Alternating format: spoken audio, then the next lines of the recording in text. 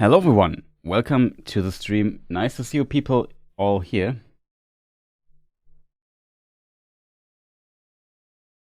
Okay, I hear myself twice, but I don't know why.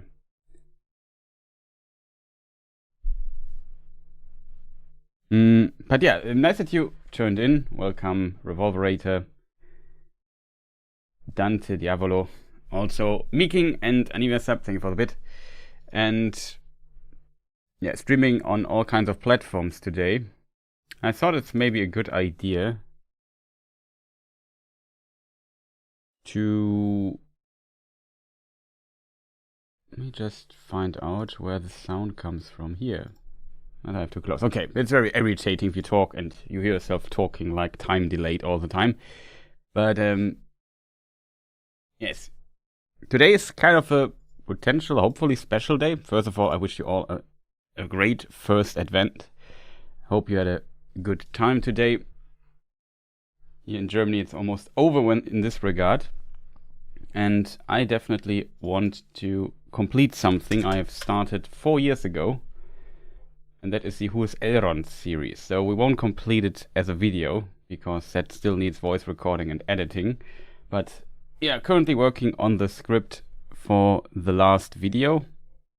And it's almost done, I think. So chances are pretty good. We can maybe show how it looks. That's how it looks. We're currently on page, here we are, 150. Emet Coles, thank you. Much appreciated for the support. Joining those who know these studies, so to say. And yeah, much appreciated, thank you. You're also, I think, a long-time supporter. So that is very, very nice of you. And I looked it up. I started working on this in like end of August, early September 2021, so 4 years ago, 2021. Morning, Chris. Ending a night shift, so nodding off listening to this, but will be lurking in the background. Congrats for the finale. Thank you. It's amazing, bad boy. I wish you all the best. Thank you for your support. Glad you are here and enjoy your, as we say in German, Feierabend.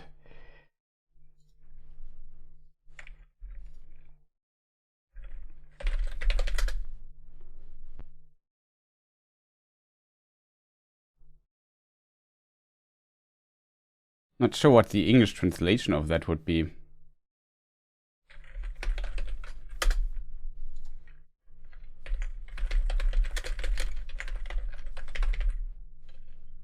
Enjoy the evening or something like this, I guess.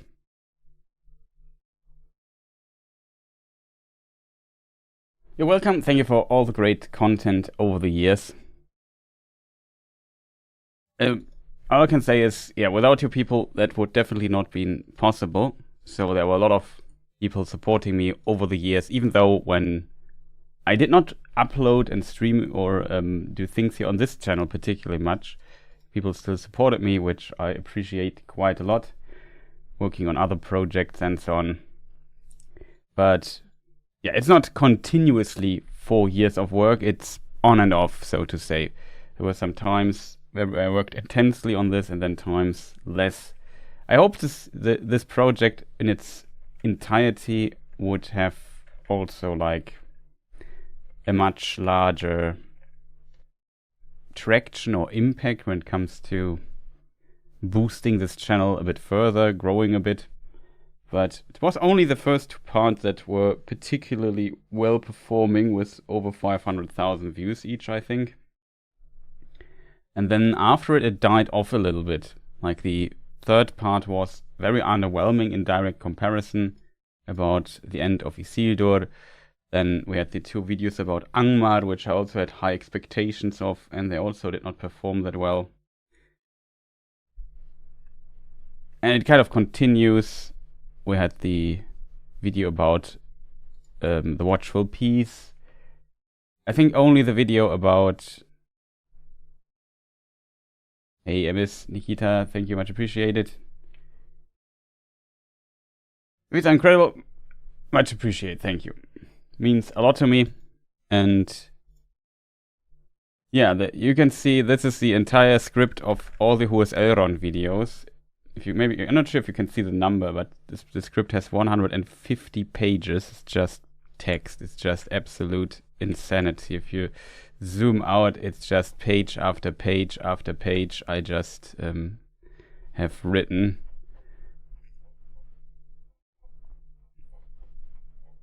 It's just a massive project I did with this, and it was a lot of work, a lot of research went into this. I hope I can finish this project at least on the script side of things today. That would be really nice. We are currently like the video that did kind of well in this series. Maybe I have to go to my main channel and look it up. But I think the Prelude to the Hobbit did quite well. Got like 65,000 views. That was a very nice surprise. Unfortunately, the video I did after that didn't do that well again. So, like I said, it's always a bit shaky with this series. I had like high hopes for it, and I don't know, but it's kind of a common theme on my channel that videos sometimes perform, sometimes they do not.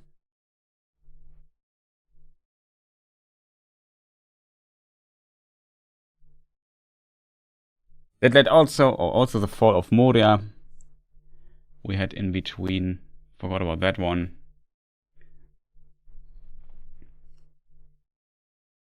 Was also surprised at the 2 Angmar videos. The Watchful Peace thing we had, Sidur's End, that should be basically the parts which are now, we're now part 13 of this video series. I have trouble getting them on one page.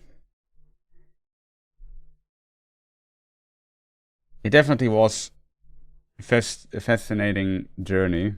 I learned a lot in this time, did a lot of research, went very deep into the lore and the books and sources, and really tried to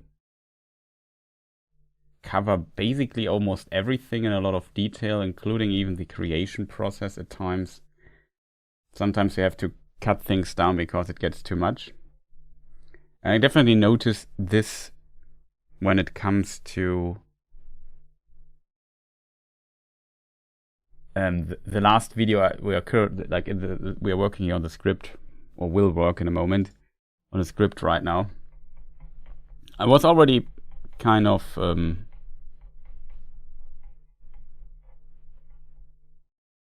what do you say in English?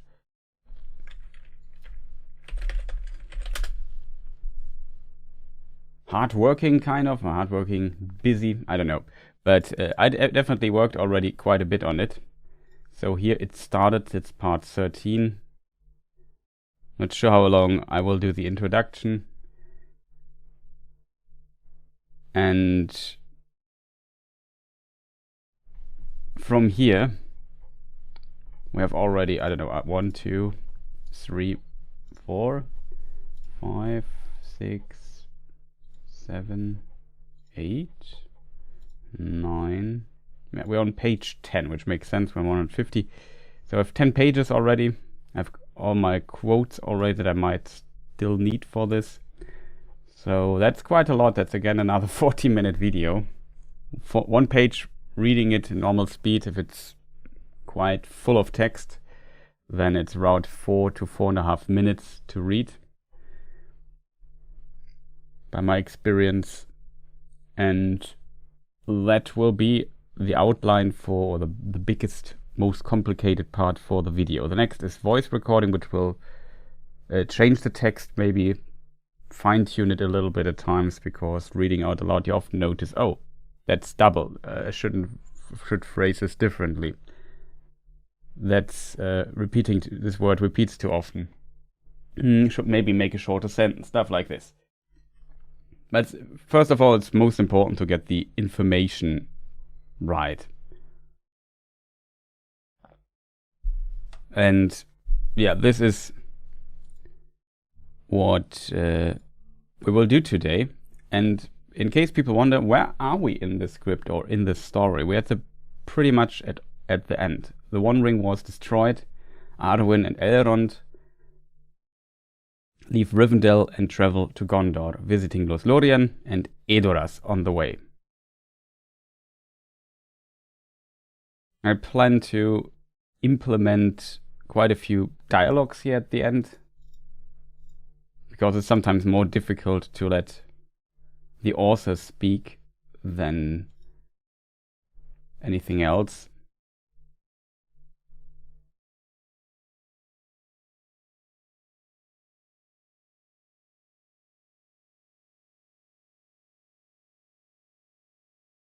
So that makes things quite easy at times. But the main problem I encountered in this part of the script, which took me a long time to write, is that it's kind of the opposite of what I usually do. Usually I go into a detail and try to extract as much information about this detail as I can. Now we come to the actual story of Lord of the Rings. So this part 13 now is a summary of what happens in Lord of the Rings for the most part. The problem is, most of you people watching my channel and watching a video like this know Lord of the Rings in and out already. So I would say also Lord of the Rings is a really big book with tons of information in it and tons of plot and characters and so on. So you can just, like, I can talk about just the passage from the Shire to Rivendell, and I did this in my Film and Book Difference series. I can talk about this part for 10 hours. So what I have to do now is, instead of looking into a minor detail that is mentioned somewhere and try to extract as much information out of it as possible. Hey, Spielkar von Sparta, nice to see you. As much information out as possible. I have to summarize now, kind of. I have to move it down, which is very strange to do after you did the exact opposite of this for, I don't know, 140 pages. This is a very difficult task for me, it felt, because I still wanted to try to kind of make a decision here what I want to do with it. I tried to summarize the plot somewhat and skip over some events quite a bit, and basically cover them in a different video series at some point and so on. But maybe focus on some obscure things that people might be not aware of. Like, one detail is at the 24th of January, however it's pronounced, Gollum gets captured by the orcs of Saruman. for a brief moment, but he can escape later. He's questioned there, and then the orcs learn something from Gollum there. That is not mentioned in the book, but only in Tolkien's notes, and you only find it published in The Lord of the Rings: A Reader's Companion. So this is kind of information that I want to cover. That's kind of what I'm known for, to digging out these obscure little details and lore connections that exist maybe in the background. That's also why we focus on a lot of other things here in this thing. For example, I think maybe the death of Theodred is not that well known what happens there, so I focus a bit on this particular story there at the side, and less on the main plot of The Lord of the Rings. But everything is connected, so I kind of also have to focus a little bit on this. Also, Elrond only plays a big role in the Council of Elrond, which I also skip quite a bit through. Like, I don't cover the Council of Elrond in that much detail, because we already covered it elsewhere in other videos for the most part. It feels like doing it twice makes, in this context, not much sense. So it's a strange video. I'm not 100% happy with it, if I'm completely honest. But maybe people will like it when it's fully released. Increase the size of the script. I can zoom in a little bit, yes. I won't read through everything here right now. We focus on the last few pages that we still have to fill. And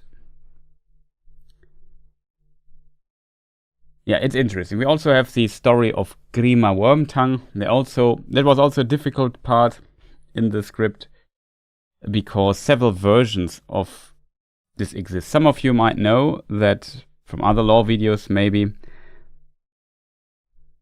or if you have read Unfinished Tales, that the Nazgul, on their way to Edoras, they traveled to Isengard to talk to Saruman, and in one version Saruman convinces them to go back, search Gandalf, he is in Edoras or something like this, in Rohan. So he sends them in the wrong direction. They want to know where the Shire is. The Nazgul didn't know where the Shire is, so they're searching for it. And they want to get there because they know the ring bearer must be there. The one ring could be there. So they were sent back, and on their way back they find Grima Wormtongue, and then they question him, and of course the Nazgul are scary. He tells them everything they want to know, and then they walk or ride to the Shire, which is quite interesting in this context. However, there's another version where Saruman actually sends them to the Shire. And he thinks, well, Gandalf is not an idiot. The ring bearer should by now be in Rivendell or whatever, at least not in the Shire, so this is another way I send them, and I kind of can pretend, oh, I helped you to find the Shire. And he sends him there, and can pretend that he's still an ally of Sauron. But on the way, they meet the squint-eyed Southerner, and he tells them then everything, and then they learn, okay, the Saruman guy knew about the Shire for a long time now, and has all the information mapped out. Even though he sent us here, we definitely see that he's kind of tricking us in a way. But they move on. This is another version of this story. There's a version, in one version, like in the first version I mentioned, where they meet Grima, they also first go to Dol Guldur, and from there go north and go where Gollum once lived and found old villages of the Sturs. In one version, these are long abandoned. In the other version, there still are Sturs living in it, and they kill everyone. So there are some differences. There's version A, B, C, and there's also a D version, though the D version is more about, I think, the later, I think it includes how what Sauron thought and Gollum's way into Moria. That's also an interesting detail I wasn't aware of, to be honest. Maybe I've read about it, but I completely forgot about it. I don't know. It definitely slipped my mind, though, that Gollum went through Moria and came to the west gate door, and there couldn't get through it. And interestingly, I always thought he can't get through it because he does not know how the secret password to open the door. But that's not the case. Tolkien writes, he's just too weak to open the door. You can open the door from inside to get out just by thrusting it. Usually you need 2 dwarves or 2 people to do this. So this is interesting.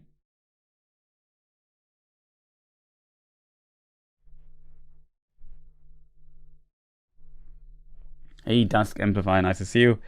Reread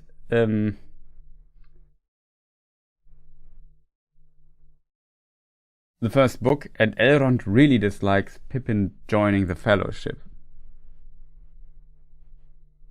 Yeah, he's definitely against it, and Gandalf has to convince Elrond that this is a good idea.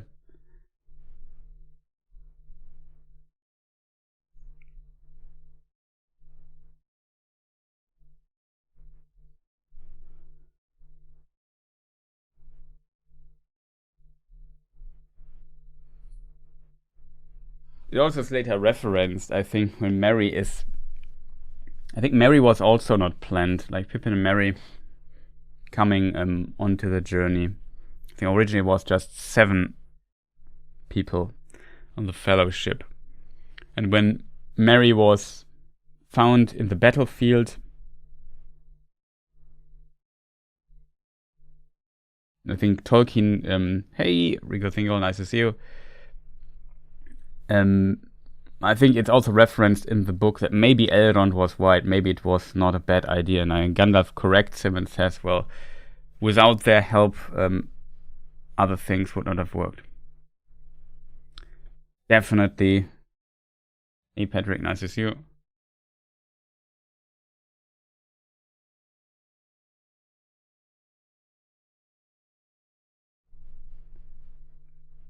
Yeah, potentially his age, he was still very young. But I don't know. Yes, I think my biggest problem with this video is definitely I skip a lot over the Council of Elrond.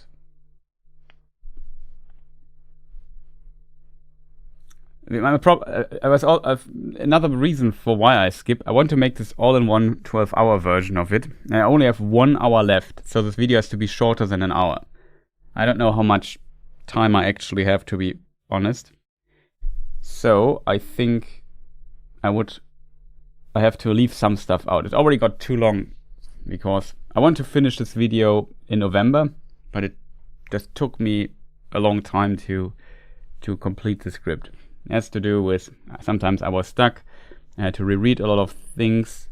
I sometimes was not that motivated, to be honest.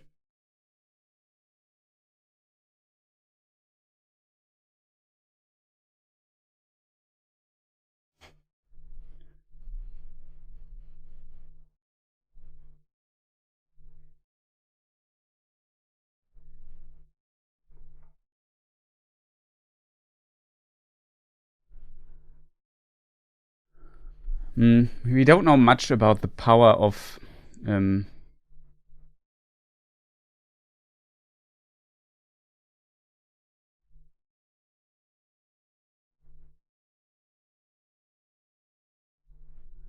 we can't talk. The books don't talk much about the powers. We only have the Ring of Gandalf, Narya.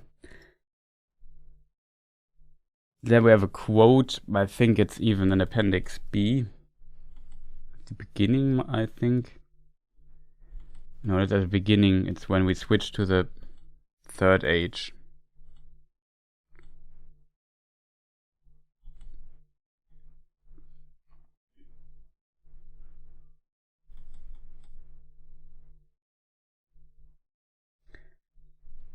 Take this ring, master, he said, for your labors will be heavy, but it will support you in the weariness that you have taken upon yourself. For this is a ring of fire, and with it you may rekindle hearts in a world that grow chill. But as for me, my heart is with the sea, and I will dwell by the grey shores until the last ship sails. I will await you.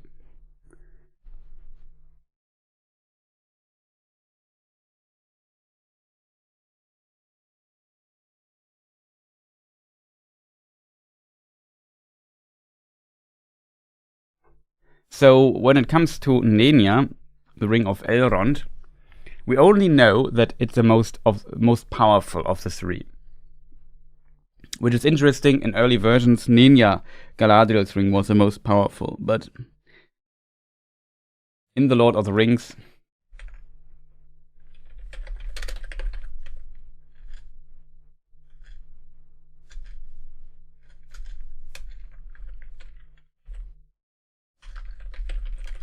Vilya.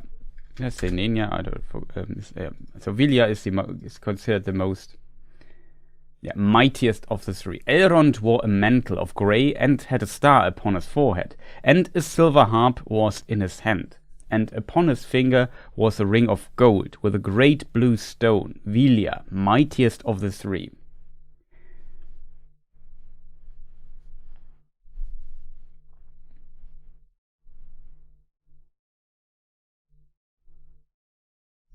Yeah, Tolkien writes, we also have videos about this, just in case you people would like to see this more detailed and explained. But in letter 131 to Milton Waldman,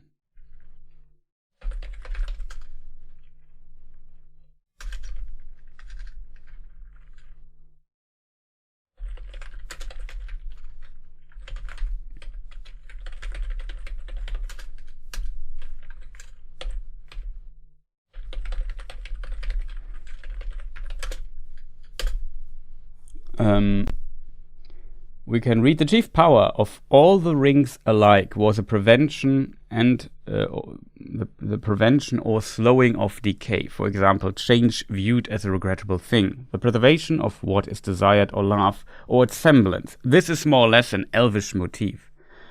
But also they enhance the natural powers of a possessor, thus approaching magic, a motive easily corrupted into evil, a lust of domination. And finally, they had other powers more directly derived from Sauron, the necromancer, so he is called, as he casts a fleeting shadow and presaged on the pages of The Hobbit, such as rendering invisible the material body and making things of the invisible world visible. The elves of Eregion made 3 supremely beautiful and powerful rings, almost solely of their own imagination and directed to the preservation of beauty. They did not confer invisibility, but secretly in the subterranean fire in the Black Land, Sauron made one ring, the ruling ring, that contains the powers of all the others and controlled them, so that its wearer could see the swords of all those that used the lesser rings, could govern all that they did, and in the end could utterly enslave them. So that's what Tolkien wrote about these rings. So the 3 rings did not make you invisible. It was the biggest difference, but otherwise all rings were made for preservation and slowing of the decay, because Middle-earth was a land where the influence of Morgoth's power was very big, and it was damaged in this regard, and was different for the undying lands in contrast. And elves as immortal beings kind of clash with this changing nature of Middle-earth. They can't live there forever. As a result, they had these rings, or thought it's a good idea to have those, which slow this decay of Middle-earth and make it more like a realm in Aman. That's why the elves have to sail to Aman at some point, at least slowing it, if they can't stop this decay. So that was a chief power of it. Tolkien also, or Elrond in the council also says, or talks about preservation, healing, and so on. You can maybe read this as well if you want. Just have to find the thing here. Those who made them did not desire strength or domination or hoarded wealth, but understanding, making, and healing to preserve all things unstained. These things the elves of Middle-earth have in some measure gained, though with sorrow.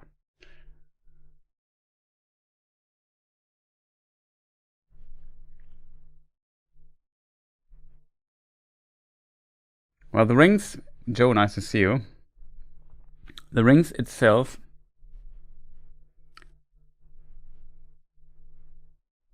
I love long videos, but I understand maybe people do find it harder to. I don't know, usually my longer videos are the most successful ones, so I don't know.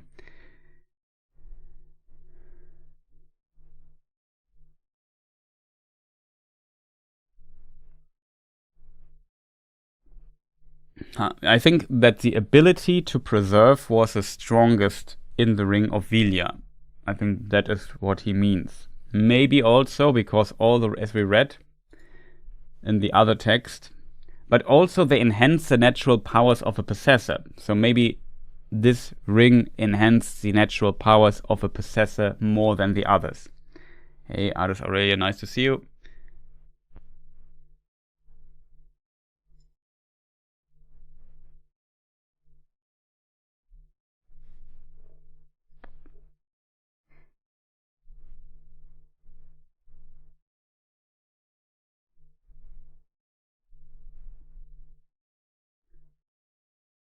So this explains that. I went through these answers, of course, many times. That's why I decided for this video to skip strangely quite a bit through the Council of Elrond.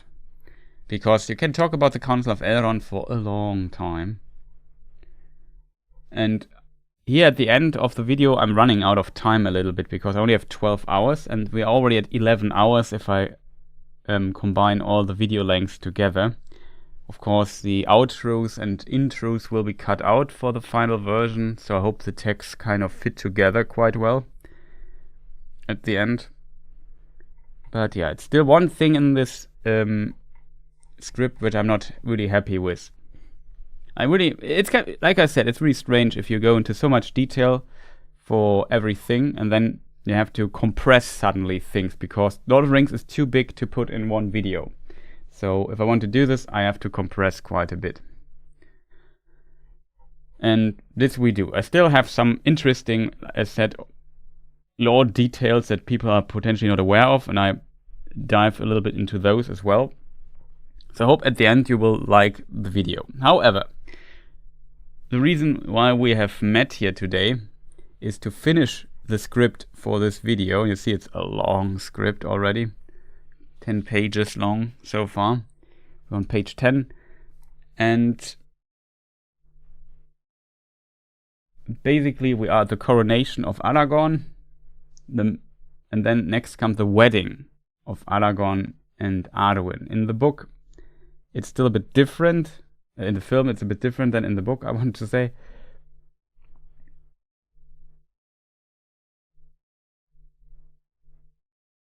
Here, everything has happened already. I think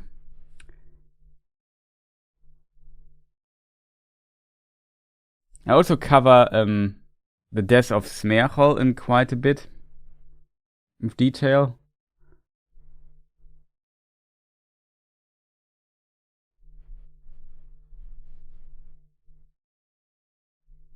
And the oath, the significance of the oath that Gollum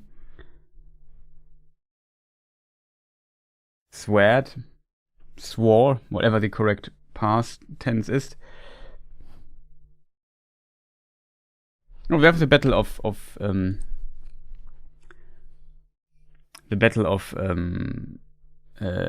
Dale. Also cover it a bit. There's quite a few things that go on in the war.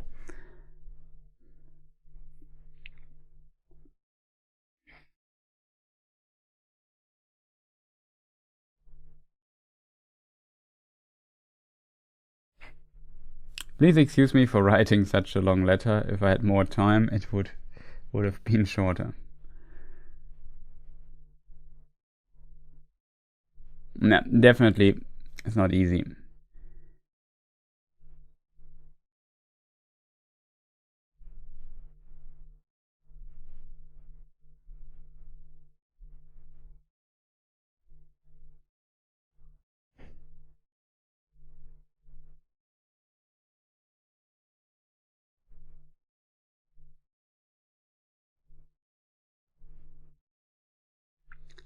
There's a few details I'm still leaving out. Now follows the coronation of Aragorn.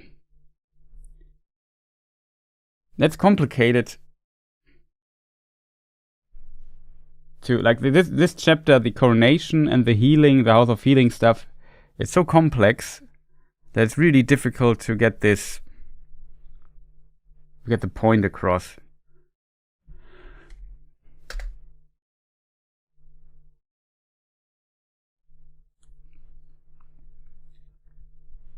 I think what I'm still missing is a section about the field of Cormallen.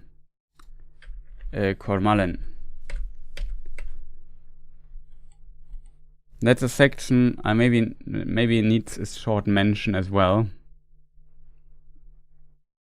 The field of Cormallen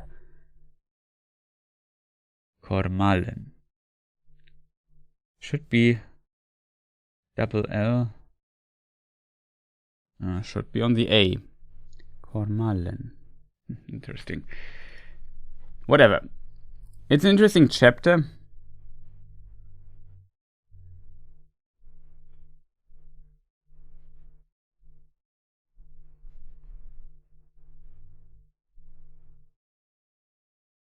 Then in this chapter, Sauron is defeated, and then Frodo and Sam are rescued by the eagles. We know this scene from the films. Hey, Whisper Dad, nice to see you. Today English stream, just for the German viewers wondering, the German Twitch stream.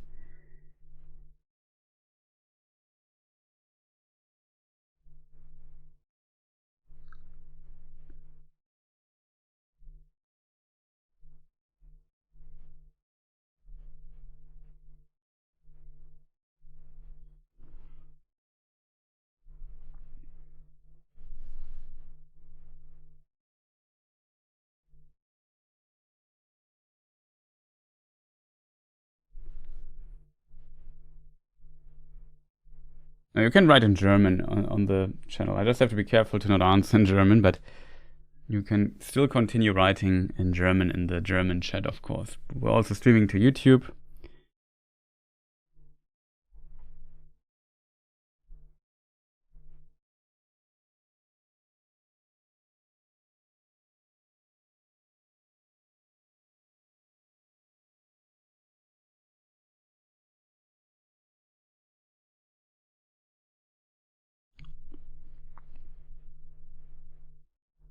There's a YouTube chat, I think. I hope it works.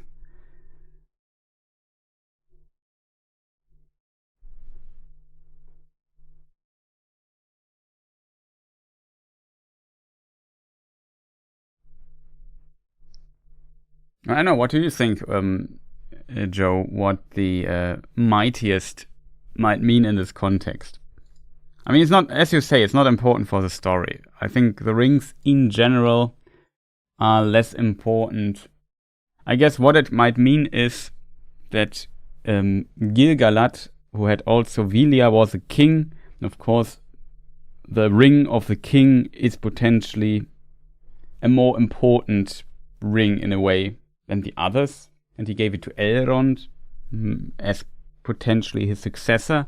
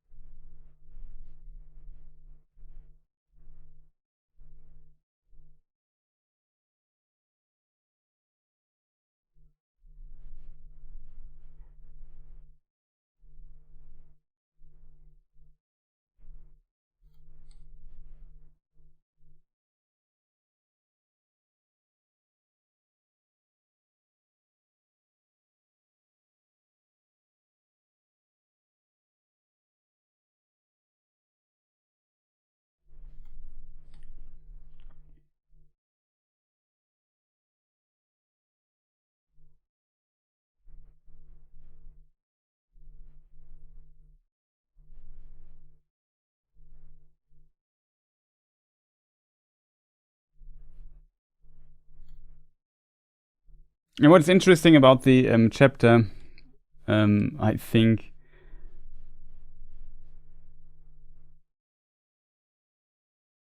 is that there is an invitation for Faramir and for Eowyn, and I think they're still healing and stay in Minas Tirith for this little pre-celebration in the fields of Cormallen.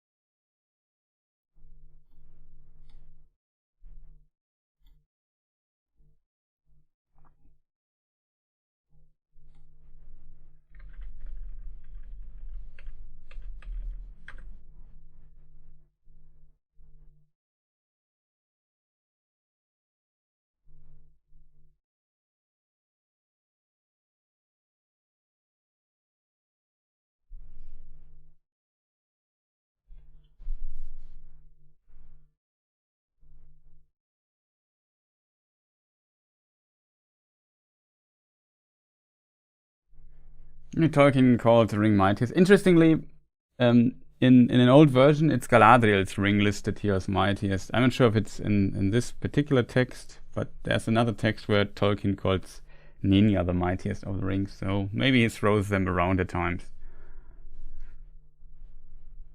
Hard to tell. Of course, it gives kind of an impression of an order of things.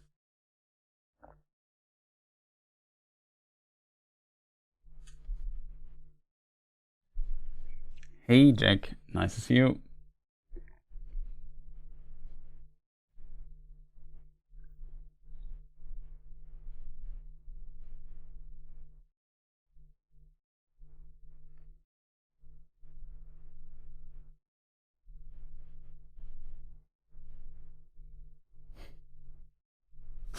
How ghosted you. Stark. Jack, stop confusing me. But yeah, kind of well, I think.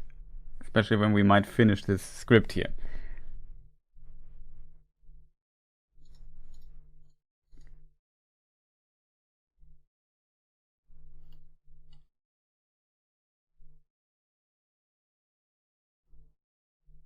So chat, what we text-wise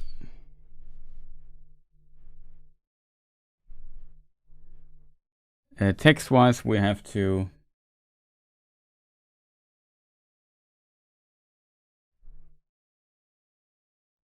I would like to add this.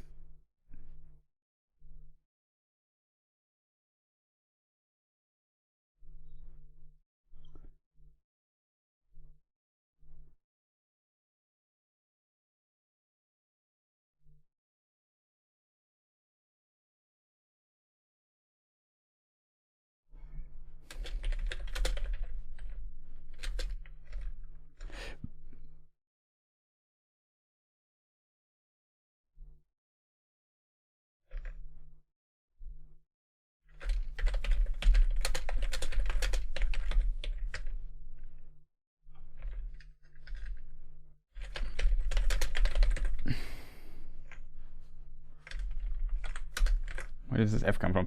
Healing after the Battle of the Pelennor Fields.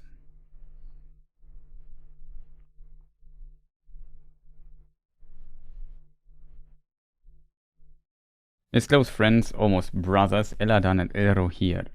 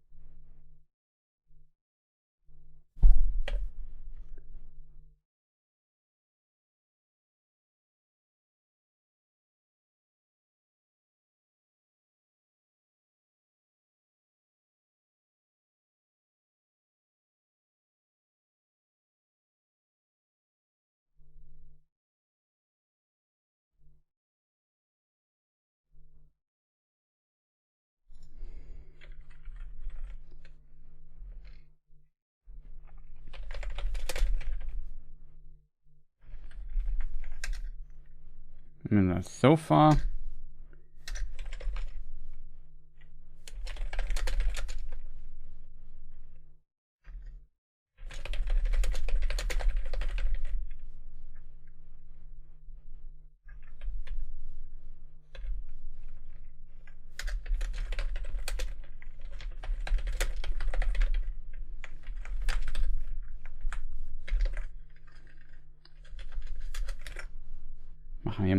We do here a little section here.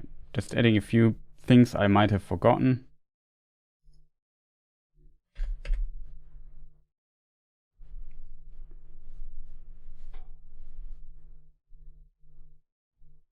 My headcanon, Gandalf's ring is the most powerful because it's the only one to play an active role in inspiring the free people. The other two rings are just passive.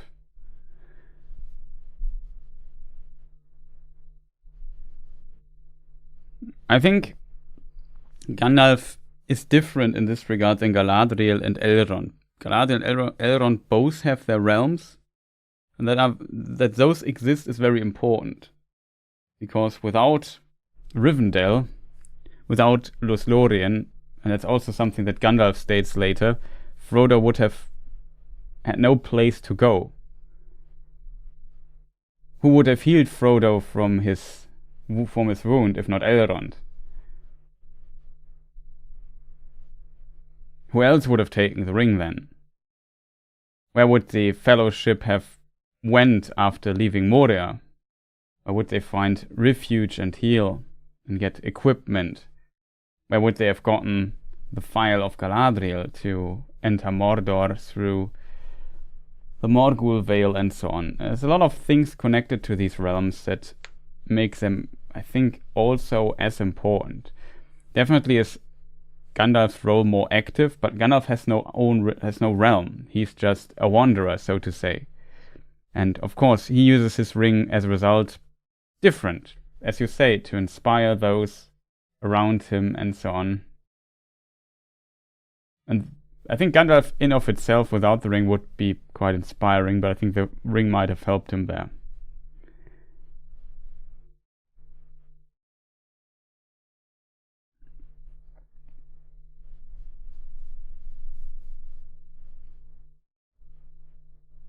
And as we learn here in the text, also Galadriel's realm was attacked by Dol Guldur, and she could defend it.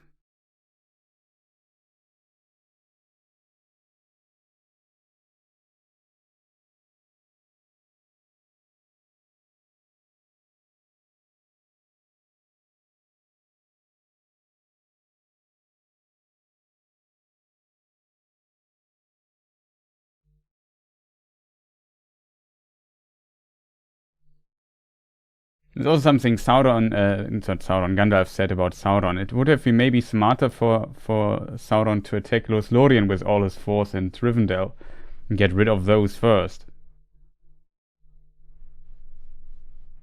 Of course, you didn't say that, but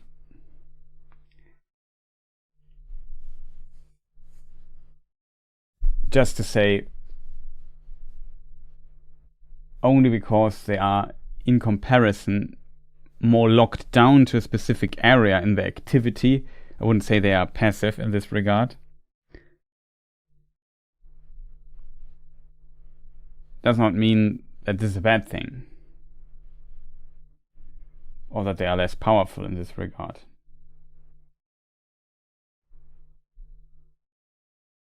Like finding Gandalf can be difficult, a one-run wanderer, but defending your home against an army of orcs is also quite difficult. And for that the ring definitely helped. And it also helped the elves to stay in Middle-earth for a long time, because it made their longing, or it created a possibility. It lowered the time of fading, so they would not fade if they stayed this long in Middle-earth. They could have left elves in the Second Age already. Then the Third Age would have quite a few problems to deal with Sauron without the elves.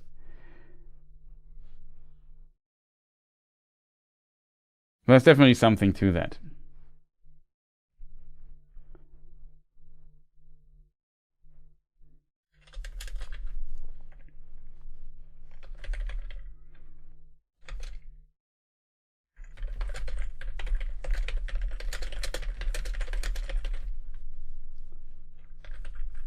Destruction of the One Ring.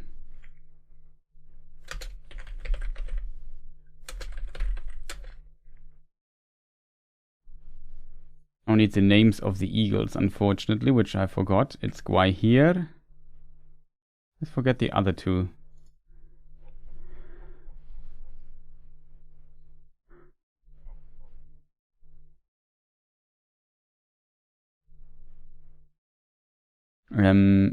Landroval and Mineldor.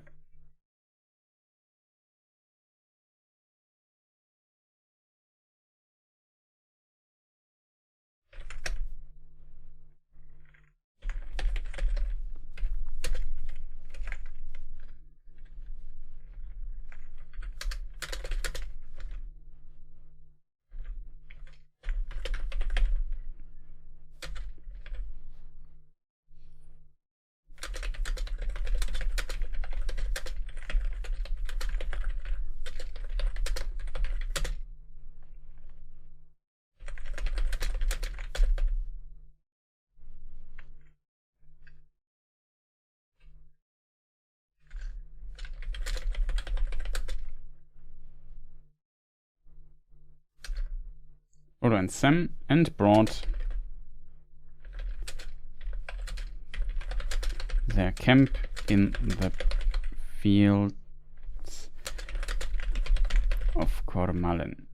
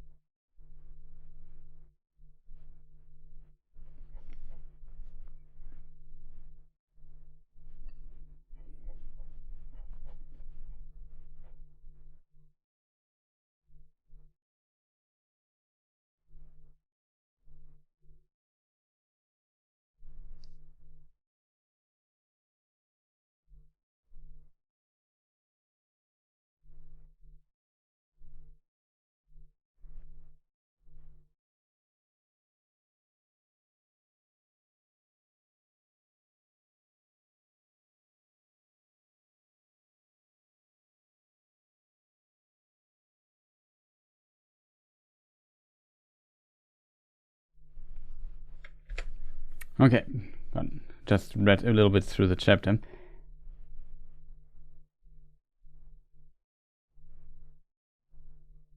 Tolkien's magic system, we don't have a ranking system like in Dungeons and Dragons or so. So it's problematic to say one would be more powerful.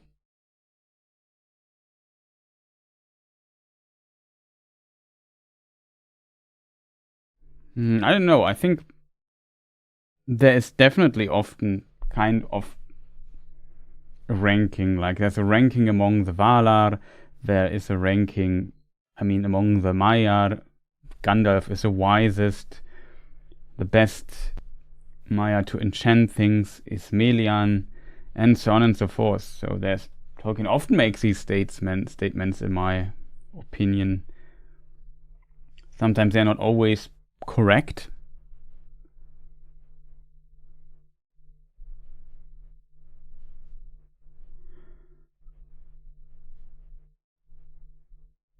I think in this regard, or the One Ring is more powerful than the others. There are the lesser rings, there are the greater rings. Then among the greater rings, there are the 3 rings, which are more powerful than the other 16 rings. And then there's a One Ring, which is more powerful than the other. So I wouldn't necessarily agree that there's Tolkien's world, there is no hierarchy when it comes to things. And among the 3, it seems Vilya is the mightiest.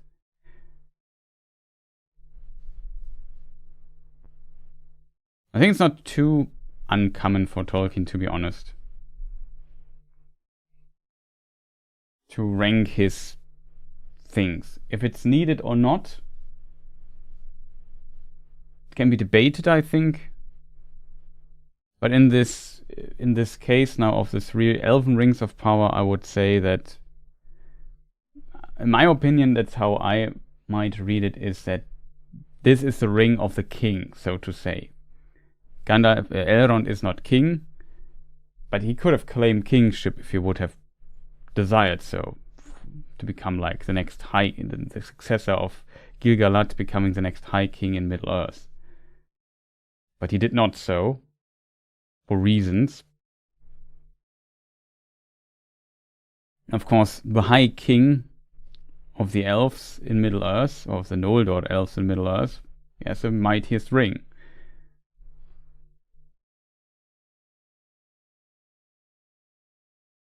Especially among the elves. I think most high kings there were quite respected. In of itself, the king becomes, if there's like a dispute for this position, the most powerful wins in the end, I think. Often it's by birthright, but when the situation is not 100% clear, a good example would be the father of Earnur, Earnil, I think was his name, Earnil II. He also said, no, I'm king of Gondor, not this guy from the north, this Arvedui. I'm the king of Gondor because the other line ended here. I'm just his distant cousin or whatever, but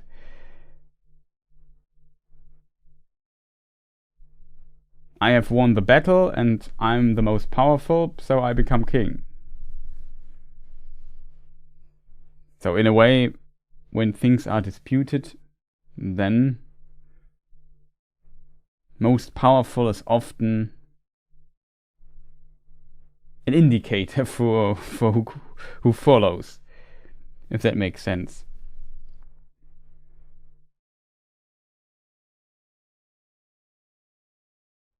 So I think it maybe goes into this direction as well. It's not necessarily needed, and the 3 rings of power are also more powerful. Is Rivendell a mightier elf enclave than Lothlorien? I don't think so, in a way, because Lothlorien has like a bigger population. Like Lothlorien, for me, in my mind, how I imagine it, feels as a...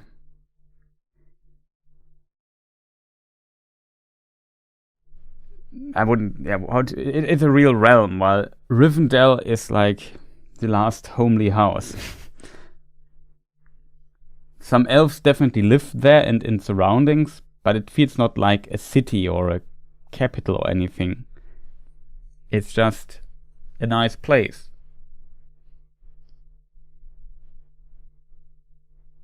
Need to go? Yeah, Spielcup, thank you for joining the discussion. It was very nice with you. Wish you a good night. So it's rather small, in a way. That kind of shows a bit why Elrond is not the High King, because he tried not to rebuild a new elven city in the west and then become the High King of the elves.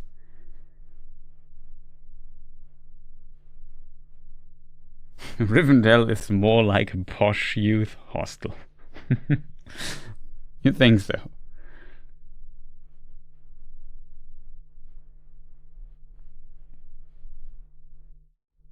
Though at the same time, like Rivendell is always like a mystery box to me. Like when Rivendell needs powerful, mighty elven lords and riders that go out and do stuff, then Rivendell sends people. So that seems Rivendell has definitely access to some people that they can send out that are powerful. They have Glorfindel, they have other elven lords that are powerful enough to ride out against these 9 Nazgul alone. There are not that many that can do that. And Rivendell has those.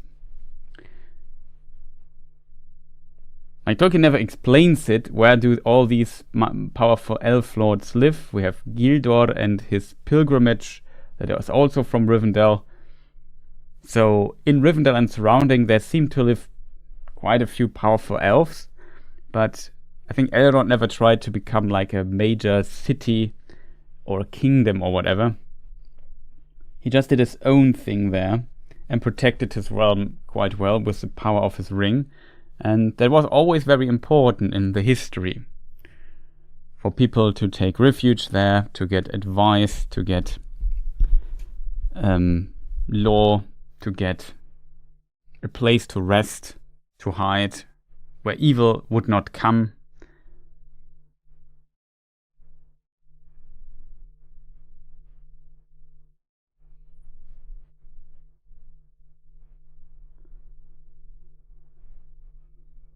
I think, though, that with the possibilities that the ring would give Elrond, he would have been able to accomplish this. Hey Mari, nice to see you.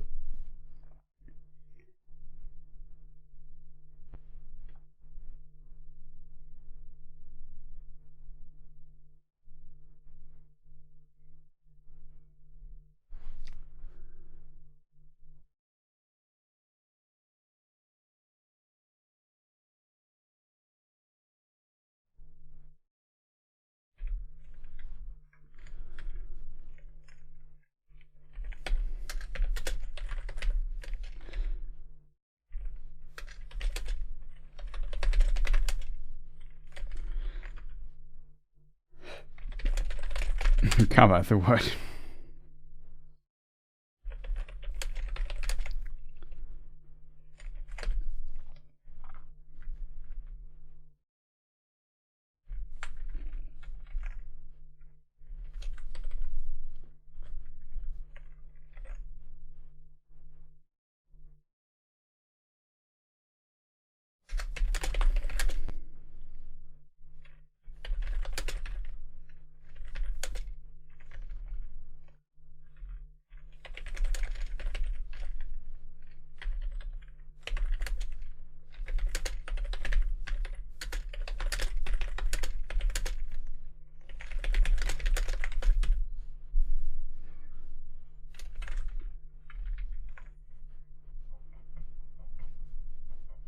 Jetzt passiert. What just happened?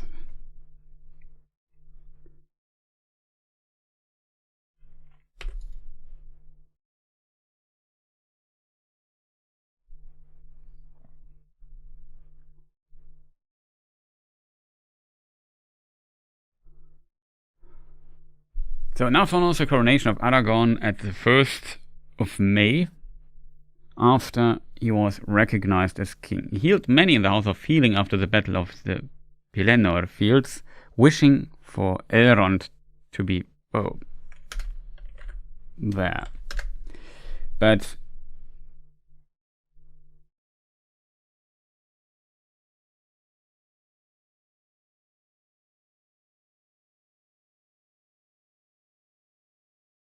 wishing for Elrond to be there, but yet at least his close friends, almost brothers, Eladan and Elrohir,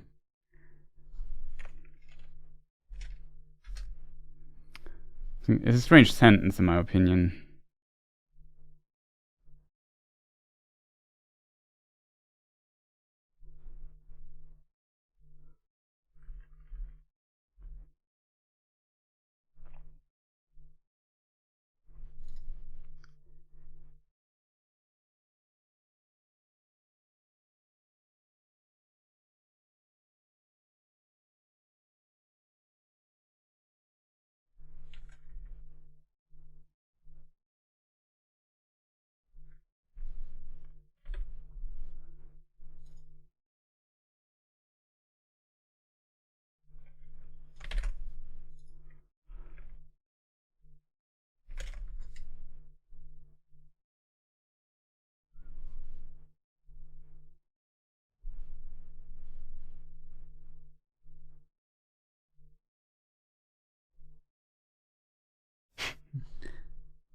Brace girdles from Longbottom, you mean?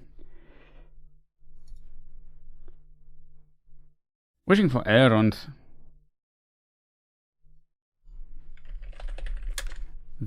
Maybe try it like this.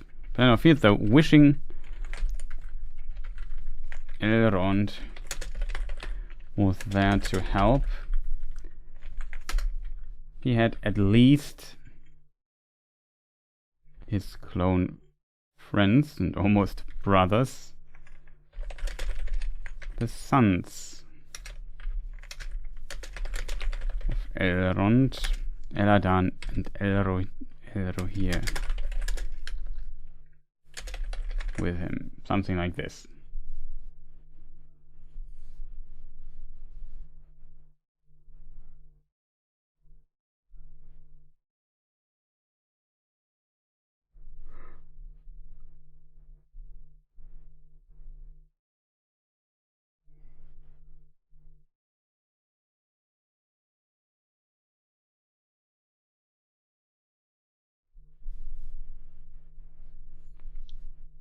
So chat, that sounds better. We have the mention of the field of Cormalen. The question is if there is more needed for this. I'm not sure.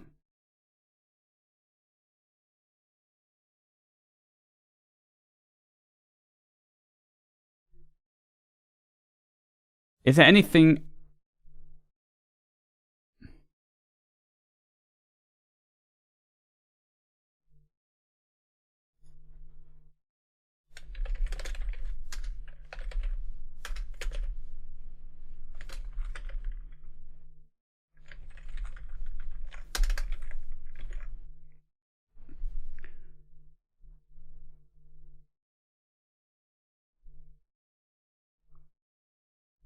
And here Arwen and Elrond leave Rivendell, traveling to Gondor and visiting Lothlorien and Edoras on the way.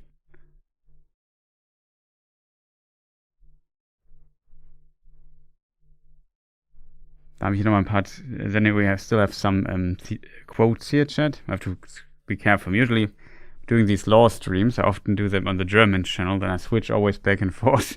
So it might happen here that I randomly start talking German. Excuse that for a moment. I have to remind me I have to speak English again.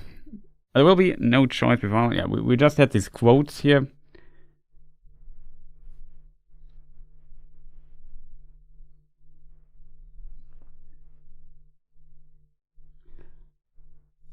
Aragorn fulfilled the almost impossible task Elrond gave him, like Beren once did, and to which Aragorn and his lion's fate was bound. He also got yet a new name. He is now King Elessar, and his house is called Te Kontar, House of Strider.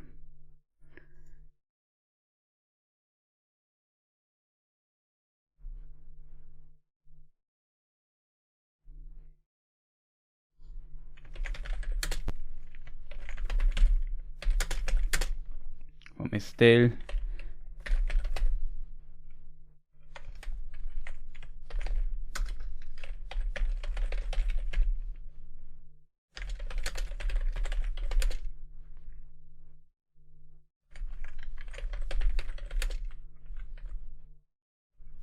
From Estelle to Thorongwil to Strider to Aragorn. Now he is King Elessar.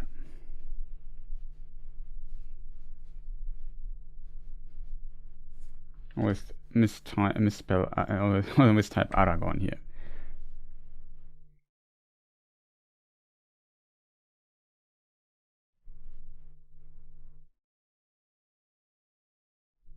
Oh, the script is not scrolling again. Cool. Thank you, OBS. Much appreciated. Thank you for the hint. We can actually see what I'm doing here now. I did not notice. Nobody said anything. So now it becomes maybe more interesting. I don't know what it is. Like, since the last OBS update, when I set the window capture to automatic, it always is not able to capture this writing program I use here, the LibreOffice writer. I have to set it to Windows 10 set stuff for it to be fixed. Capture method Windows 10 1903 and up. Don't ask myself. Maybe it's also a Windows update that caused the problem, was not an OBS update. I don't know. Who knows exactly? I don't, but now it should work again. Sorry, chat.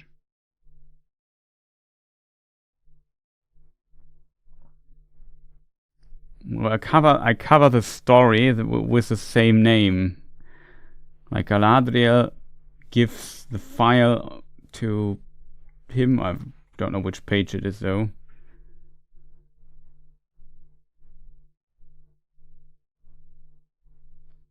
Yeah, here it is. This stone I gave to Celebrian, my daughter, and she to hers, Arwen. And now it comes to you as a token of hope. In this hour, take the name that was foretold for you, Elisar, the elf stone of the house of Elendil.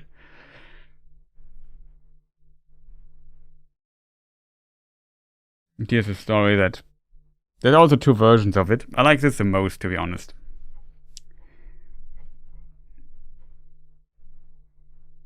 So chat, now you can actually see. You should have said something, chat, that you can't see the text here on the screen. Now it's hopefully more interesting.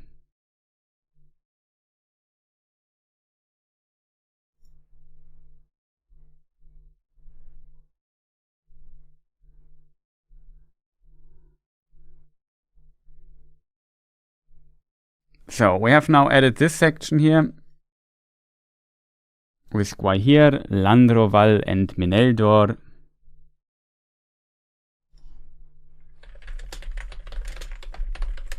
We should write the great eagles, Gwaihir, Landroval and Mineldor, to fly them to Mount Doom, where they saved Frodo and Sam. To rest and recover, they were brought to the camp in the fields of Cormalen, where they were also celebrated and praised.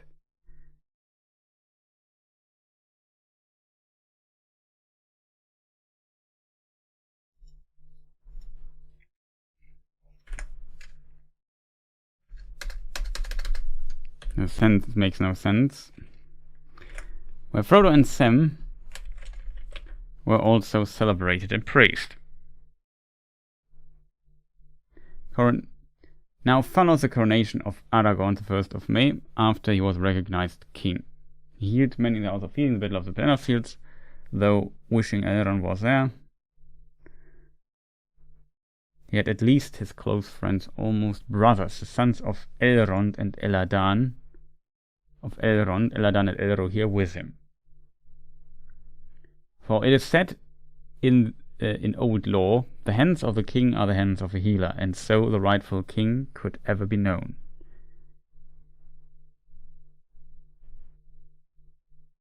And here Arwen and Elrond leave Rivendell.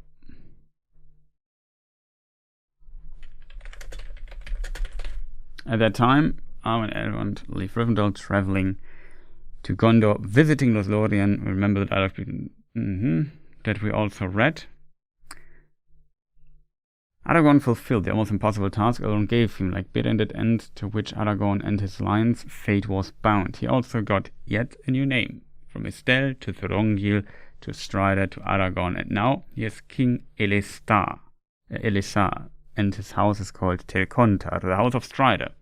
With Gandalf's help, he also finds... here the sentence stops. Finds a new sapling of the white tree. What is the mountain called?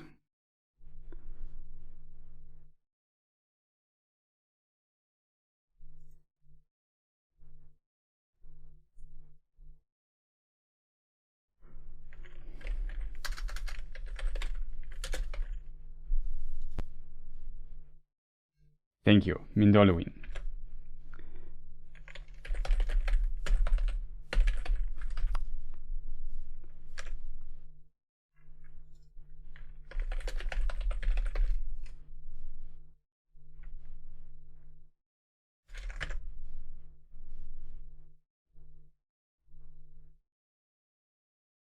Double check if I spelled it right. Yeah.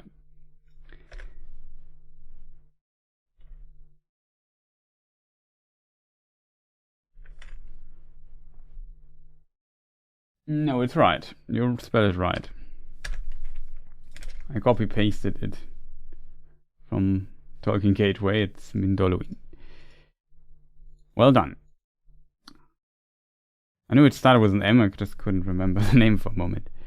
Sapling of the white tree on Mindoluin, that's also important.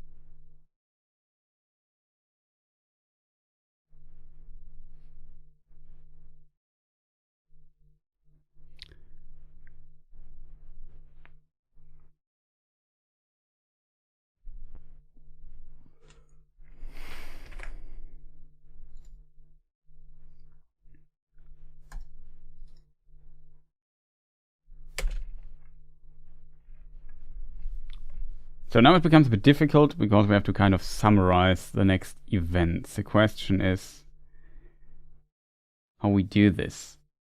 There are multiple things that happen now. Arwen marries Aragorn. And we have this quote here. Maybe I have to cut it down a little bit. There's a quote where Arwen gifts her place. Hey, Suriel. Who's Elrond, by the way? This dude there in the background. But nice to see you.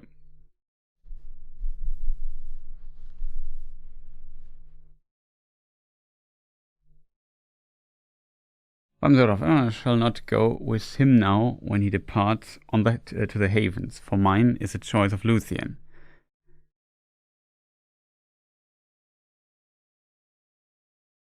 But in my stead you shall go, ring bearer, when the time comes, and if you then desire it.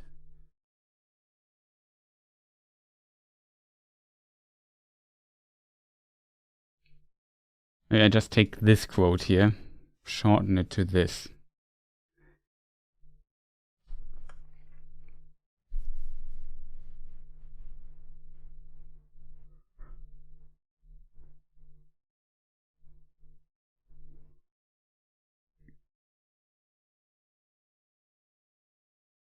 She also gives Frodo a little gift to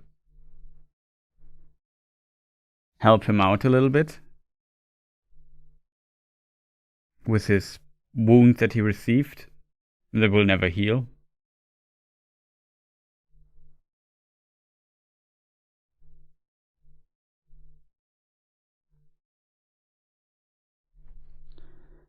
And then after they marry, if I remember correctly, they go and to the funeral of Theoden. And it is after the funeral of Theoden where this then happens. And Arwen Evenstar remained also, and she said farewell to her brethren. None saw her last meeting with Elrond her father, for they went up into the hills. And there spoke long together, and bitter was their parting that should endure beyond the ends of the world.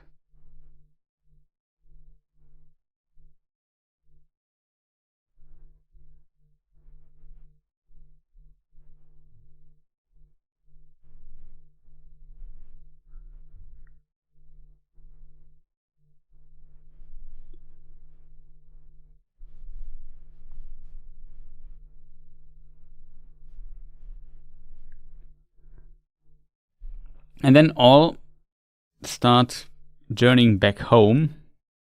Then we have this quote where we learn a bit about the Osanwe. I thought about adding a explanation or possibilities of Osanwe to it, but it would be too big for the video. It needs its own video, I think, at some point. So Sunway is basically the ability to communicate telepathically.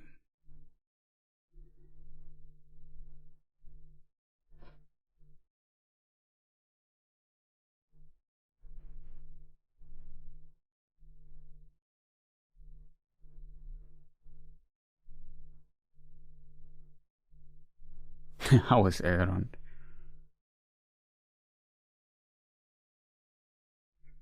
Problem is with Sunway is always, like, if a Sunway exists and it has no range limit, then you open all kinds of potential plot holes with this.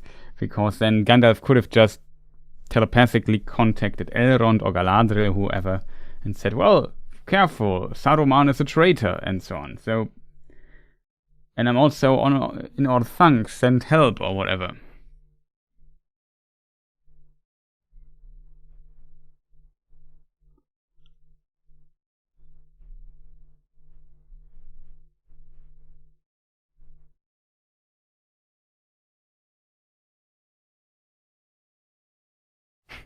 Chillaxing on the beach is bored, I guess.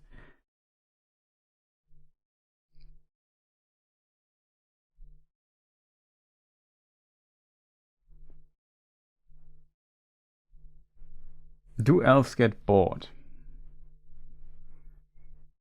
Maybe.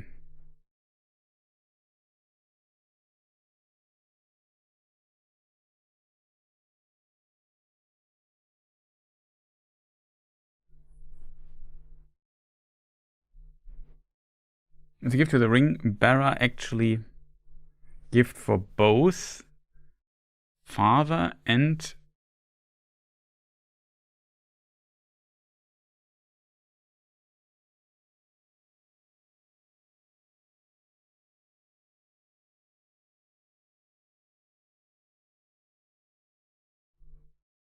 the father and the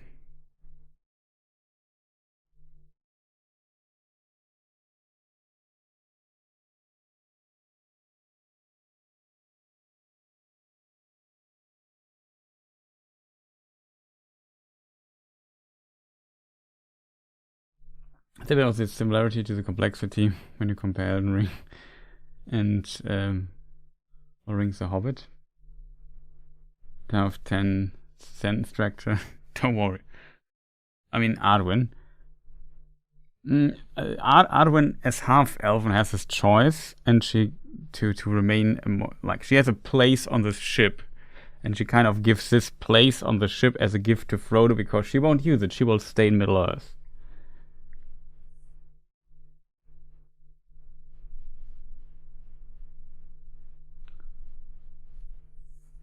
I would say it's not necessarily a gift to Arwen. It's a gift. It's her right, because when she decides to be counted towards elves, then she leaves Middle Earth. So it's her right to be on this ship. But since she has a choice in this regard, she can say, well, my place shall be given to Frodo instead.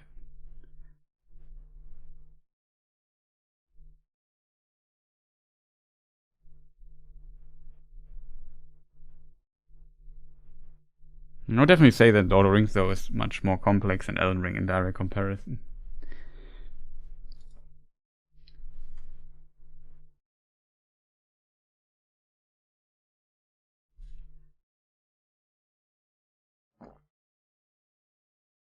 But there are similarities for this, for sure, because George R. R. Martin also liked Tolkien, so...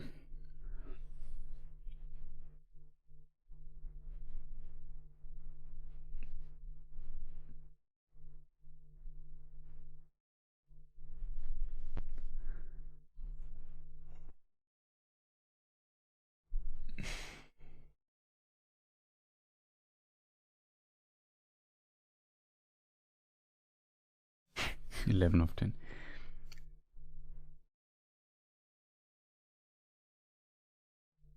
So chat, let's complete the next section here. With Gandalf's help, he also finds a new sapling, which was also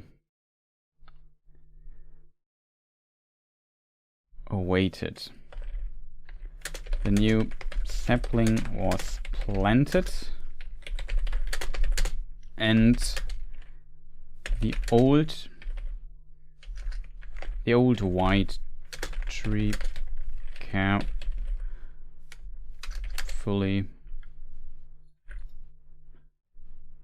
Not sure what the word was that Tolkien used there.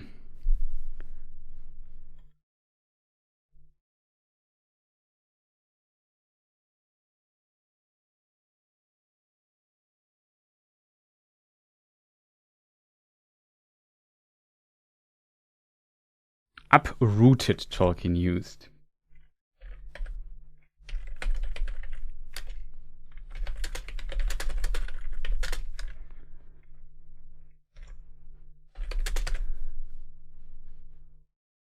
In Rath dienen.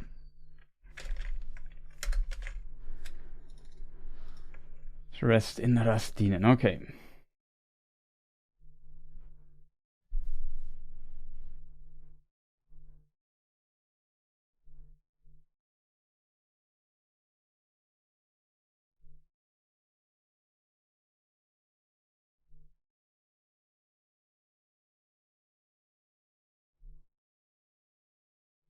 Hard to tell, to be honest.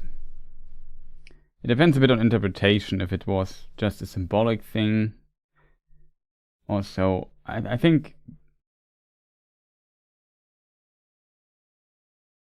in these kinds of situations, especially when people have the gift of foresight and so on, they can kind of decide that this is aligning with the will of the Valar and so on. Gandalf was also the representative of the Valar, so to say, also there. So I think it was more than just symbolic. I think there was definitely some weight behind it.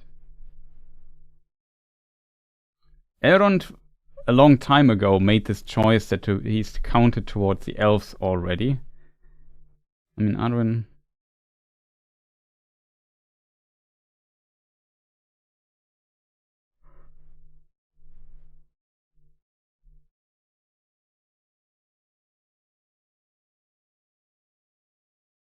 So I think it's a gift from her to Frodo, because from what she says there in the quote, she understands his peril, his problem, or his problems, maybe better than a lot of people.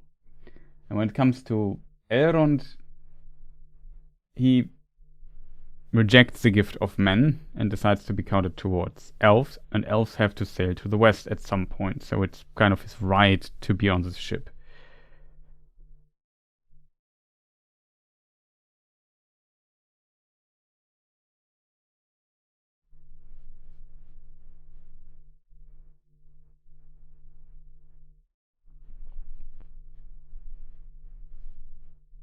It's really easy to get... It's hard to tell if elves can get bored. I mean, elves have a lot of time in their lives. They are kind of made to endure that.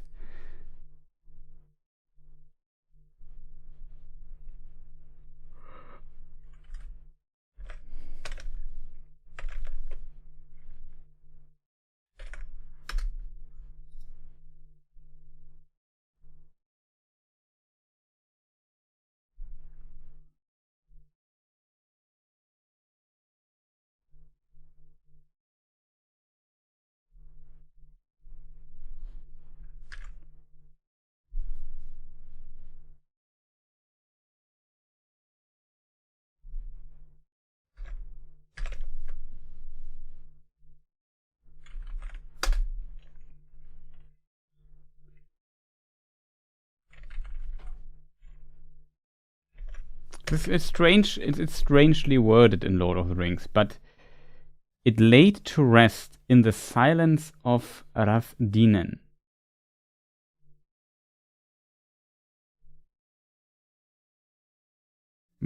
Rath dienen, though, is technically only the street to the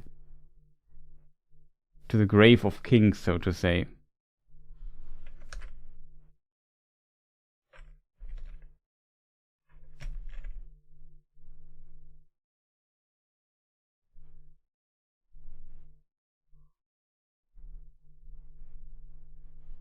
if a really old elf, you get bored. Maybe Kirdan needs a hobby that's because of that.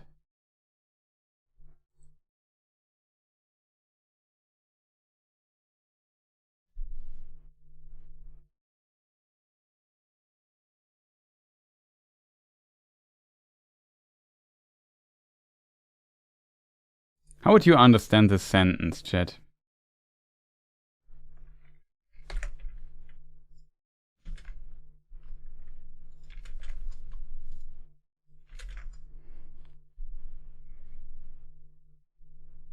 Related to rest in the silence of Rastinen. Rastinen means translated silenced reed.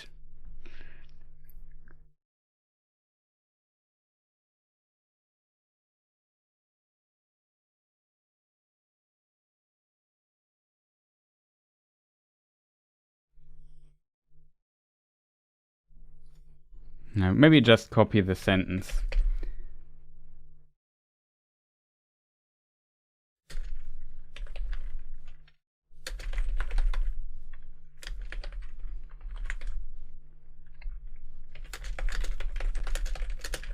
It would be strange if they just laid it into the street.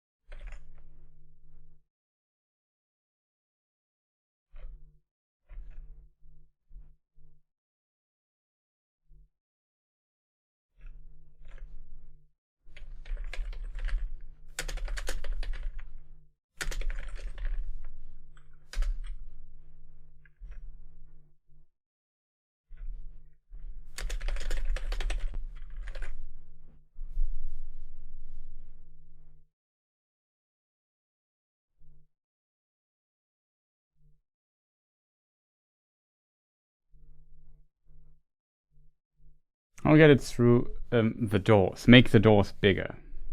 Maybe it had really big doors.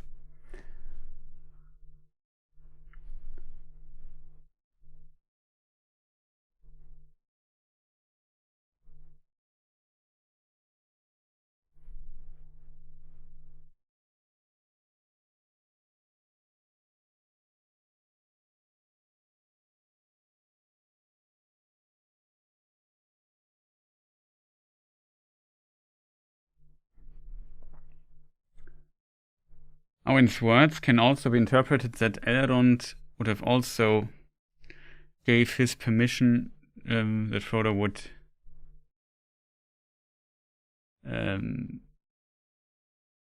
take the boat if he wants.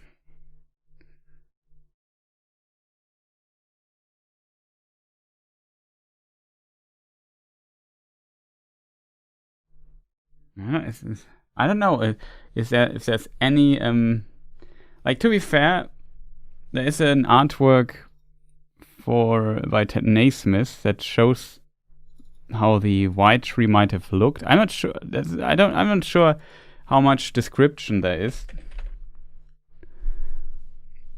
for the white tree, but you might be right. But here it looks more like this. So it's still a big tree. If the doors are wide enough. I mean, it really needs some wide doors, to be honest.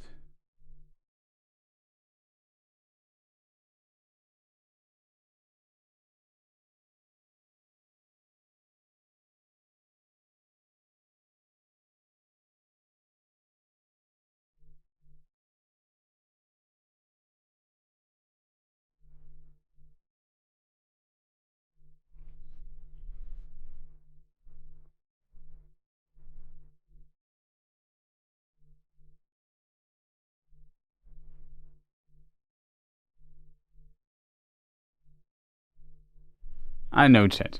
To be honest, somehow they did it. And that's not my problem. My problem is just summarizing this story.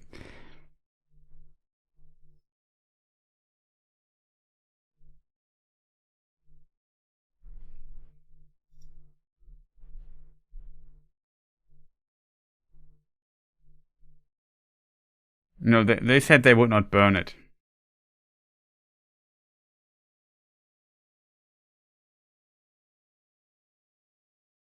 Yeah, maybe the dead tree was also withered a bit. That's for sure possible as well.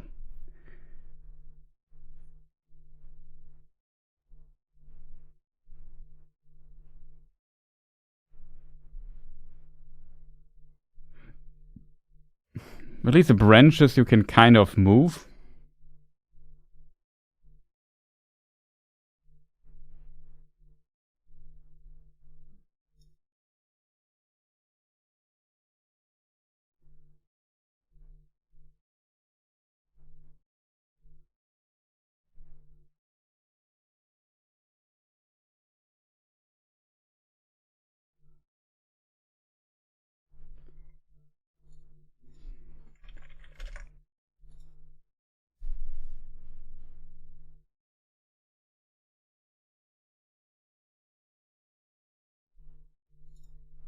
Yeah, it will be script for video.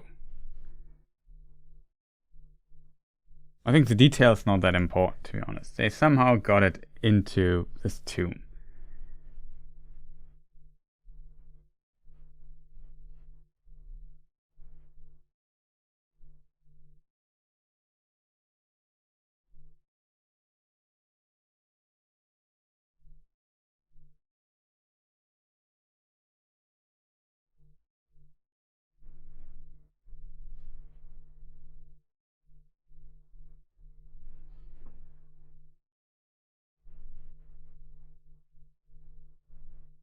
It depends a bit on how withered the tree is, I would say. Yeah, they would break if the wood is too dried out at this point. But it's hard to tell. We have neither information about it, if it's possible. Even if they break, then some branches break. I don't know how they did it. Somehow they managed to do that. Maybe they have a lot of space there. Maybe the tree is smaller than we think. Maybe, I don't know. Maybe you could still bend the branches and it was not fully dried out yet.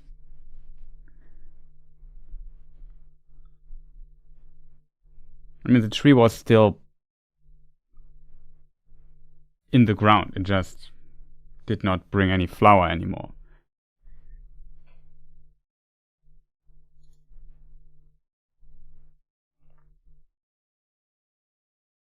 There also must have been some space for this in this. I mean, I don't know. These tombs of the kings of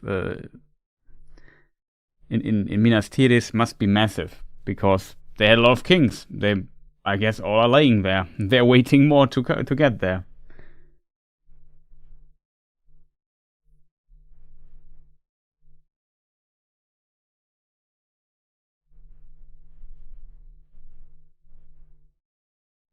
Yeah, but we don't know. The difference is we don't know the specifics in this case. We don't know if it's really dead. Maybe it's just, I don't know, not bring any flower anymore. I mean, there was a term with it, I think, used in the past. But I don't know. I really don't know. It's difficult to speculate or to come to a conclusion on incomplete information, which we simply don't have.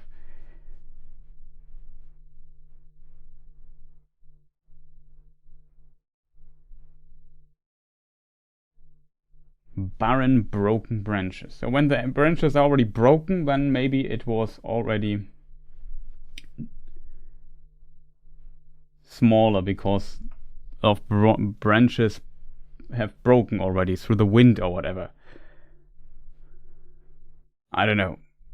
Like I said, this just is not that important.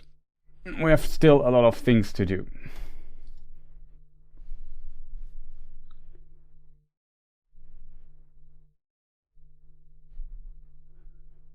Rest the silence from the tombs, kings of Gondor.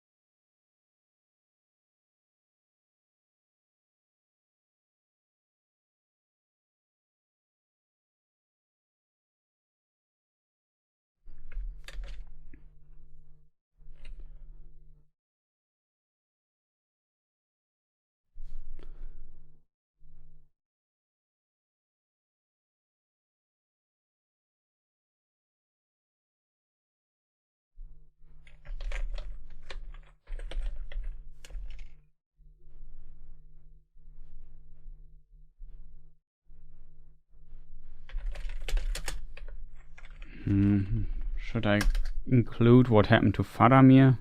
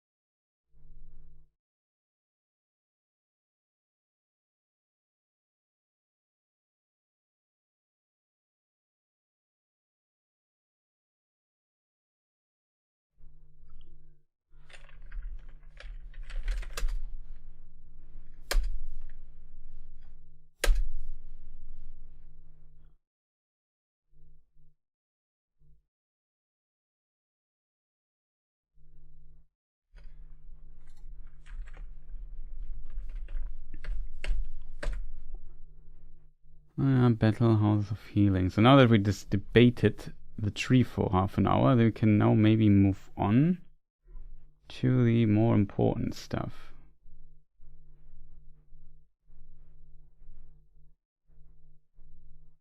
Where is it though? Where is it's the steward and the king, I think. This chapter, it's a coronation of Aragorn.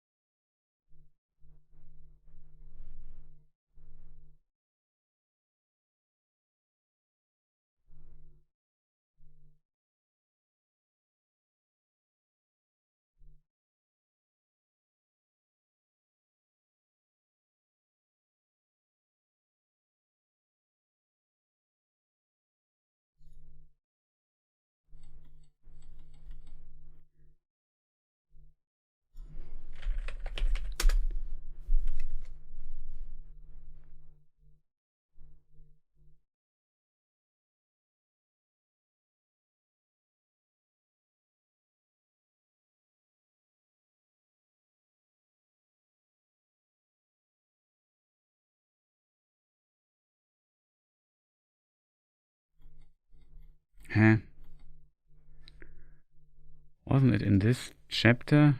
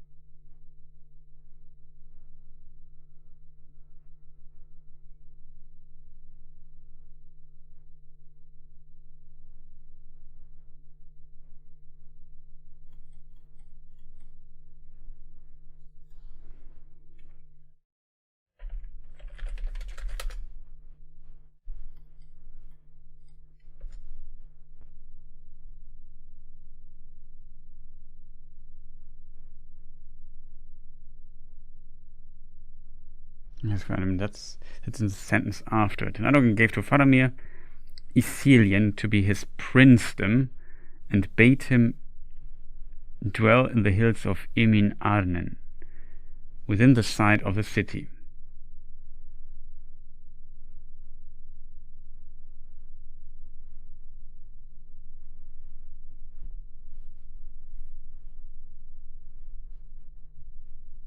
I don't know yet, Jack. I wish you also then to sleep well soon.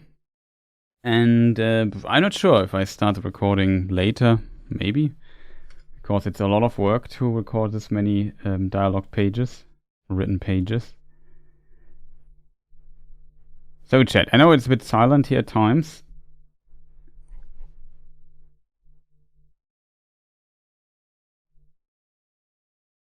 Well, be careful that the chat is scrolling, so in case any YouTube chat is writing something, I can't see it, but you know, nobody's writing something. It's not a big of deal, but just wondering.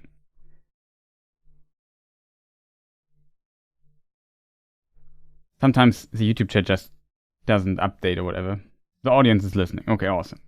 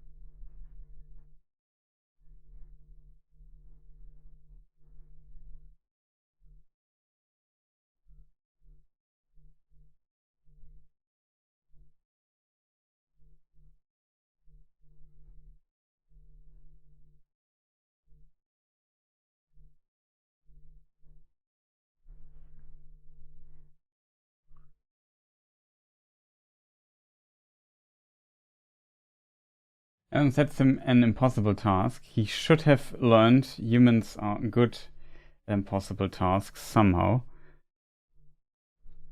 Yeah, but I think that's kind of the point that Elrond does. Like, he binds the fate of the line of Aragorn, because if Aragorn does not fulfill his task, he dies. Or if he not dies, he does not get married, has no heirs, the line ends there.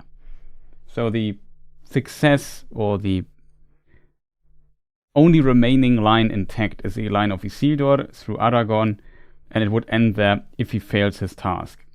So he gives him this task to basically challenge fate itself. That if fate is not on the side of Aragorn, his line will end and it all will be over. So it's, in my opinion, I interpret it more like Elrond is kind of trying to trick fate itself, or to put, not to trick is maybe the wrong word, but to kind of challenge fate itself and the forces of good to be with his men because he has to complete his task. Because at the end of the day, also Elrond wants that the people in Middle-earth kind of are happy and that Sauron is defeated. And due to Sauron, also Elrond has suffered so much in his life, and on some occasions for sure, like when his wife was kidnapped by orcs and then was rescued and had to leave Middle-earth. So I think Elrond has an interest. He's not happy that he might not never see his daughter again, for sure. And maybe Elrond also hopes that maybe his daughter decides to be an elf and not to be with Aragorn as mortal. But at the end of the day, I definitely think he says only, like we have it here also in the text, somewhere written, I forgot where it was. Arwen Undomiel shall not diminish her life's grace for less cause. She shall not be the bride of any man less than the king of both Gondor and Arnor. To me, then even our victory can bring only sorrow and parting, but to you, hope of joy for a while. So, Elrond definitely recognizes or knows what this.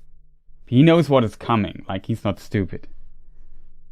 But I think he kind of challenges the fate itself and the forces of good in this way.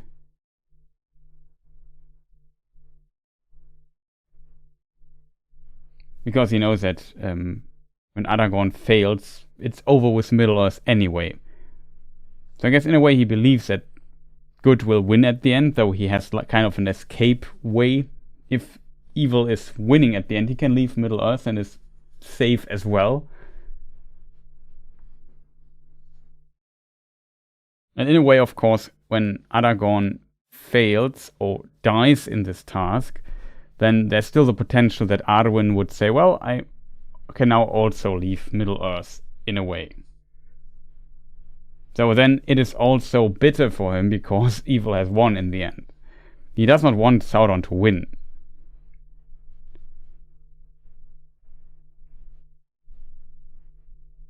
But he's definitely sad that when Elrond completes his impossible tasks, that he is definitely not seeing his daughter ever again. So that's, or at least for a very long time, not again. It's not sure from the elven perspective if they will also be brought back when Arda is made anew. Hey my friend, does this mean the book film comparison isn't far behind? Film book series, like I always said, it's a bit unfortunate, I guess, for the people who like the series. But the problem with this series is always that it was always considered a side project for me, like when I have nothing else to do.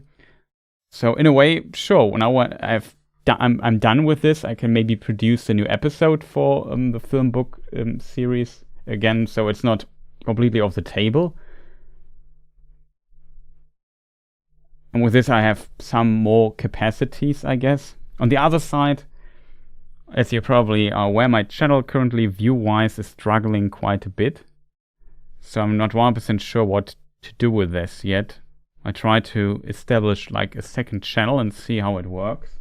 At the beginning it worked quite well, but currently it's also not performing great, to say the least. And yeah, we will see how this video here performs and then the all-in-one version later. But I would definitely will make at some point a new episode of that. Now that I have more time, we have established what Elrond does. Originally this was also part of the series, so but it became kind of its own thing.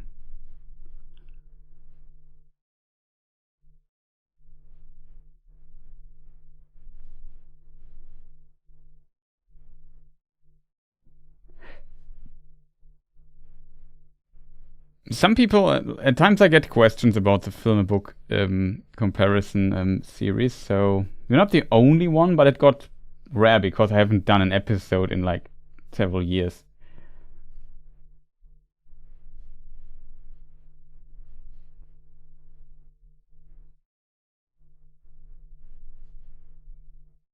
But also views on the film and book series at the end weren't also that great. Like, it was always in decline, it felt. So I think it's a kind of cool concept. Especially, I can always start a bit, talk a bit, stop when I want. Like, it's good for if you think, what could I do this for the next lore video? Maybe a new episode of that is not bad. And then just do this.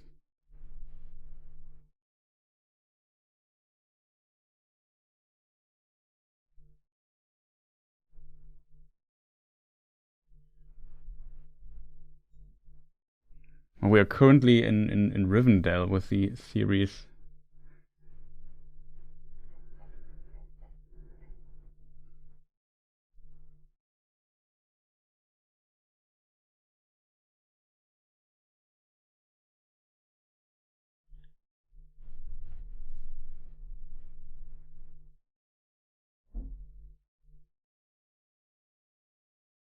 The last episode I made in 2022, so it's a long time ago, for sure. It was episode 25. And it was about the reunion in Rivendell with Frodo and his friends.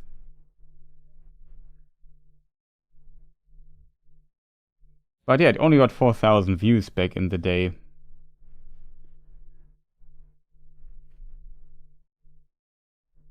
Not even sure if it was actually back in the day it got 4,000 views. I think over the last 3 years it got 4,000 views in total. That's okay-ish.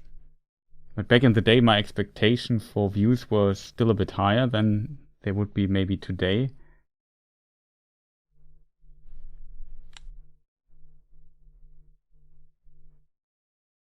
Next episode would be completing Council of Elrond, and which would maybe be fitting because we still have, like I said in this video here, I kind of skip over the Council of Elrond quite a bit.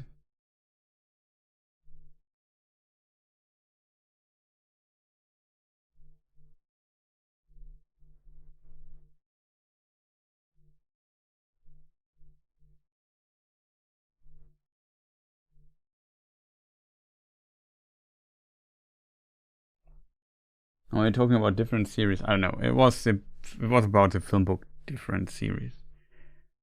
So yeah, it's still there, and we're slowly coming to an end with this. But like I said, the problem currently is really that views on my channel, like I upload something new, it seems nobody wants to see it, or very few people.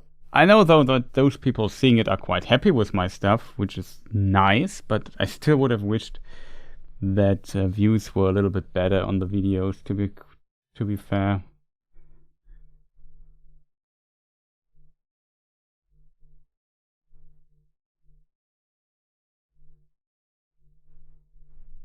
So that's always a shame, I guess.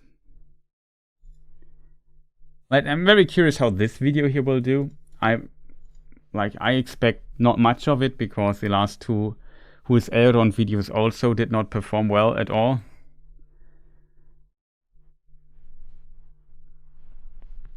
Maybe the 12-hour version has some potential because it's kind of unique in that way, that it's so long.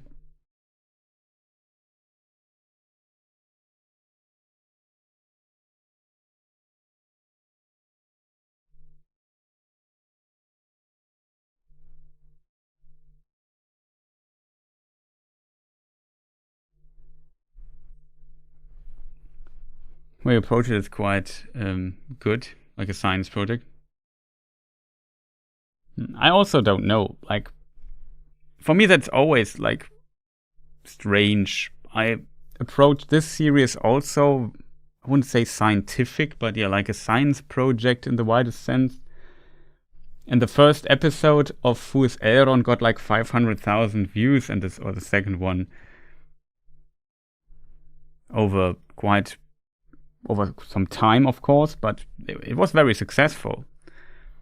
So I'm not sure where the audience for these kinds of deep dive lore videos went.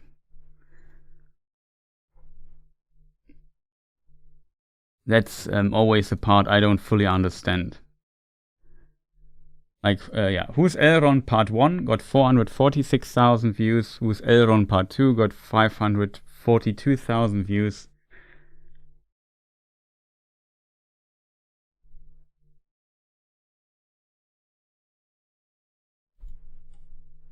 That's nice, to be honest. However, Who's Elrond Part 3 got only 6,000 views. So, I don't know.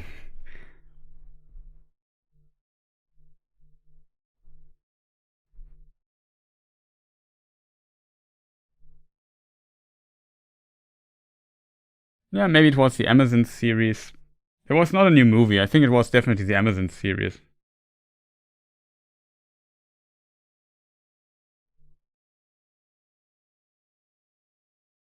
Who's Elrond was made before the Amazon series got out. Released the 12th of September 2021.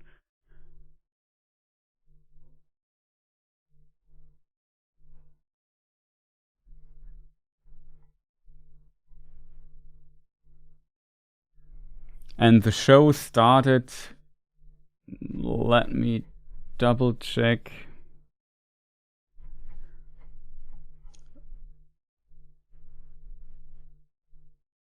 The show started a year later. It was a year before Rings of Power started. You could maybe say with Rings of Power everything went downhill or something.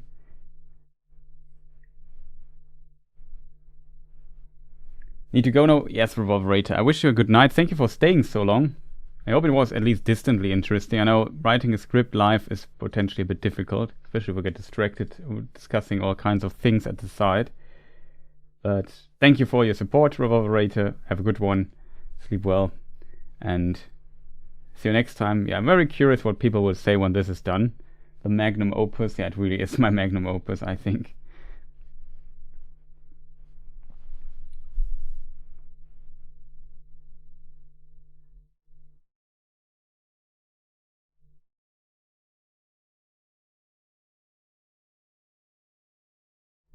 Yeah, maybe.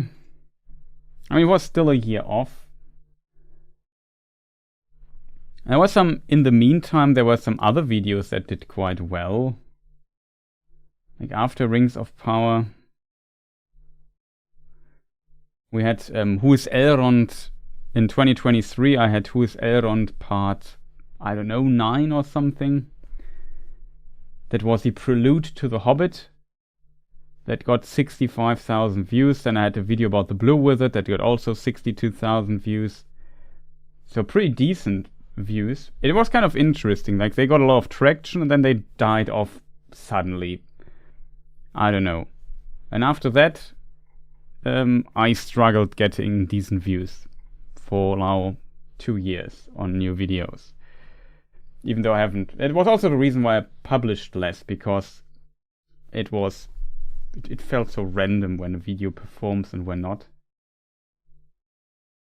I feel like the potential for my approach is there, the problem is always, sometimes you ask yourself, am I doing something wrong? And I came to the conclusion, no, it's not necessarily my content that's a problem. It's more like, I don't know, YouTube not recommending my stuff anymore for reasons I don't fully understand.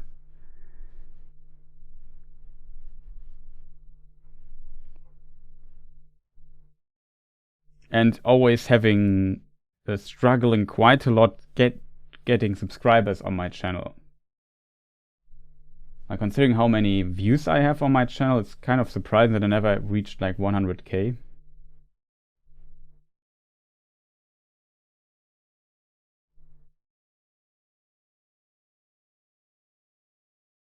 Yeah, that might be the reason that...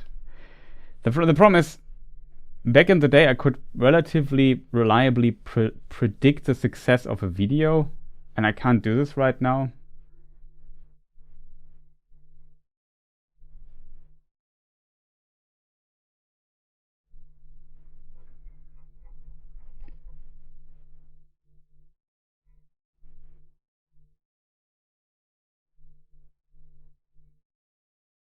The problem is, in part 3 of Who's Elrond came out before the show started, so the people didn't know show Elrond yet. And it was also called Isildur's End.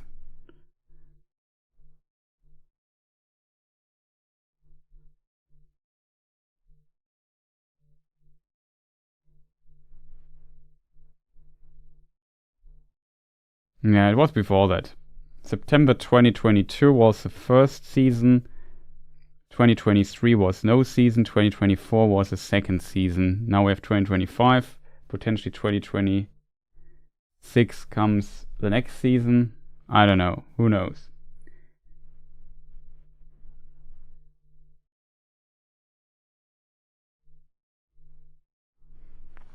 It's really hard to tell if the show left behind so much scorched earth, so to say, with the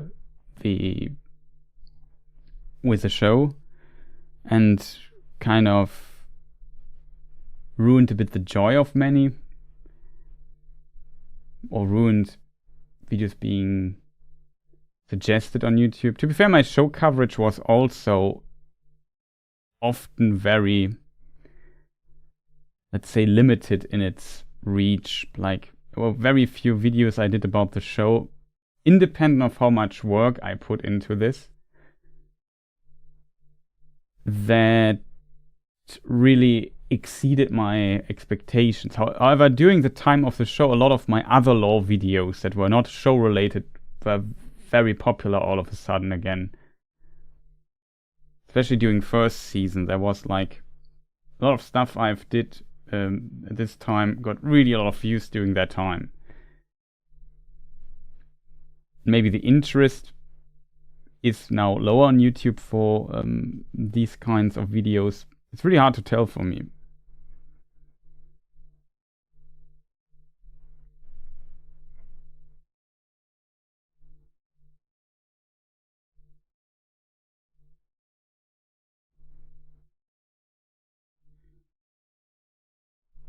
The video I did before the show started was Who is Galadriel Part 1. I did this 30th of August 2022, and then the show started. In September, I think. But it was the last big lore video I did. Let me just double check.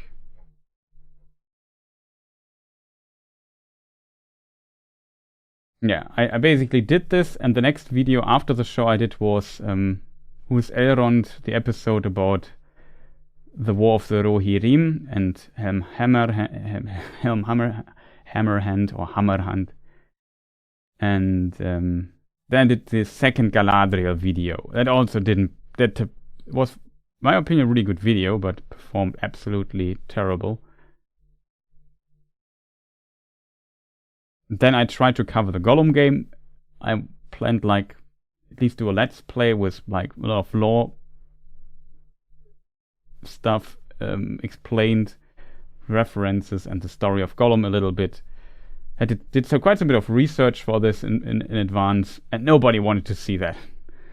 Like, the numbers of those were so terrible. Holy moly, were they terrible.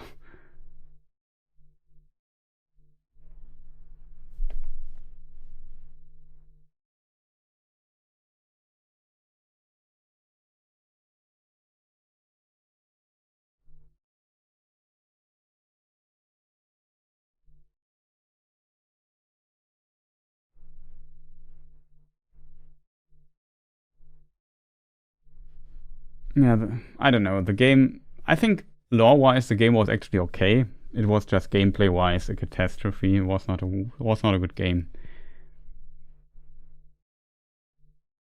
Unfortunately, would have wished that the Gollum game was somewhat decent, but it was a really weird game. The plot was also strange, but I think the biggest problem was definitely that it played terribly.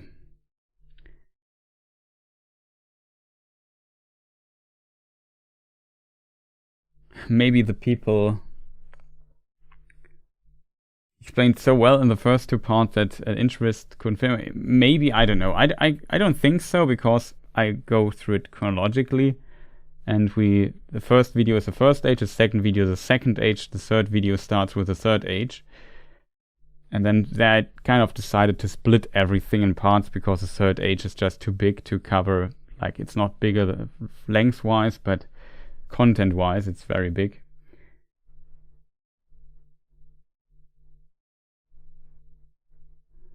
And then it gets very difficult to cover everything. I don't know what it is. But also my other videos failed that were not Who is Elrond. I also tried some other stuff here and there. I even started to not calling the videos Who is Elrond anymore, just to say, well, this video is perfectly understandable when you don't know the other hours of videos before that. It works as a standalone video.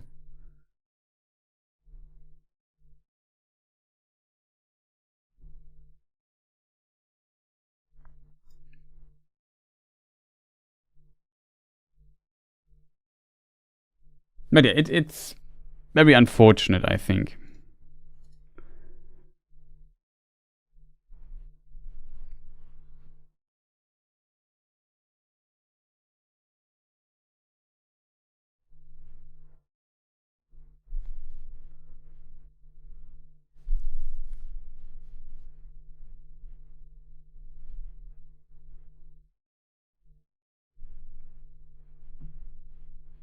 I also stream on Twitch, yes. Currently on all the Twitch channels.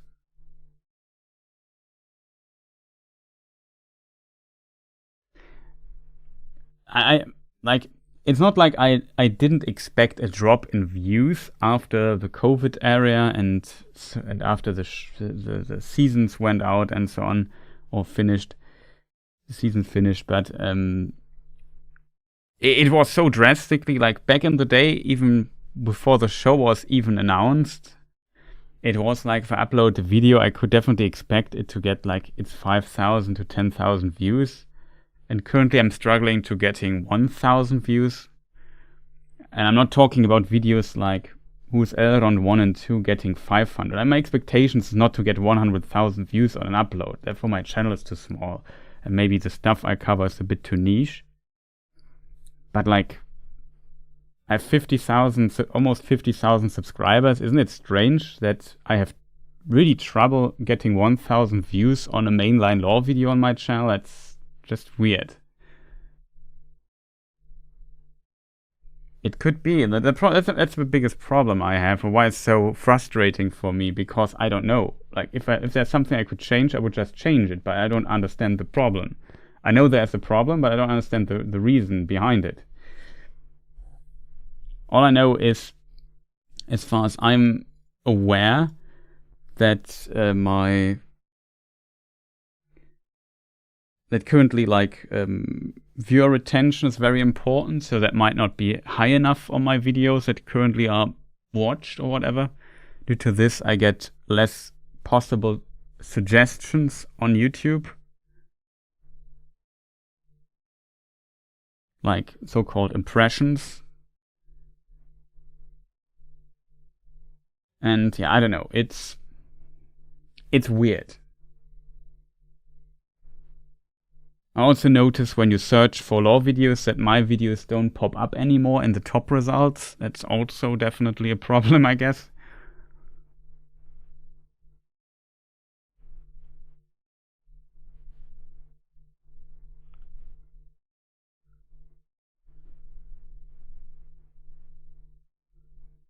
And then you also notice a trend of some weird AI videos that get quite a bit of traction. Maybe you've seen some of those.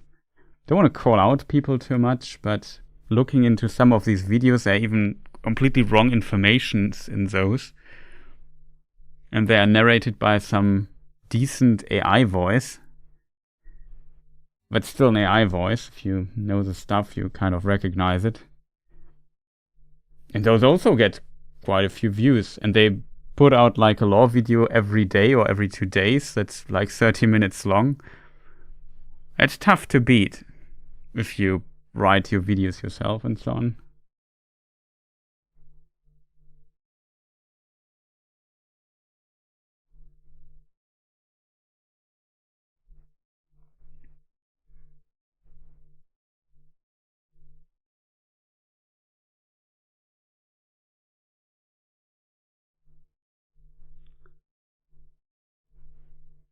Yeah, a lot of 11 Labs voices with ChatGPT text. Exactly. I did a video asking ChatGPT about law stuff some years ago.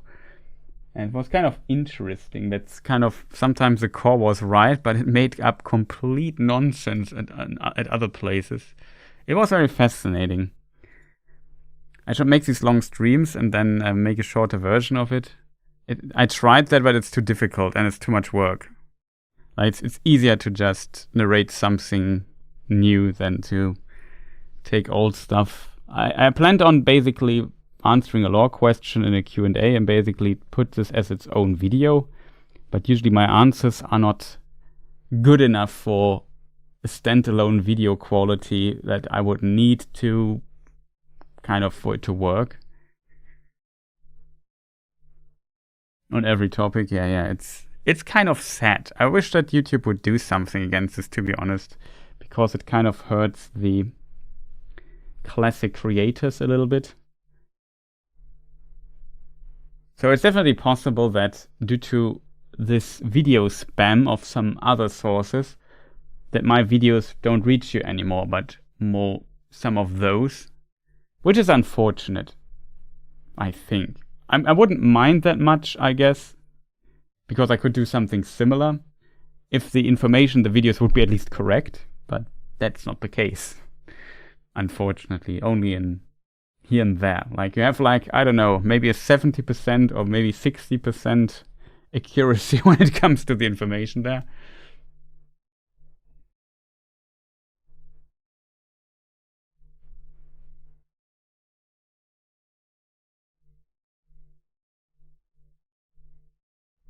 It will pass. You say that, but my channel is hurting for years now.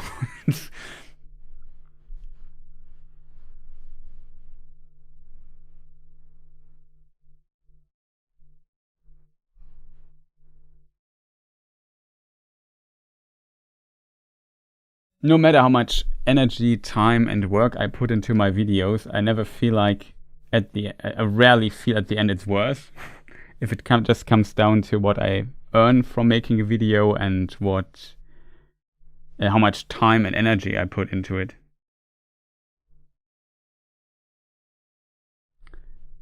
The AI stuff might pass, maybe, I don't know. But what if it does not pass?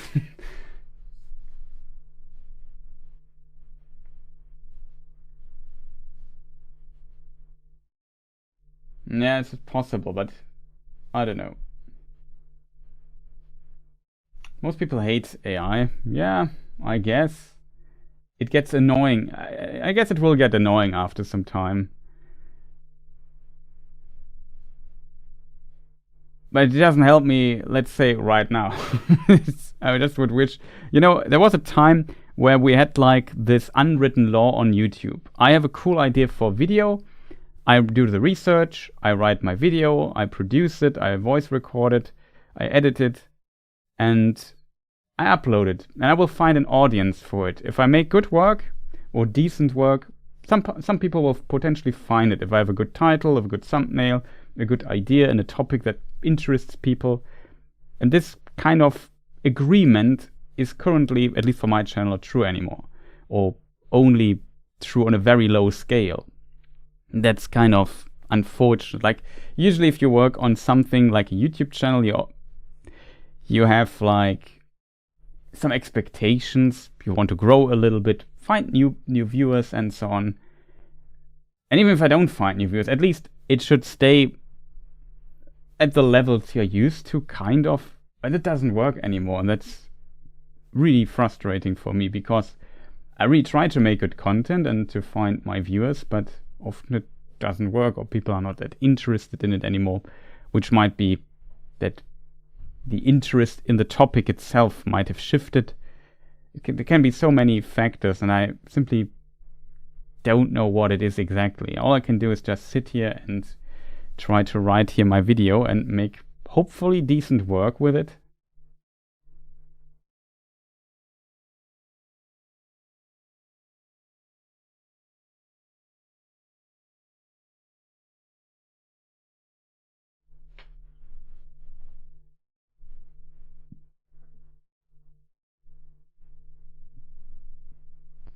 No, it's a difficult topic, I think. Was always kind of my worry that AI comes at one day and replaces me. What I did not expect, though, is because I thought maybe AI can do what I'm doing just better, but it can't. But it doesn't matter. That's, I think, the saddest lesson from all of this. The AI can do what I'm doing, but it can't do it better, but it doesn't matter anyway, because the quality doesn't matter in the end. Now, if you think about it, and I often said it as a joke on my Twitch streams, I think it would be more profitable for me to just film, I don't know, a toast that falls over on a plate and upload this as a short on YouTube. I would get 1 million views or whatever. Just, you know what I mean.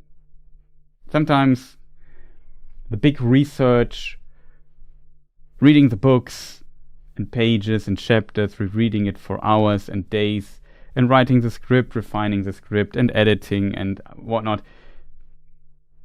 At the end of the day, you know, it's so much work to make these videos, and some of you, and I'm grateful for your people as a result, appreciate this quality in the widest sense. But in the bigger scope of YouTube, it seems like there's not enough appreciation, or people just don't care. That's kind of fascinating in a way. Like, I would have always hoped that people at least enjoy sources and more correct information more than just some random information that an AI hallucinates or whatever, but it seems that's not the case, and that's unfortunate.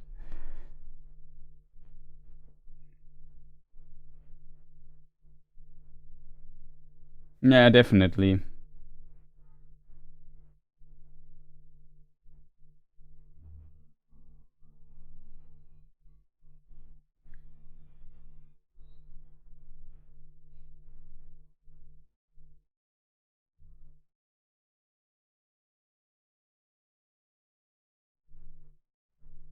So chat, we have to get the last few passages. You see, we have a lot to talk about. So this is like a very slow progress here. Usually working alone, it's a bit more focused on things.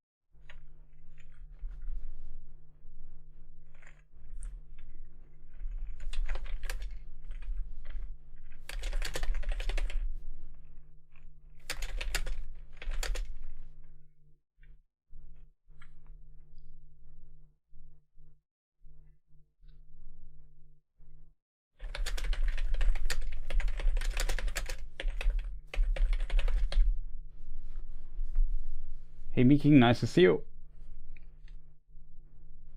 Hope you had a good one.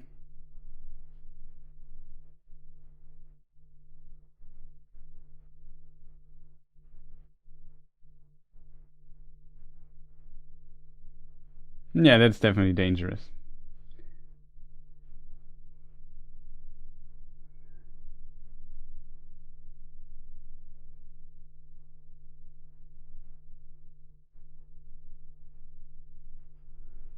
And something we talked about in some streams ago, that sometimes people think that the artworks of Sara Morello are AI, but she's not using AI because she had this style of art already before AIs were available. At least on this level. Either the alternative explanation would be she's just the best AI scientist on the world that was ahead of her time ages ago, or she does not use AI at all and it's just in a way a style that is mimicked. But yeah, I don't know.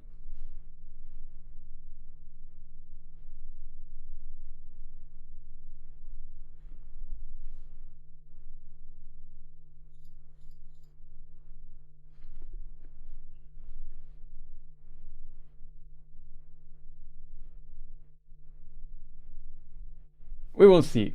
I saw you play Battlefield 6 free-to-play stuff yesterday. Yes, Miki, I played a little bit of it yesterday. And it was a lot of fun.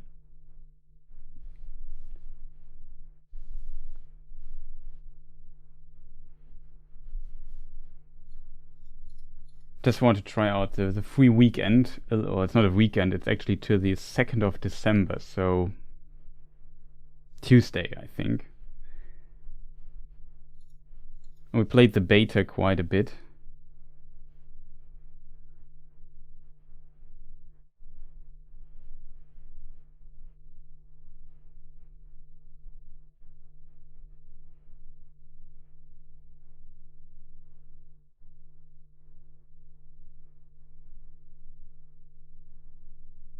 You're still having your fun with the game, nice.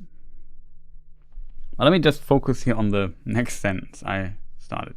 So Faramir and his house also can keep the office as stewards of Gondor, and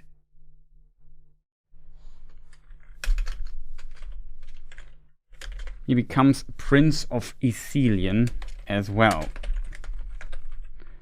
Something like that.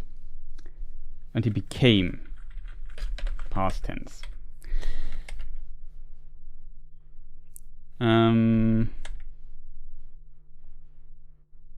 You want to sleep? Go to write a Mars exam in 8 hours. Good luck.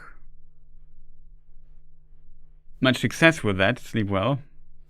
Makoto also raiding on the Twitch channel there. And today hitting me here with the English stream.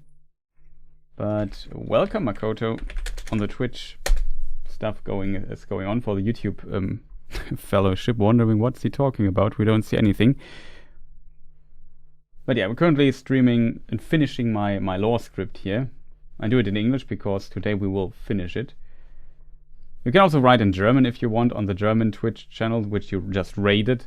But I also have like an English YouTube channel and an English Twitch channel as well. So on the English Twitch channel there's not much going on as far as I'm aware. But welcome everybody. Hope you had a good stream. What did you people do? In the meantime, I tried to finish the next sentence. I know English, so no worries for me. Okay. But yeah, like I said, you can also write in German if you prefer, so I will answer in English.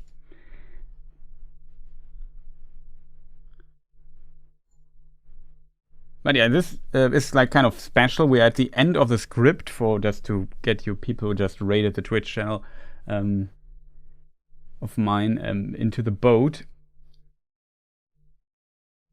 Journey, nice. That's a really relaxing game. It's really fantastic indie game. So to summarize, basically, I work on this video project. I started in, what did I say? August 2021 with it. And now on page 150, I didn't work like every day on it. So it was kind of on and off, so to say. Sometimes I worked a bit more on it, sometimes quite a bit less. But I started it over 4 years ago, and we are now on the last section of the script, and I want to finish the script today. And so I do it in stream. Worked on it already on the past days, but today we definitely will finish it, I think. We're kind of summarizing what happens after the One Ring is destroyed in The Lord of the Rings. So Faramir can stay in the office as steward of Gondor, and he became Prince of Ithilien as well. That's where we are currently at. With that, I also have a good night, sleep well. Nice that you were here. No problem. Was maybe not the most interesting stream ever, but yeah. Except you really like the lore stuff. So, and then we added some sections here, which the fields of Gormalland, for example. I forgot about those, but beyond that, it's going well. I have the stream open in the background anyway. Awesome. Thank you. Much appreciated. So back to Lord of the Rings. I was very chill, even though I didn't understand much from the content.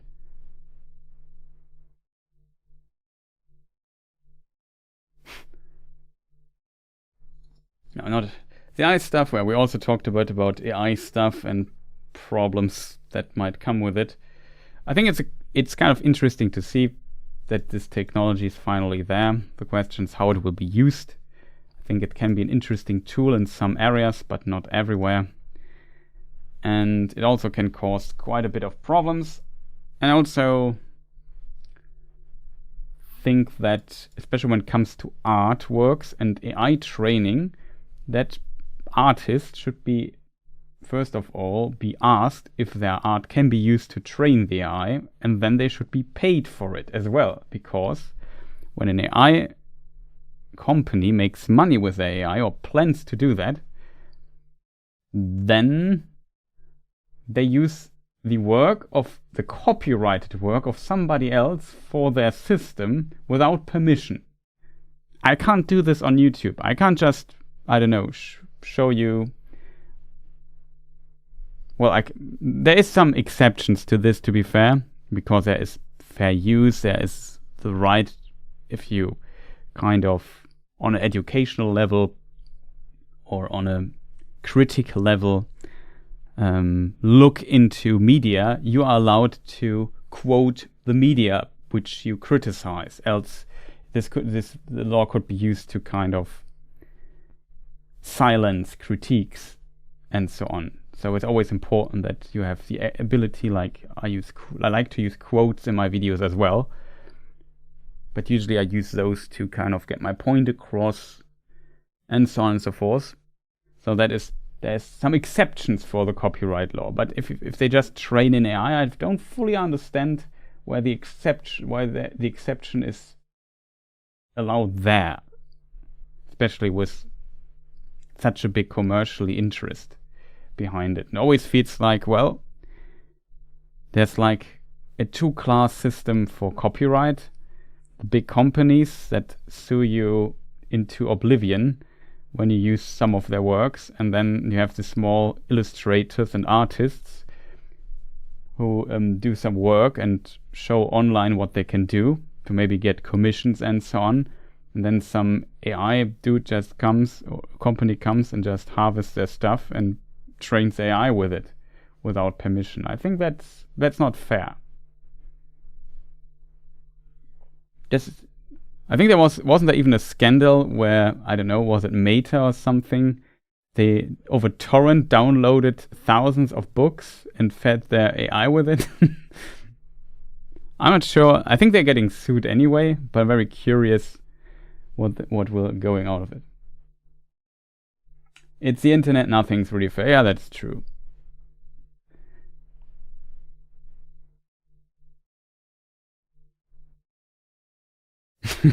Yeah, it's basically Vanilla Ice stealing Under Pressure from Queen and Bowie.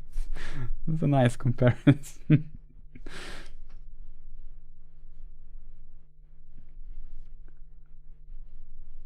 Yeah, it's kind of it's really strange in my opinion.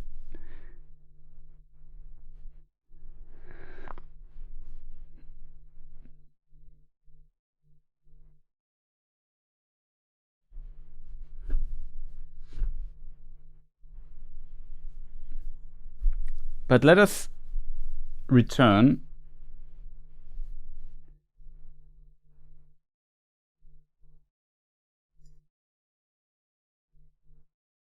Especially in the case of torrenting things. You know? That I find interesting. Like that Facebook is downloading stuff illegally to train the AI. Like the process of downloading it illegally is already illegal. Like it doesn't matter what they do with it. It's just, you know what I mean? And that they use this for their business is even more illegal then, I guess. So if they get sued for this, for every basically work they kind of stole.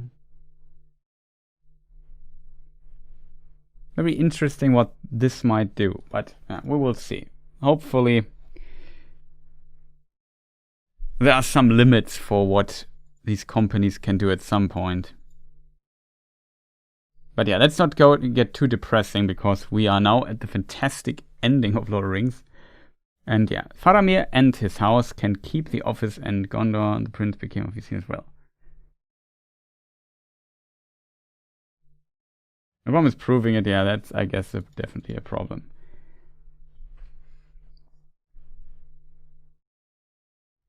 So what is the next important point? This happened. That's an interesting sentence here. Surrender his office. That office is not ended, and it shall be thine and thy heirs as long as my line shall last. Do now thy office.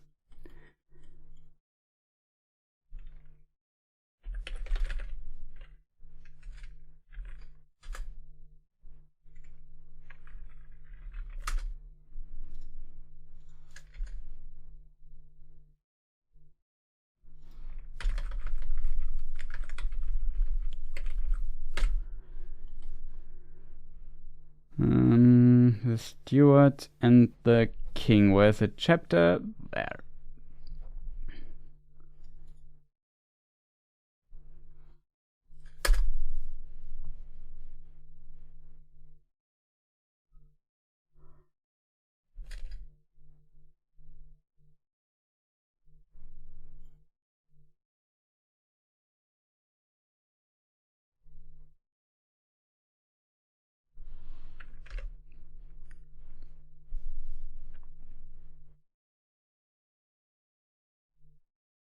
Illegally downloading something is illegal? Who knew? Yeah, who knew?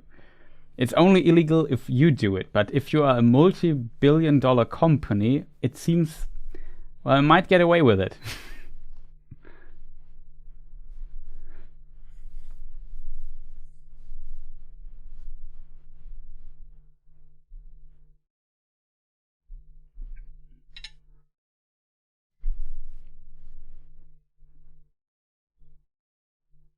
Very big might, yes.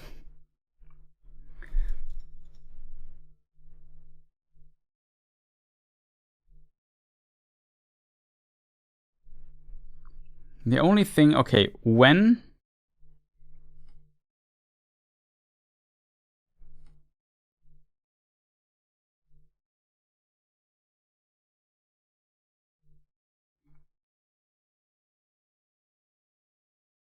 No, it's before. Okay. Just have to look at the chronology.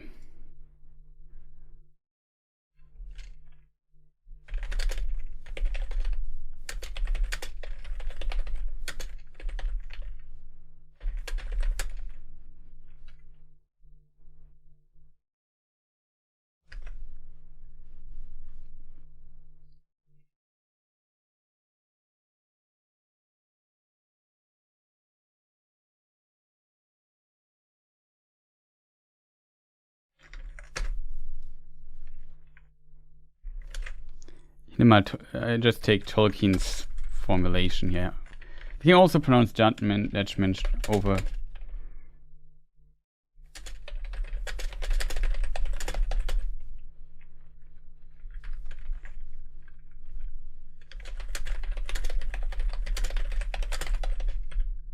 Brought before him.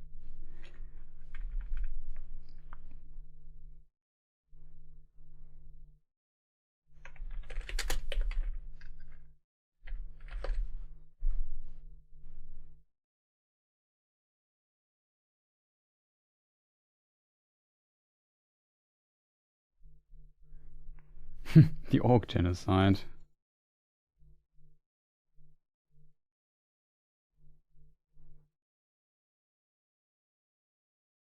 Well, the Orcs, it's kind of interesting with those. Most fled, and some fled. Hey, Tirza, nice to see you. And some fled into the forest, and then they were just killed by the Ents and the trees.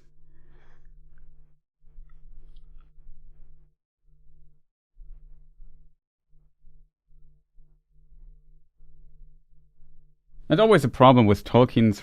It's not a problem in a way, but it kind of is, because the Orcs have no redemption arc for them. Like, interestingly, Aragorn, for example, forgave a lot of the people from like we can read it here in the text. And emissaries came from many lands and peoples, from the east and south, and from the borders of Mirkwood, and from Duneland in the west. And the king pardoned the Easterlings that had given themselves up, and sent them away free. And he made peace with the peoples of Harad, and the slaves of Mordor he released, and gave them the lands about the lake Nurnen to be their own. And there were brought before him many to receive his praise and reward for their valor and their Valor, I think it's pronounced. And last, the captain of the guard brought him Beregond to be judged, and so on. But he definitely made peace with a lot of the people, even those who fought on Sauron's side. But there's no redemption arc for the Orcs, which is fascinating is maybe the wrong word, but it's interesting.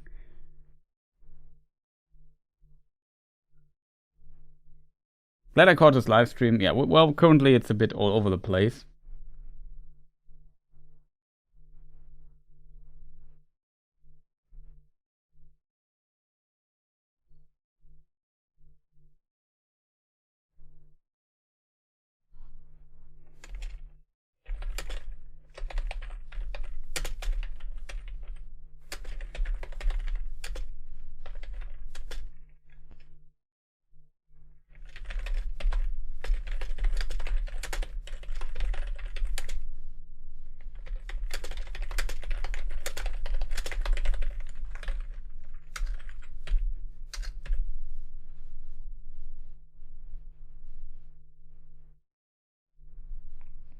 Yeah, Tolkien interestingly writes in one of his letters that orcs are almost unredeemably evil or bad. I forgot the exact wording.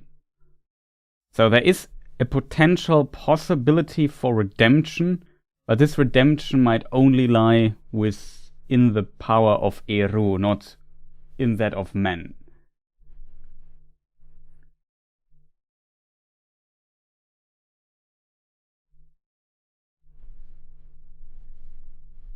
It's kind of interesting that he...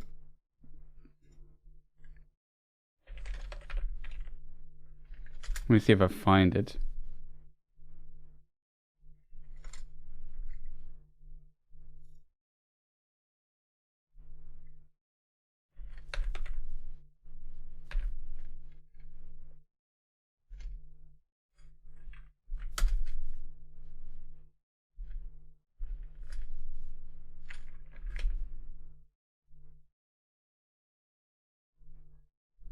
It wasn't one of the letters.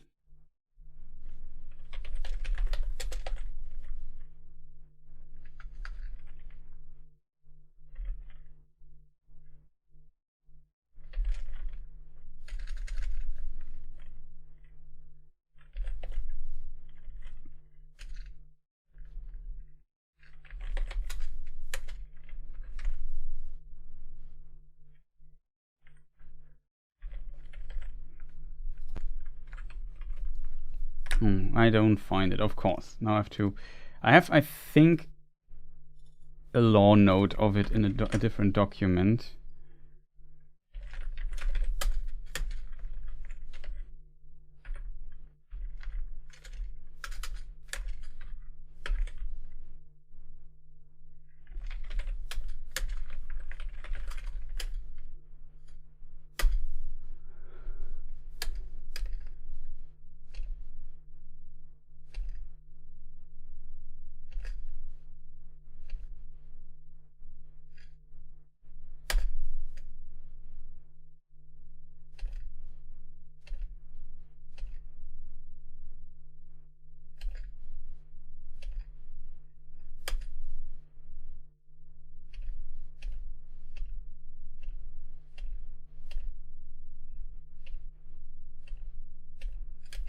Of course.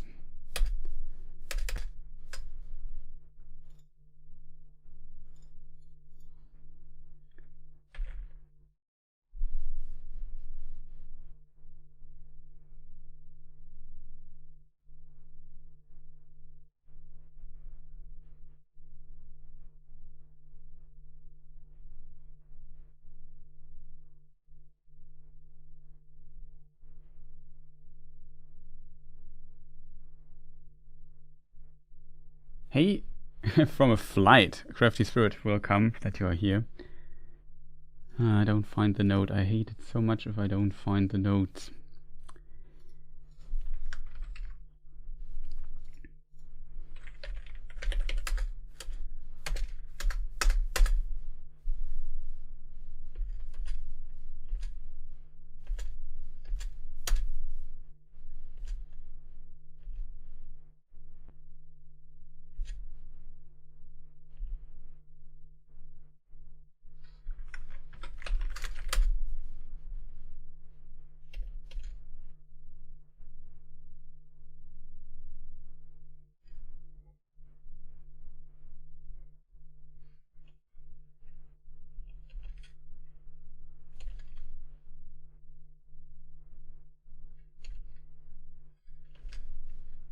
There was a question once in a law stream. Don't remember how the word, how the sentence was phrased.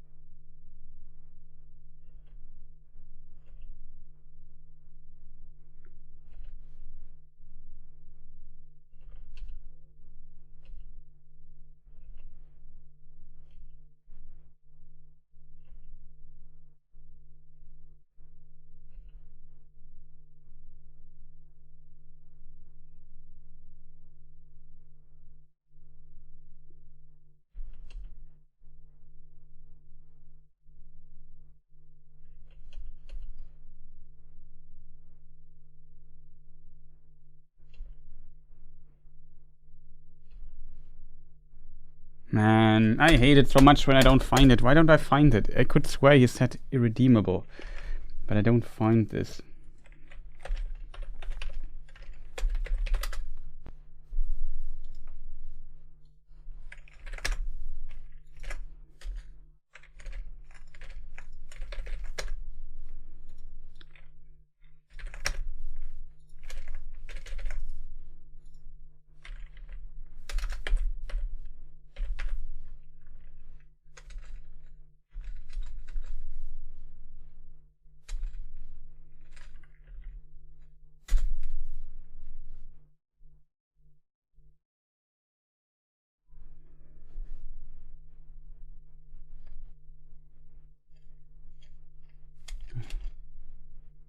I found it. He said irredeemably. I don't know why I didn't find it the first. The research is sometimes a bit broken.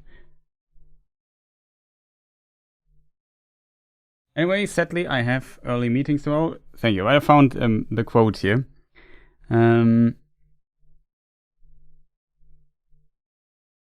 They would be Morgoth's greatest sins, abuses of his highest privilege, and would be creatures begotten of sin and naturally bad. I nearly wrote irredeemably bad, but that would be going too far, because by accepting or tolerating their making, necessary to their actual existence, even orcs would become part of the world, which is God's and ultimately good.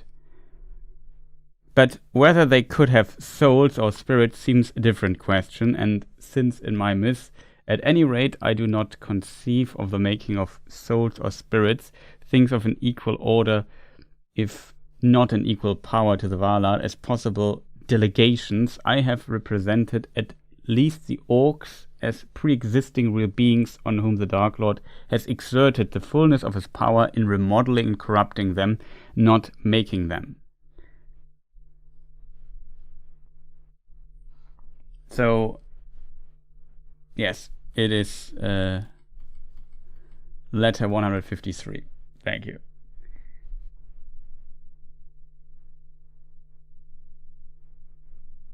Said I have early meetings tomorrow. Good luck finishing your work tonight.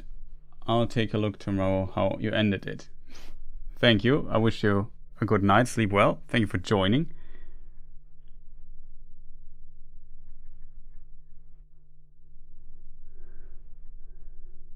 Therefore, Ox being real, but unlike in his fiction, on all sides of every war. Yeah.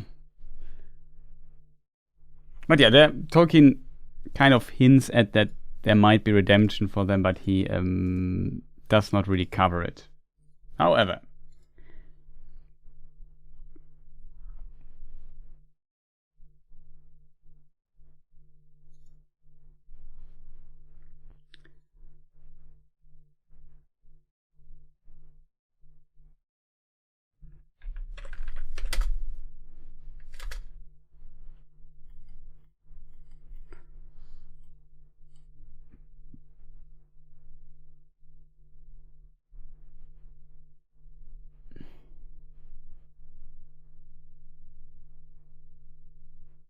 there's a human character described more evil than any orc.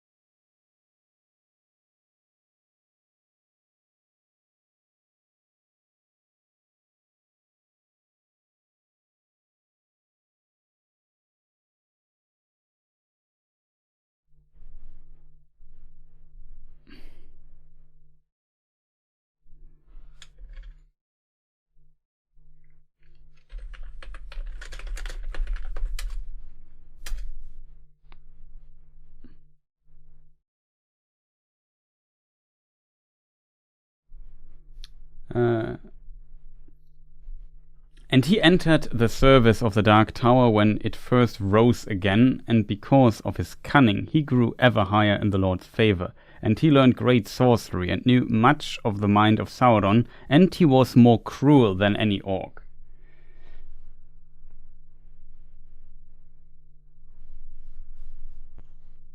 But yeah, orcs also in their origin story come from men. So back to the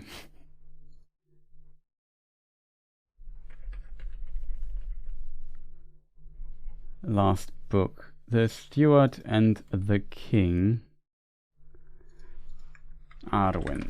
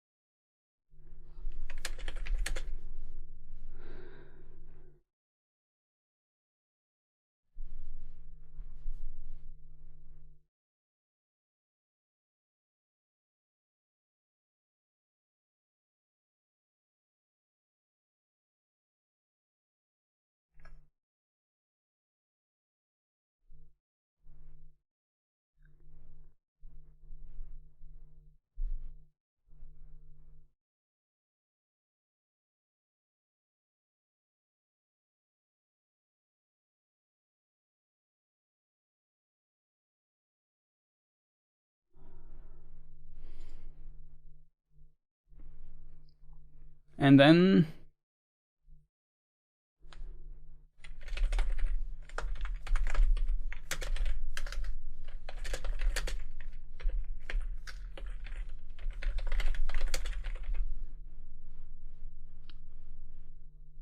Mid-Year's Day.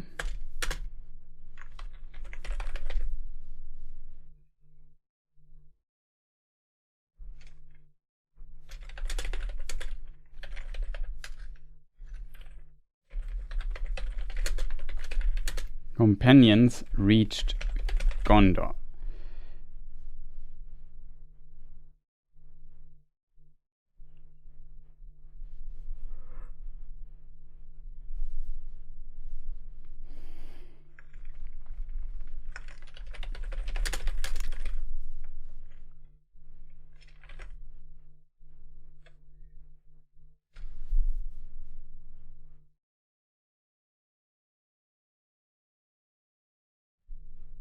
Yeah, that is also true, I think.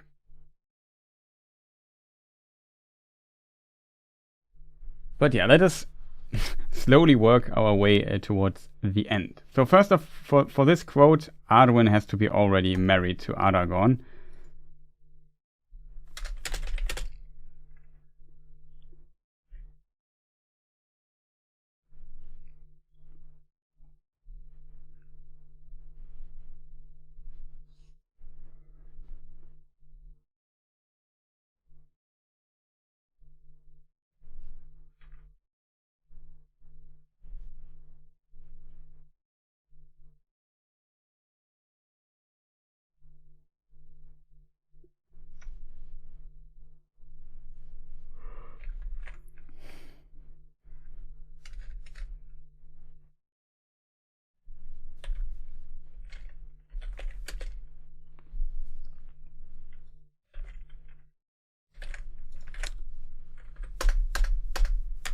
On Mid-Year's Day,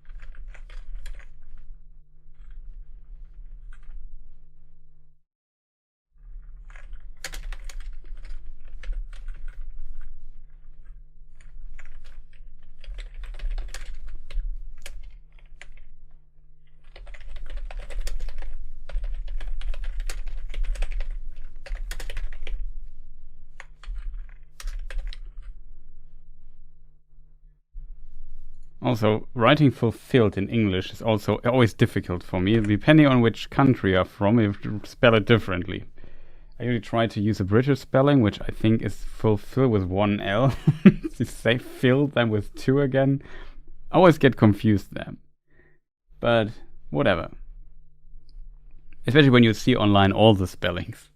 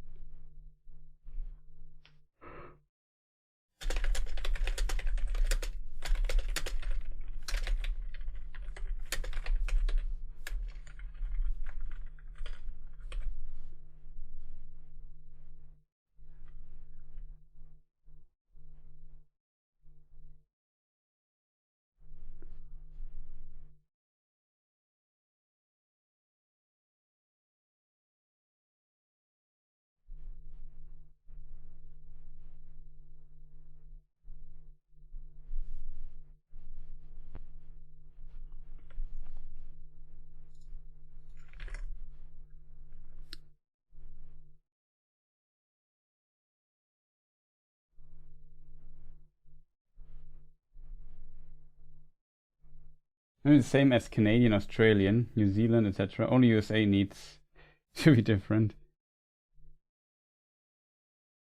The problem is that the United States have such a big cultural impact, especially on English content, that it is not rare to see this spelling, while of course, also the British influence is still there. You see the other spelling as well, and me as a not native speaker, then I often get confused.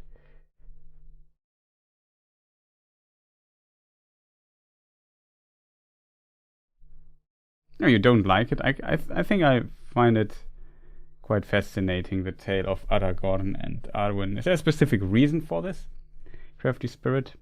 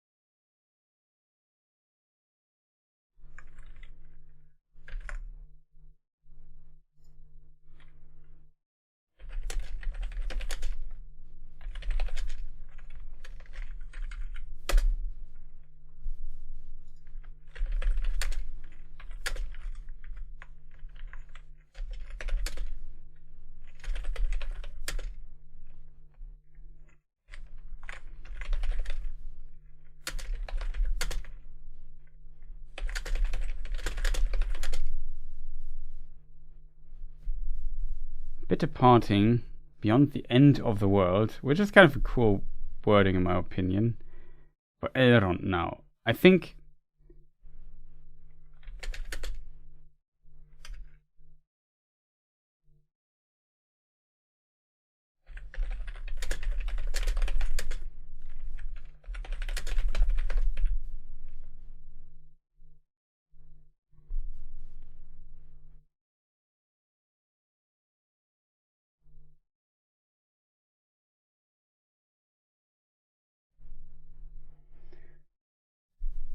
it feels like Aragorn is elevated maximally by this marriage, while Arwen's kind of drew the short stick. At least that's how it feels. It definitely has its bitter, but that's what I find so interesting, or what I like about so much about this. If you fully realize what it means, it's actually a happy moment for Arwen, I think, for Aragorn, I think, but a bitter one definitely for Elrond in the end. At the same time, but it's also a happy end for him, because he also wants to see Sauron defeated and the world being in order and people being free again and not be under the slavery of the domination of Sauron and so on. That's definitely not what Elrond wants. But it's definitely bitter for him that he has to, so to say, give away or sacrifice, in the widest sense, his daughter for it. And it's not like his daughter is forced. That's what his daughter wants, and he has to accept it, even though as her father, especially in times and culture like this, he might have the ability to kind of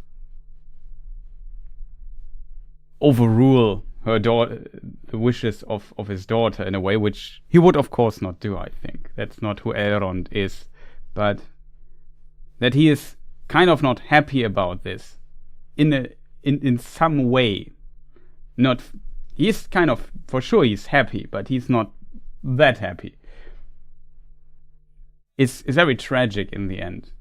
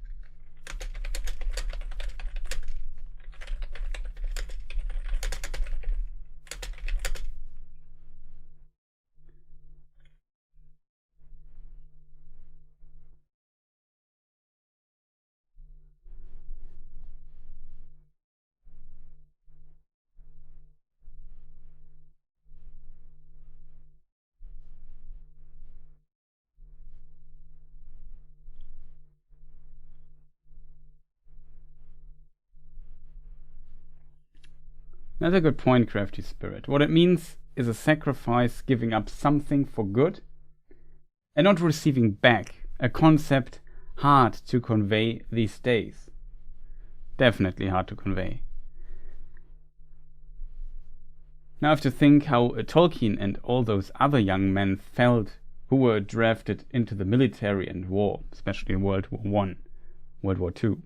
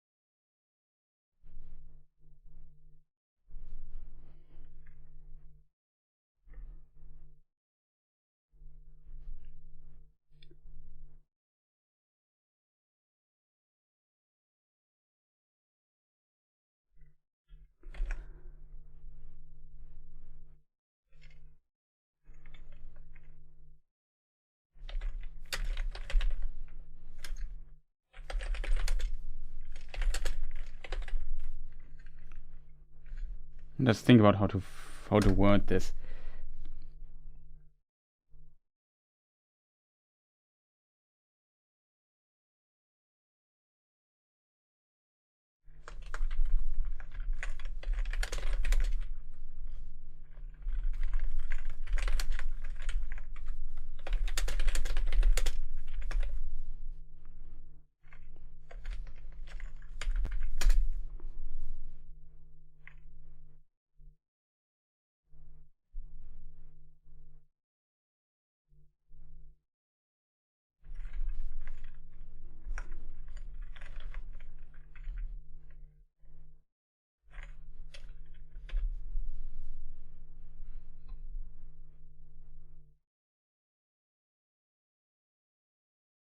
Moin.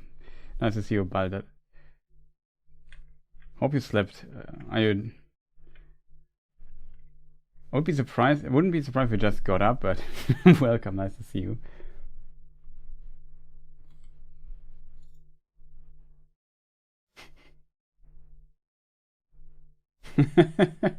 Okay, strong one, Balder.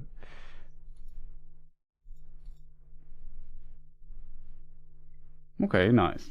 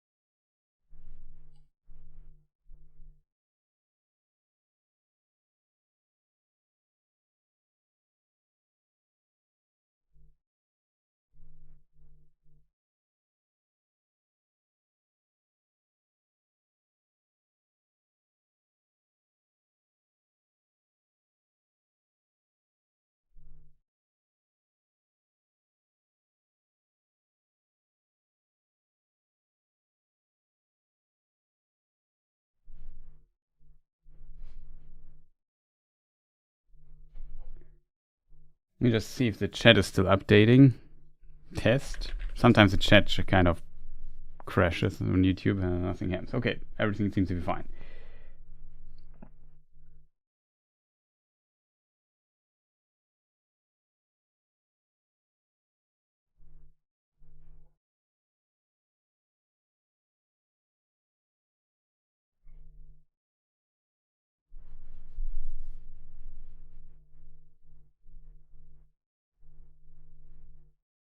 There's also something interesting. There's an event going on, which I will participate as well.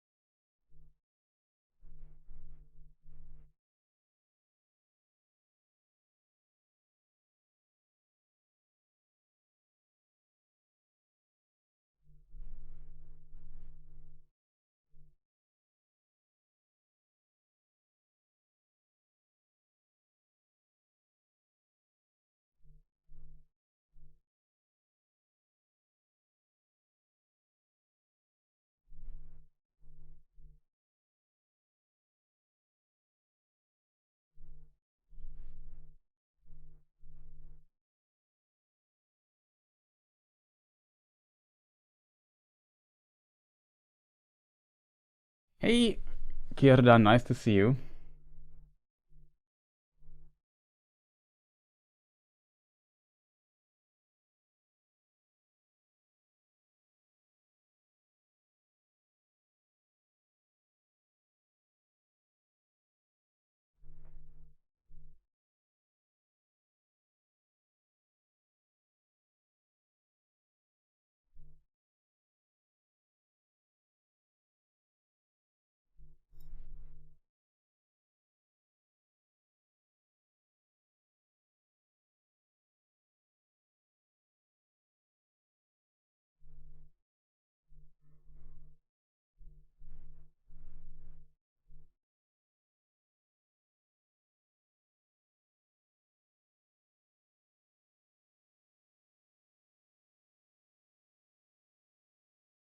I had one in my old thing. I had one in my old writing program, but I did not did it in for the new one. So I would have I'd used a different program back in the day.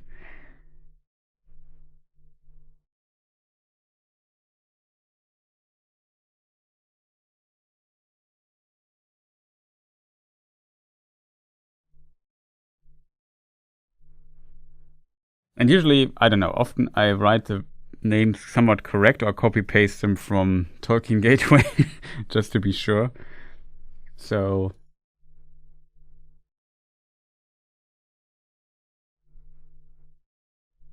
I just mentioned that name a second before to a friend who just started a Tolkien experience with a Hobbit. Who is Círdan? Still a hot recommendation for Tolkien newcomers.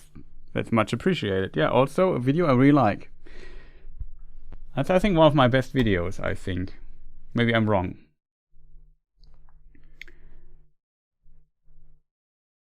But yeah, we're currently here writing the last few lines for this, and just checked my Discord. I just got pinged on Discord a while ago. Just want to double check things, what's going on, and yeah, just read through the rule set of the next phase of the tournament I'm participating.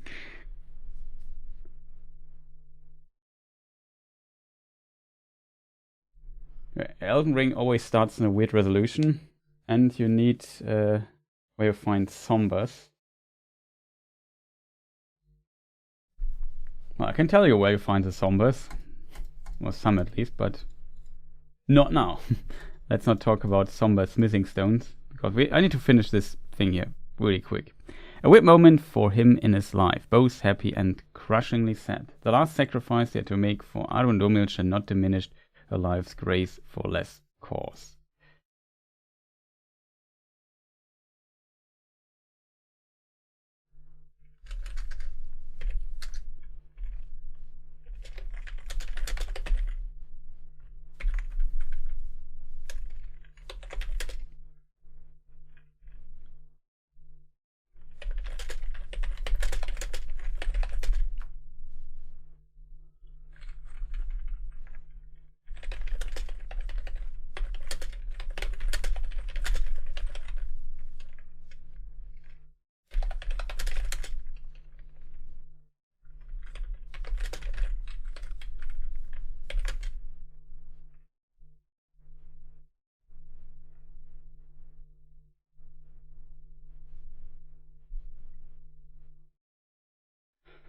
Oh, nice.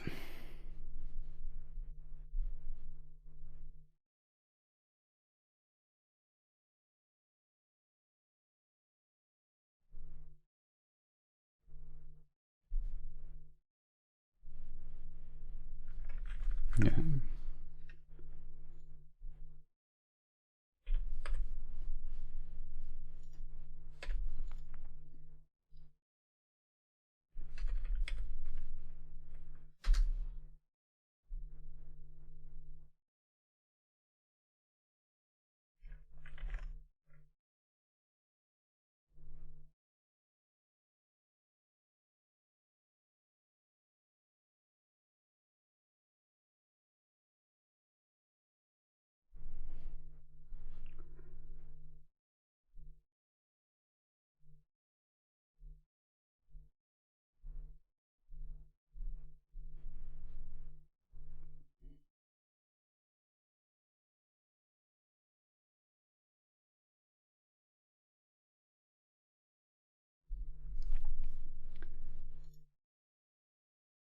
Also, I hope you're doing well, Círdan.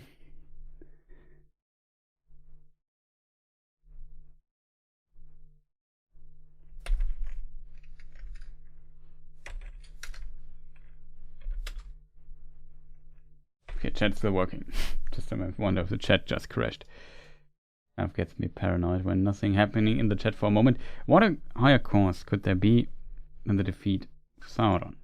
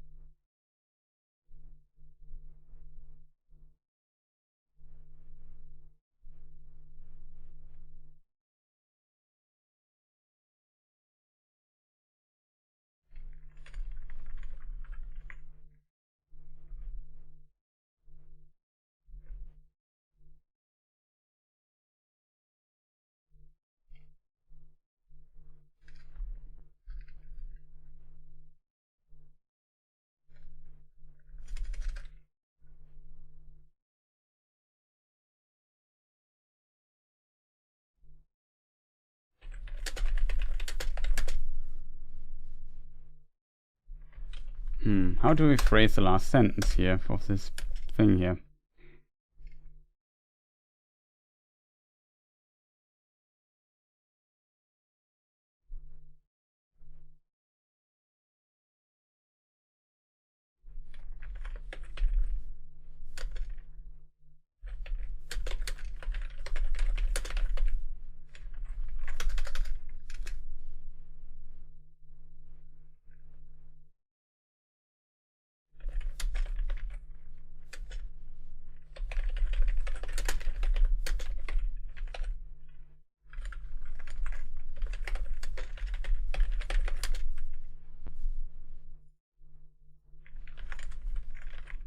Oh, sacrifice the right word. I don't know if sacrifice is the right word here, but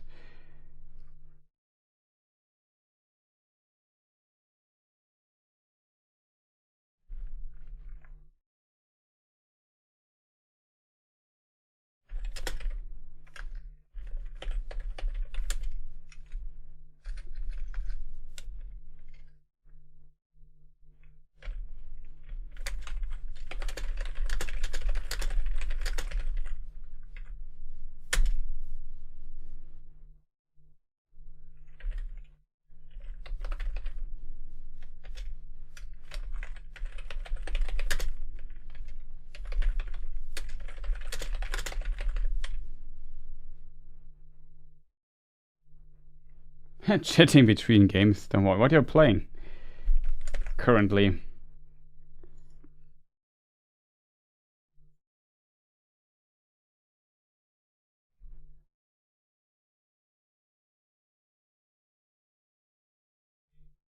Overwatch, the classic. The scroll bar, well, it's very small. We are on page 150. And with my quotes and stuff I added at the end and stuff, it's 171 pages right now.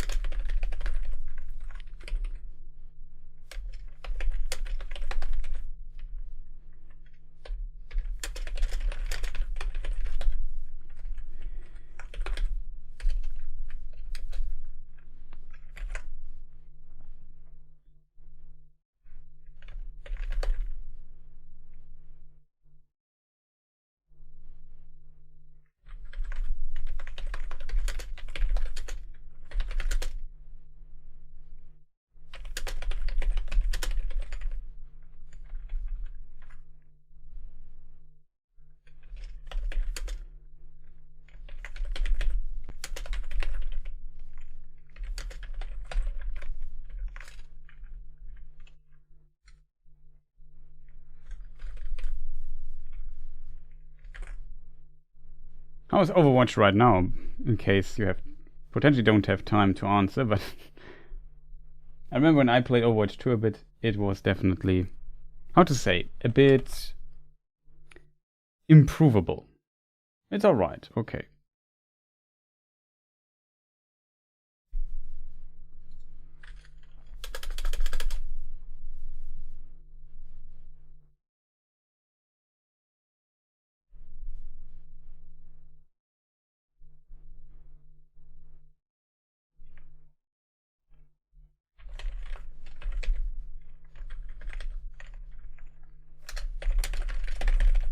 I'll write it differently.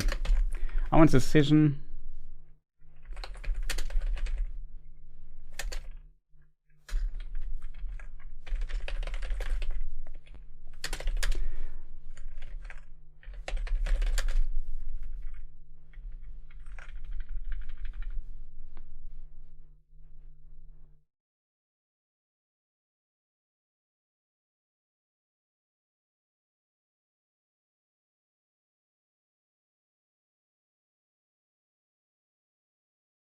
It feels well balanced. That's good to hear. I remember when I played a bit, it was often like either we stomped the enemy team or we got stomped. It was very one-sided, often, the matches.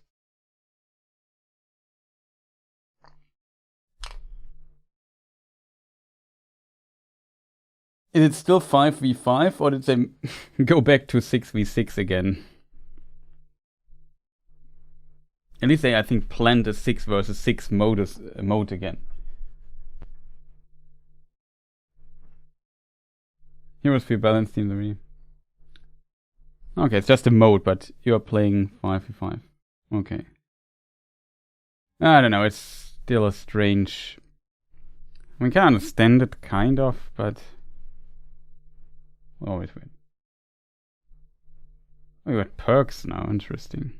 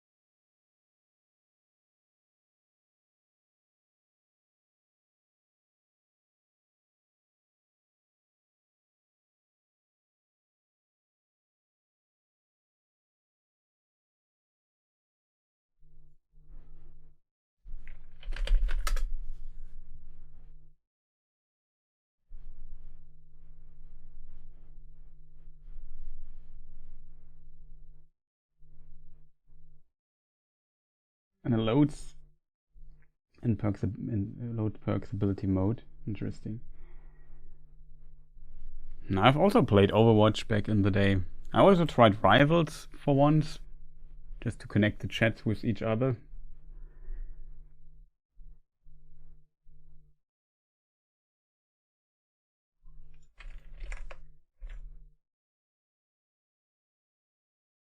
We played a bit together. I think we have played Overwatch together. I think we also played. There's also a clip of you and I playing Battlefield 2042, where I squished like a jeep with my tank or whatever. It's still in the best of highlights clip collection. Currently playing the Battlefield 6 beta, not beta, but the free weekend a bit.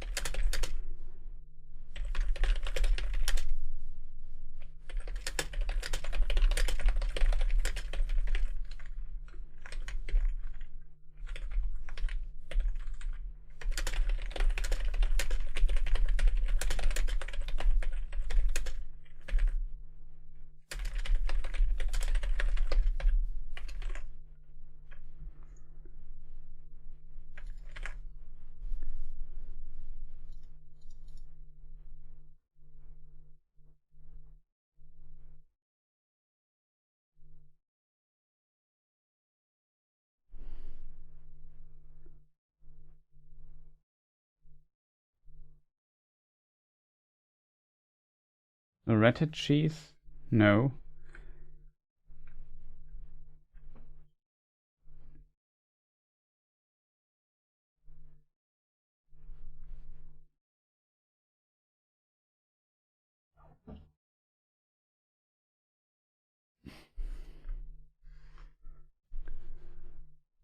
For which Loretta? The ghost Loretta or the real one?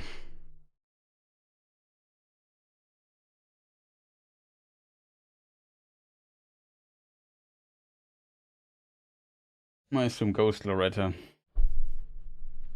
But why would you need a cheese for her? She's usually relatively easy, right?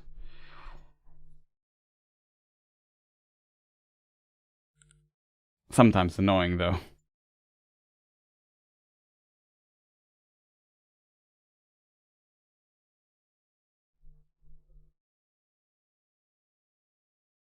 Okay. No, I don't know. I usually just play her normally. Never looked up. Never looked to find a cheese for her.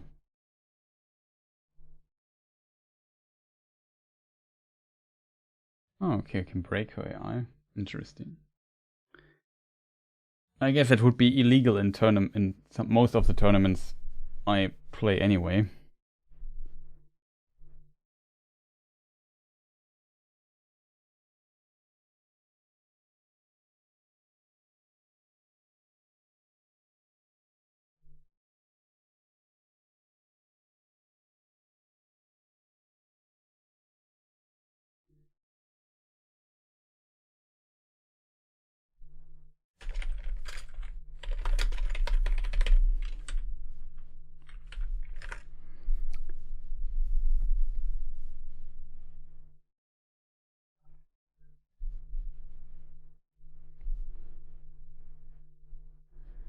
Okay, page 11, chat. We now reached with this quote.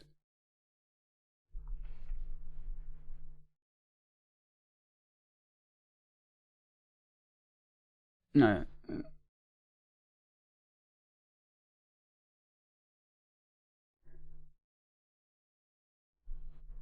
When I played, or when who was playing? We're also allowed, I think, cheeses and stuff. But it's not a cheese. When you break the eye, that's actually a bug abuse. Cheese is not a. It's not a glitch.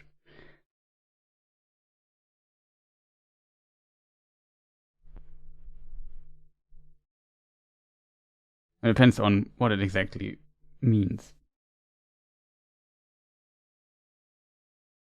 Okay, in the group of Iggy. I've not seen all the matches, so.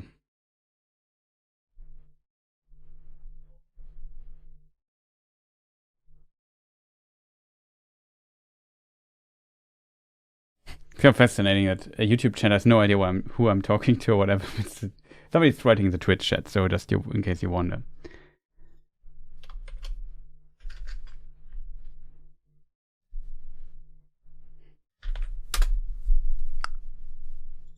Just double checking if the chat is still working. Speaking of working, that's also what I should do. So, next section, chat. I know we talk a lot of other stuff. Usually, if you do this on stream, the pace I'm getting progress here in the script is very slow, as you noticed, because I get distracted all the time from chat. But it's fun talking to you guys, so feel free to post something in chat as well, especially if you have to add something to the lines we are currently writing. Next is the funeral of Theoden, I would think.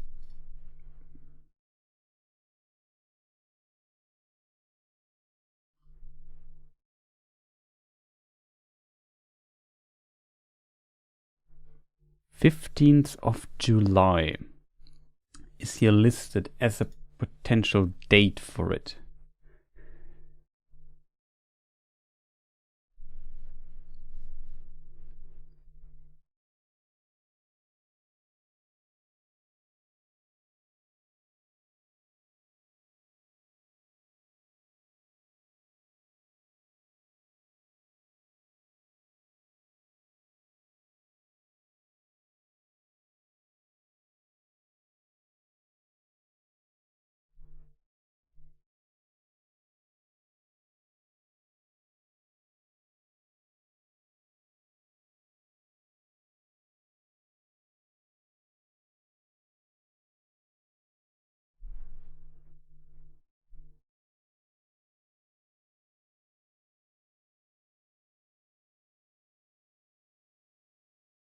Okay, in 7 days they set out, that's why it's the 15th.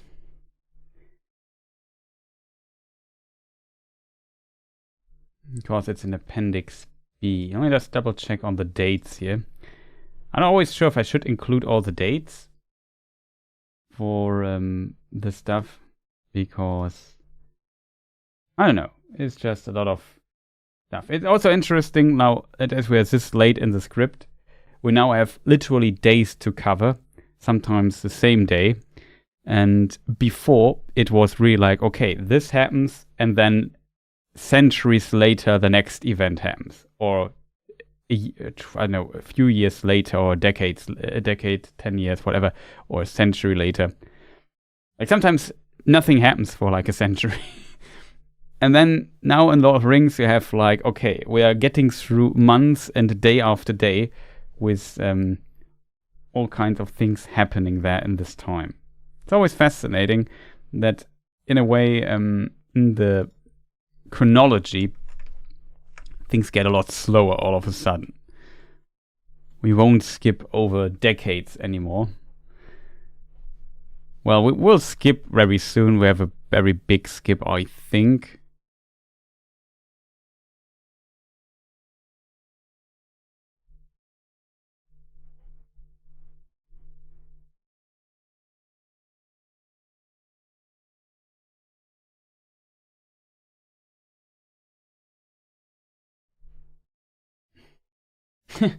Okay, that's funny.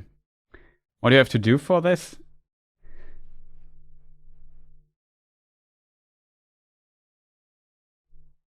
Is it simple or is it more complicated?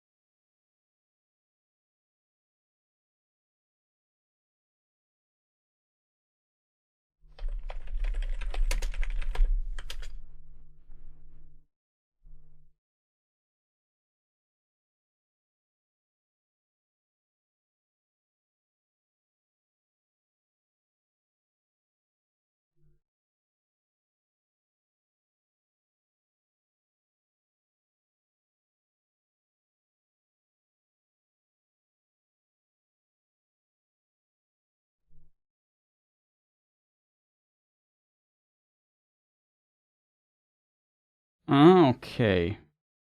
So there seems to be an area that is not counted as boss room, and if you quit out there, you stay in the boss room, and then if you enter it again, the AI is not loaded because you don't enter through the fog gate. I understand. Well, that's classic FromSoft, I would call it.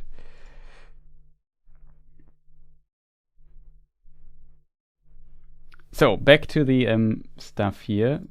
Just want to check something in Appendix B.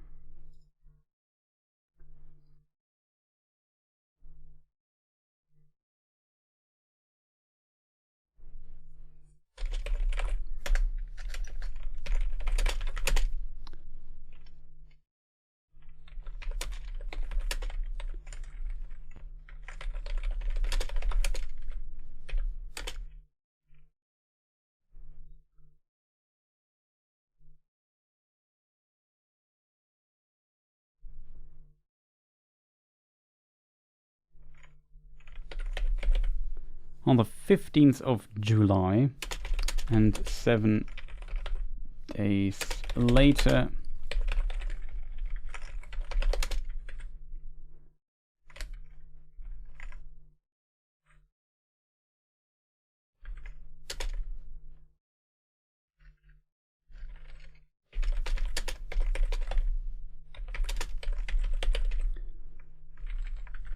Live Minas Tirith.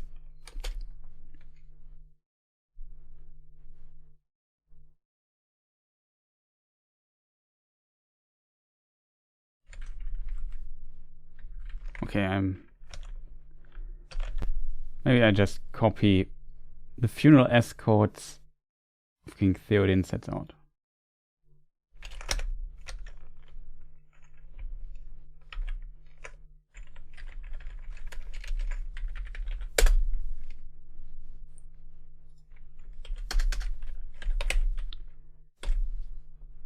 The funeral escort of King Theoden sets out to Edoras.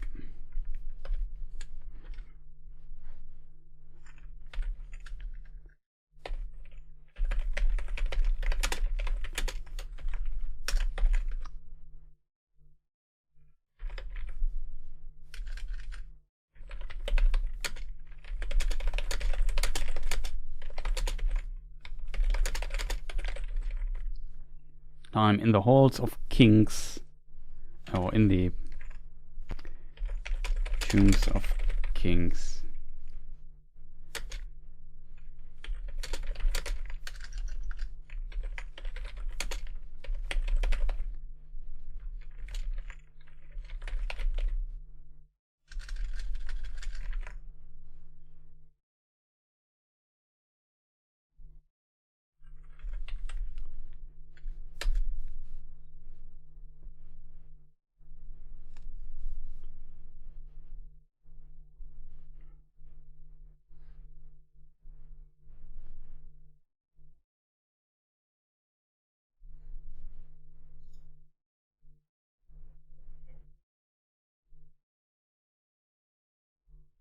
Okay, chat.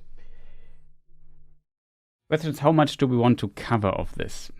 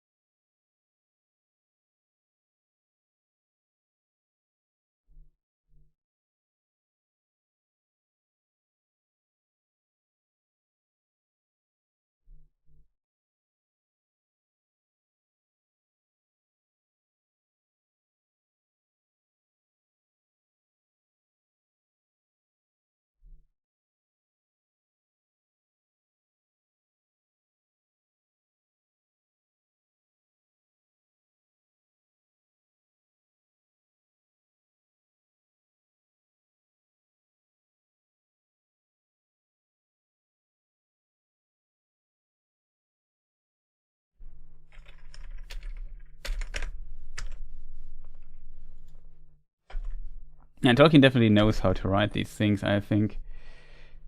It's fascinating.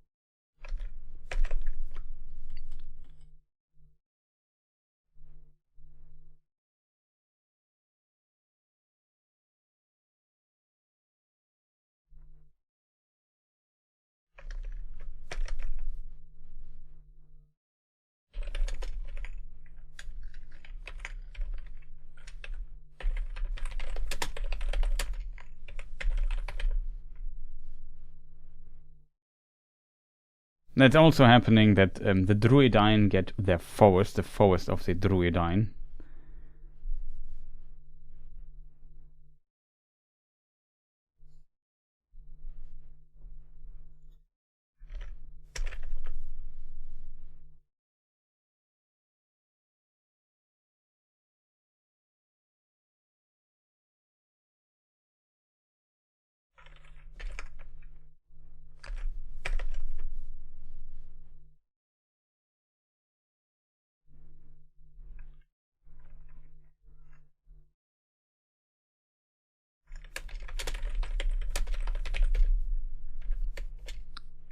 As a realm.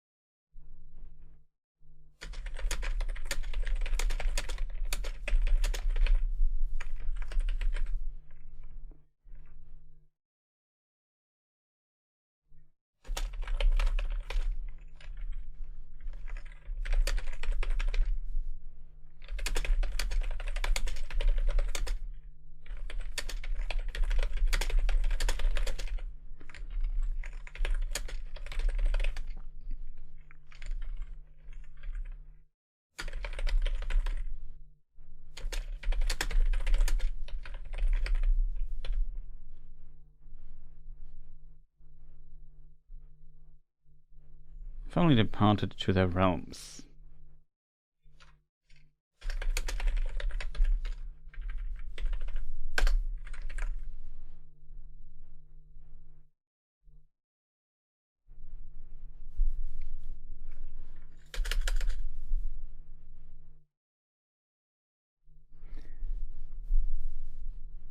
And Arwen Evenstar remained also, and she said farewell to her brethren. Now Anon saw her last meeting with Elrond her father, for they went up into the hills and there spoke long together, and bitter was their parting, that should endure beyond the ends of the world.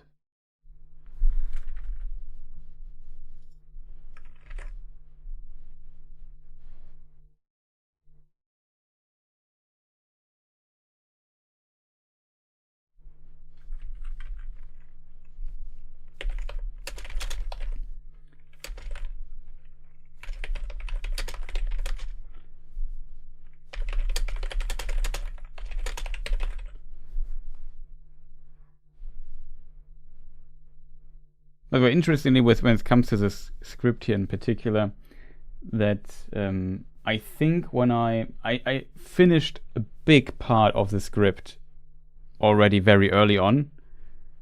Like I just had the script available, just had to fine tune it on the go basically, and kind of put separate it into sections.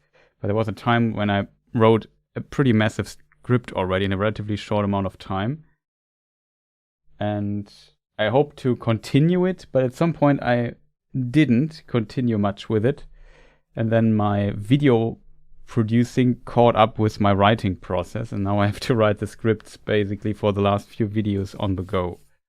But that was definitely different for the other stuff, for the earlier videos. That's why I also could produce them more frequently, because I did not have to really write the script from scratch again.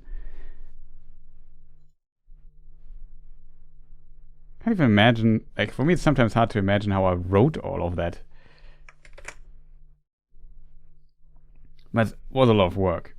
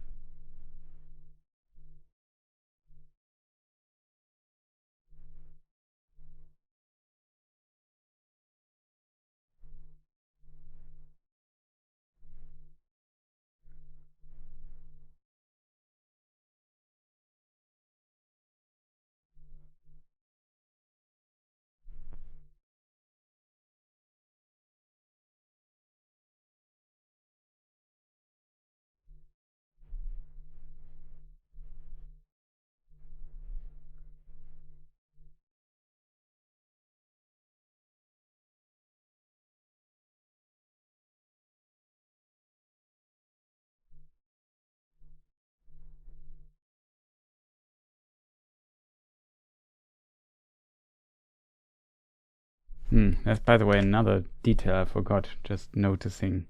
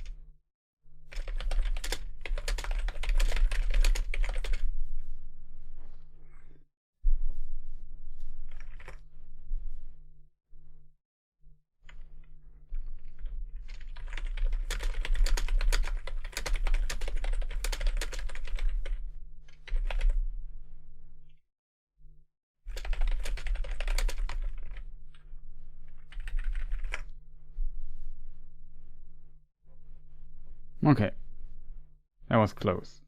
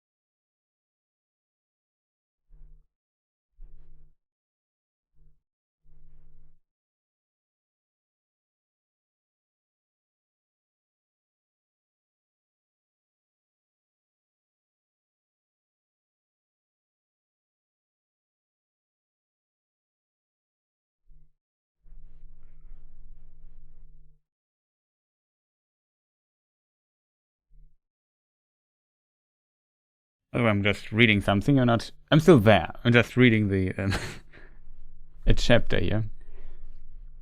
I can't talk. I'm not sure if you ever tried it, but reading while talking at the same time is really difficult, at least for me.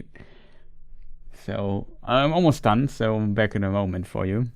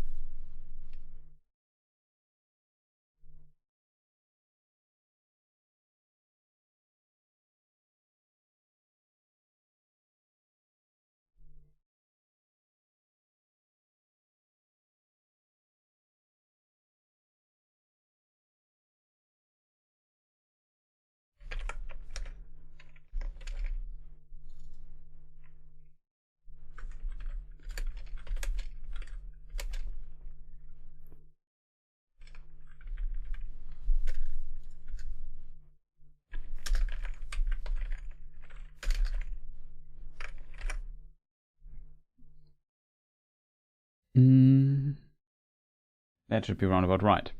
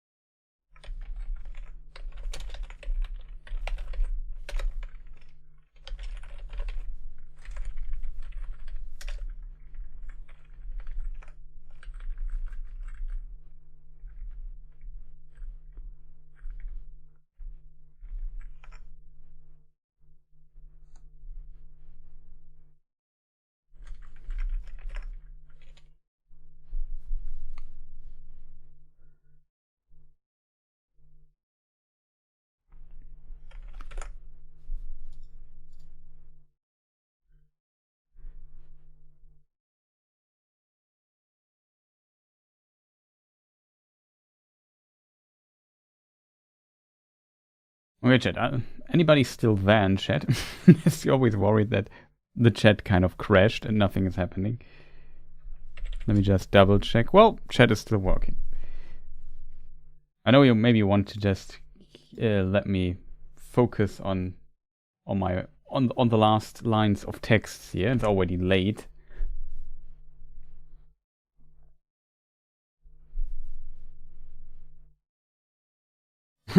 Already, I was already still there. Awesome. So yeah, but it's a bit difficult working on stuff if you have to read a text. So now we maybe need to work together a little bit, because the chronology, if I remember correctly, and I just read this like, I don't know, 2 days ago, the complete ending of Lord of the Rings again to prepare for this here. If I remember correctly, after the funeral, they all now leave Rohan and go back to their homes. And on the way, I think Galadriel, Elrond, Gandalf, Celeborn go on this way north with Frodo and friends. And then this following quote appears where we basically learn a bit of Osanwe.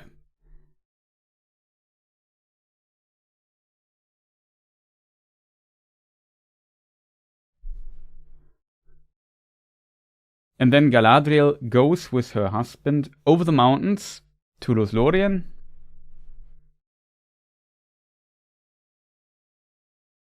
And Elrond and friends follow on. And then shortly before the Shire, when Elrond basically, I think shortly before Bree, when Elrond moves east to Rivendell, he tells Frodo, "I'm waiting for you. We will come to you at some point." Something like that.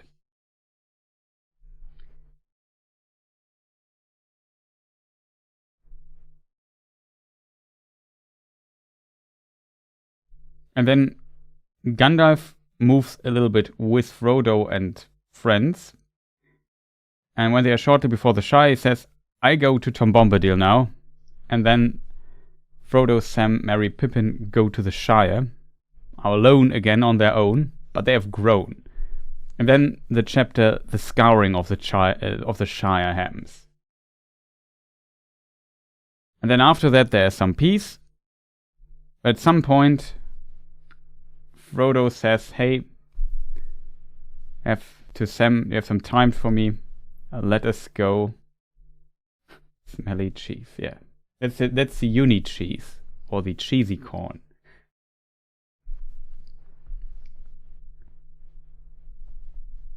You have time with me, and then they go to the Grey Havens, and then Frodo leaves Middle-earth. Is this basically it? Did I forget anything, chat?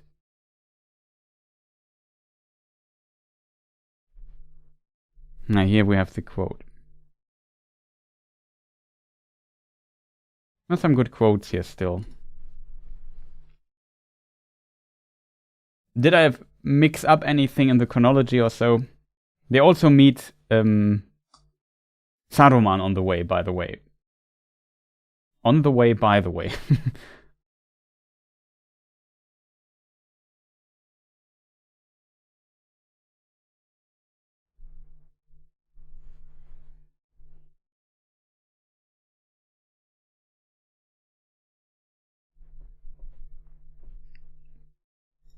And then Frodo leaves Middle-earth. That's basically the story. There's also one thing I wanted to look up, because I have had this in my notes, and I have a question mark behind it. And that is, does Elrond take the Palantir with him to Aman? I mean, there's still the Palantir of Minas Tirith, and there's still the Palantir in the Imun Bereit. I'm not sure if he takes that one, or the Palantir of Isengard. It's not really clear, because there are still a few of those left. There's also the Palantir of Minas Tirith, but I think they won't recover that one. I don't know.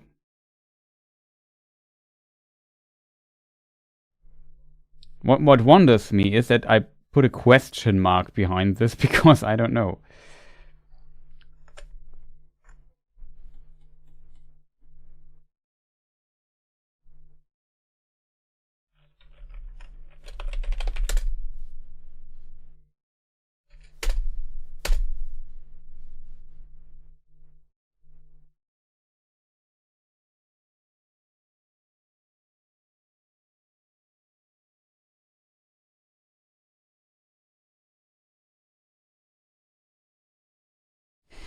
Honestly, when I read Lord of the Rings the first time as a kid, I did not understand why they weren't at least a bit mean to Saruman.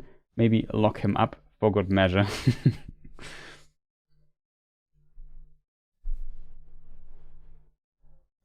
Yeah, it's an interesting thing there, right? Like Treebeard, he might potentially manages to convince Treebeard to let him free. And Treebeard believes him that, well, he's a teethless snake now. He has no. And Gandalf later says he might have one teeth left, which he has. And it's in this regard interesting, I would say.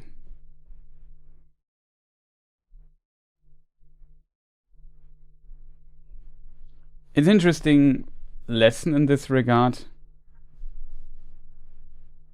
because they kind of have pity for him, have mercy on him in this regard. He did terrible things, without question. He's a traitor.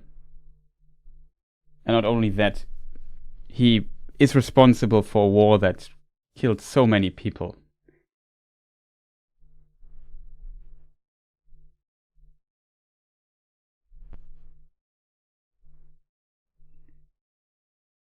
And in a way, I think Gandalf gives him a second chance and says, well, you potentially have earned worse, but we have mercy with you for now.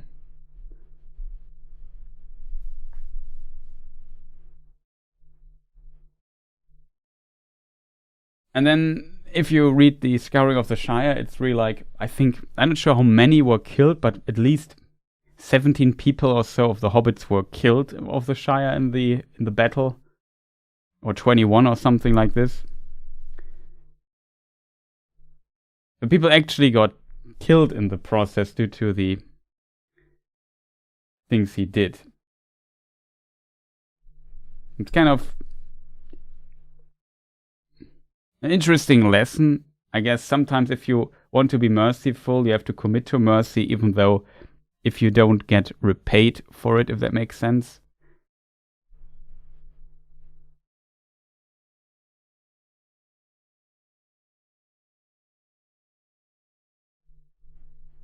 I'm not sure. It's not 100% clear if you read behind the lines about Saruman, if he was just corrupted by Sauron. Especially he's also one of the Maiar, so he has not really an excuse, you know. He's one of the powerful.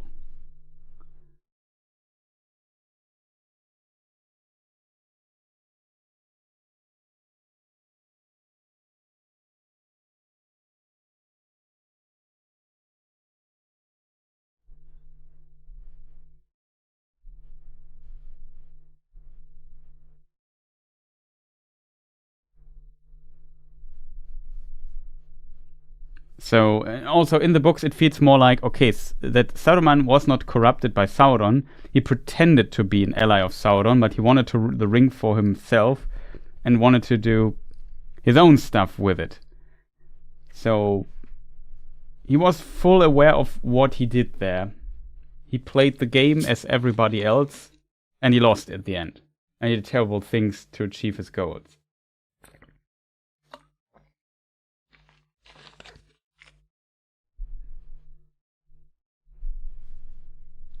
But yeah, you could definitely call it a grave mistake.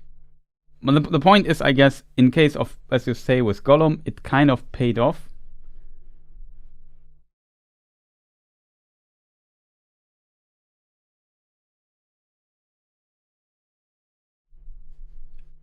But you could maybe argue that Gollum also did some harm to other people. Like there's this theory, or there's the hint that he also crept into cradles and things like that. If you really eat or killed babies, hard to tell. But he was definitely mean enough for that.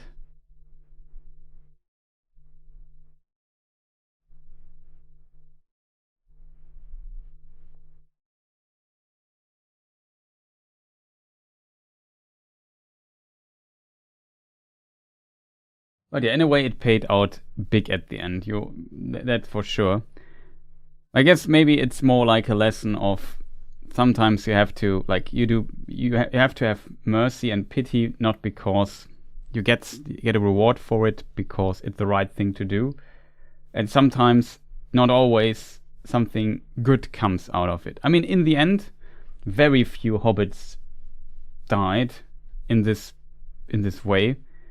You could maybe argue that if Saruman would have at least been kept imprisoned, then it would be a different story, right? It's hard to tell in which way the story would have developed in this Shire conflict there.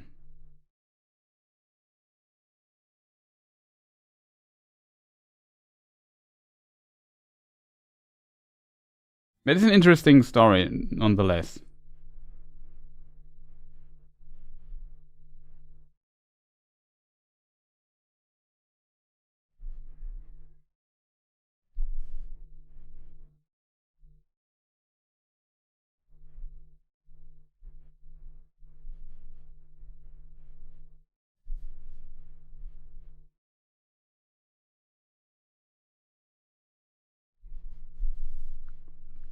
But that also goes a bit too far.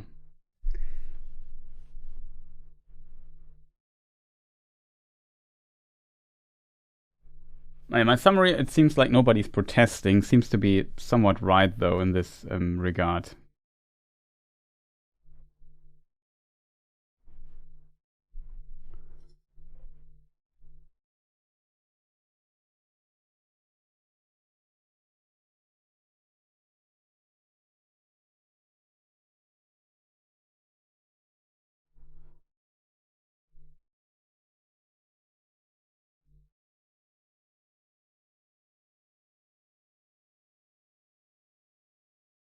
Okay. Okay, one thing I got wrong. Now I see it here in the timeline. They also, Frodo, Sam, Merry, Pippin, and Gandalf go to Rivendell, and from there they depart to Bree. Then they visit Butterbur, and then Gandalf, Tom Bombadil, and Frodo, Sam, Merry go to the Shire. That's the order.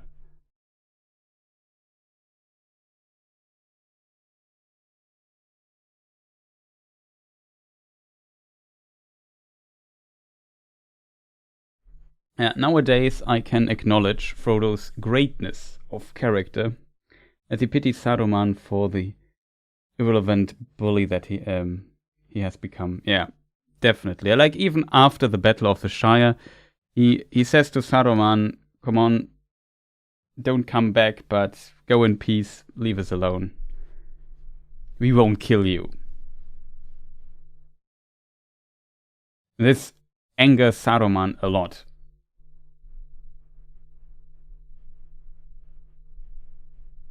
And then Saruman tries to kill Frodo.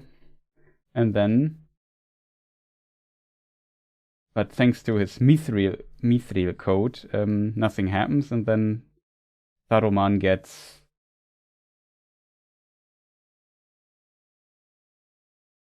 I don't know, on his sleeve he treats Grima not that well. And they offer Grima like refuge, so to say. But then Grima pulls out his hidden knife, and slits the throat of Saruman, and then he is also killed for doing that, or try to prevent this from happening, and then he's killed in this conflict.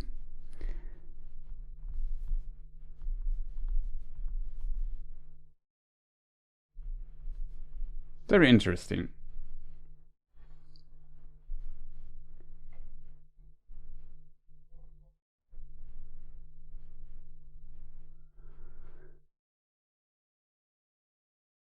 It's definitely greatness.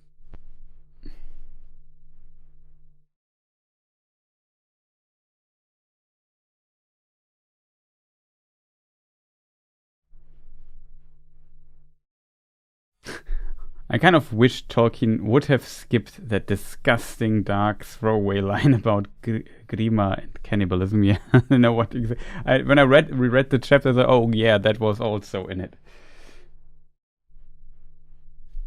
And that's maybe a bit too over the top.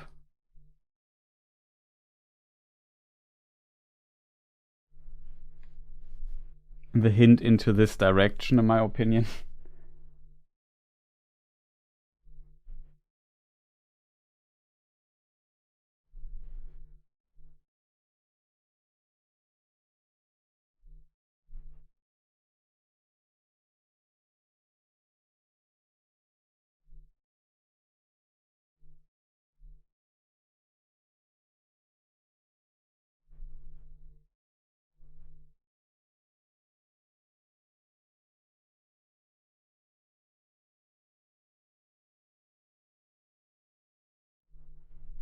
I think it would lean to the idea that you could corrupt a wicked man down to an orc-like being. Yeah, but at the end, men, like Tolkien's latest idea was that the orc origin is not elves but men.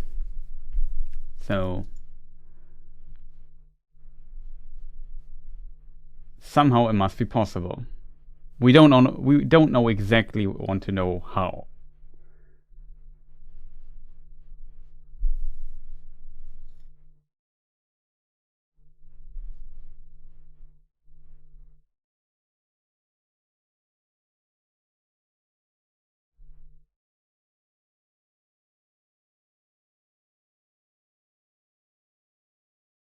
Yeah, something like that.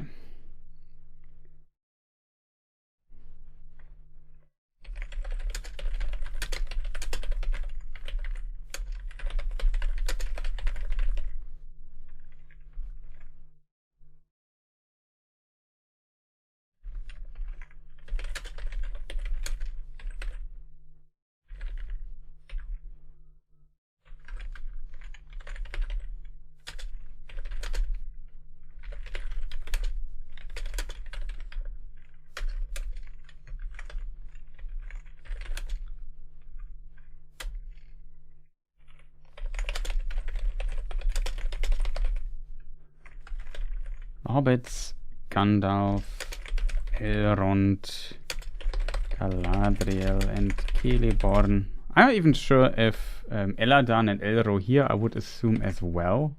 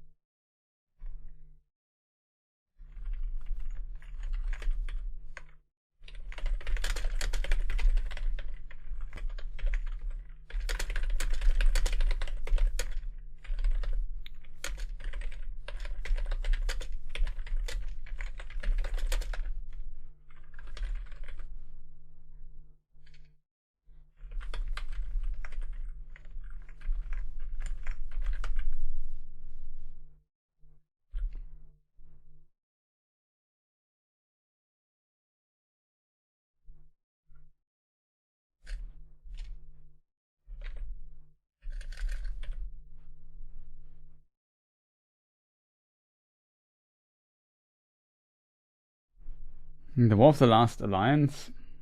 Hard to tell. I think he's not mentioned, really. A lot of characters are mentioned, but he is, I think, not, which is strange. But Celeborn is always a bit strange to place.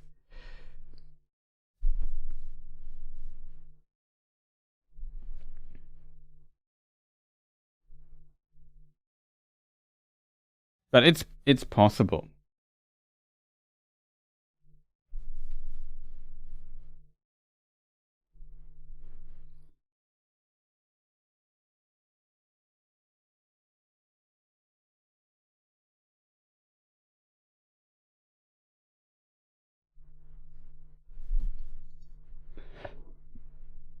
Okay, chat. I will make a short break because I need something to drink and maybe eat a snack really quick. So we'll be back for a few minutes and then we continue. Maybe run some ads through in the time being, but I'm back in a moment. Maybe give you some music.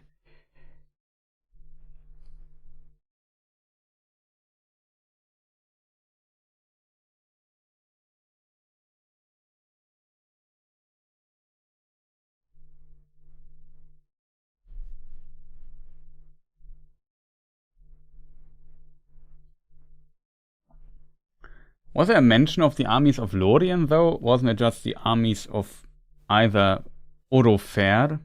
Well, you are right. There's the army of Amros, right?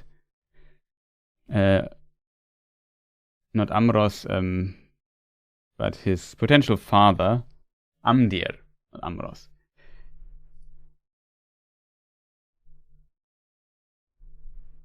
Yeah. It's strange that they were living there while Amdir was king.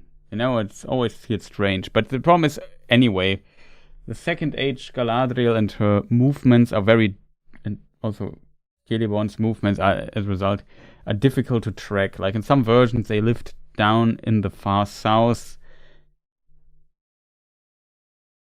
What's it called? Elrond, I think.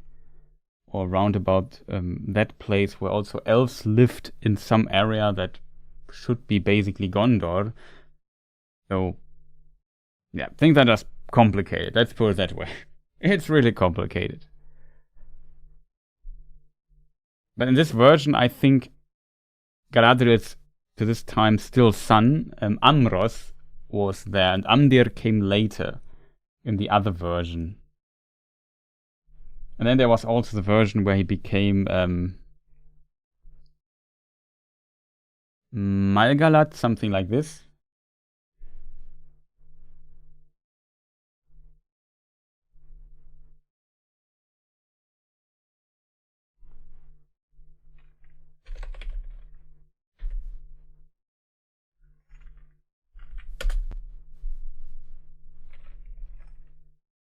Yeah, Malgalat.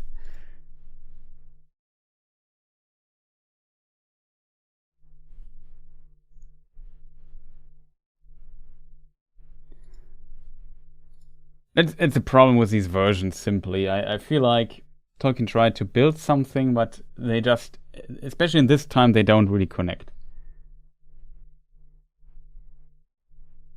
No, base game Redan is not parryable. You can't parry base game Redan, no. That's why it's so strange that you can parry the other one.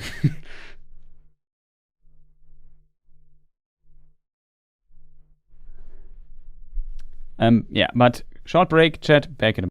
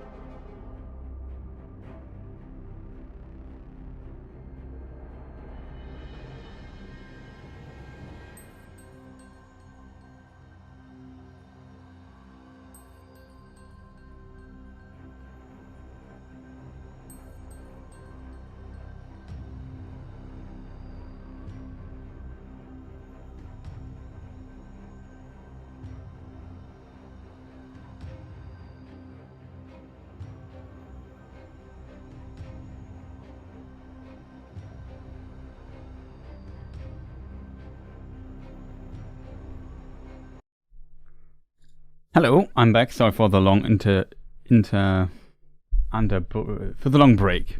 Interruption was the word I was looking for. Underruption was the wrong word. But yeah, here we are again, and hope you're still there.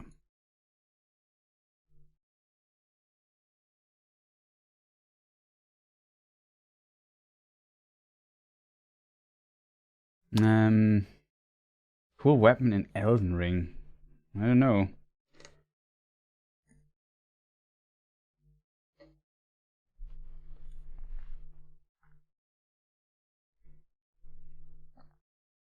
Maybe Bloody Hellas or something like that.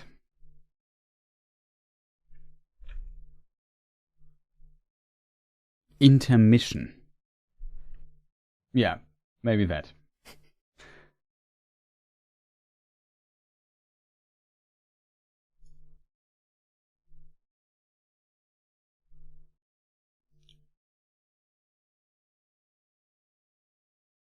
First to Isengard, where they learned that Treebeard let Saruman go.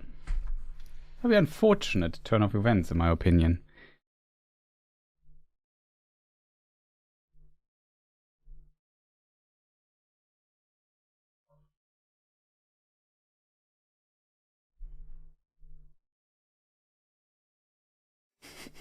.638 Chris minutes. Well, yeah, maybe.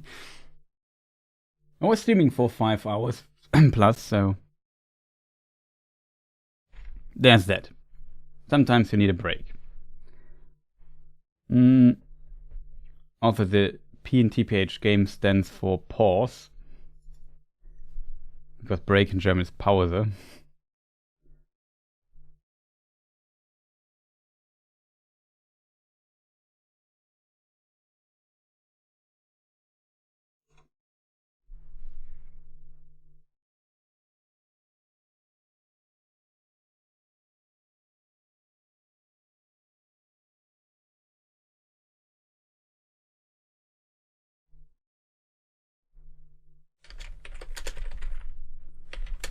On their way further north,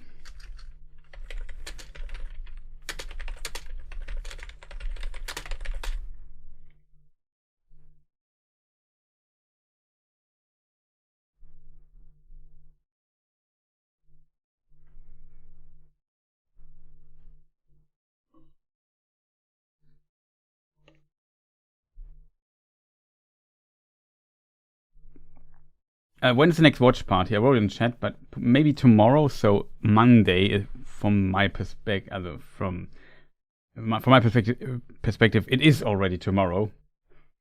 But I think, like I announced it last week, that maybe Sunday will be tough. In theory, we could have also, instead of completing the script, we could have had the watch party today, but maybe tomorrow we do the next watch party, which will be 5 Armies, which I think is not the most popular film ever of the Hobbit films. In the extended edition, will be tough, I think. I still hope some people tune in. Yeah, schedule it later.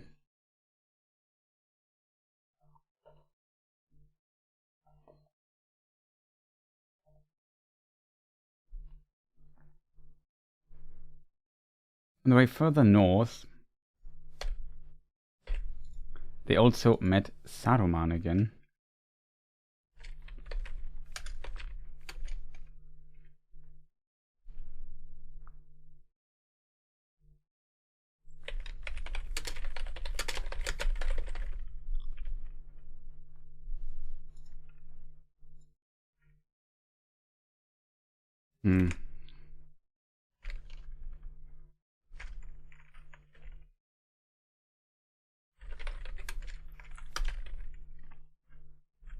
They talked about many things.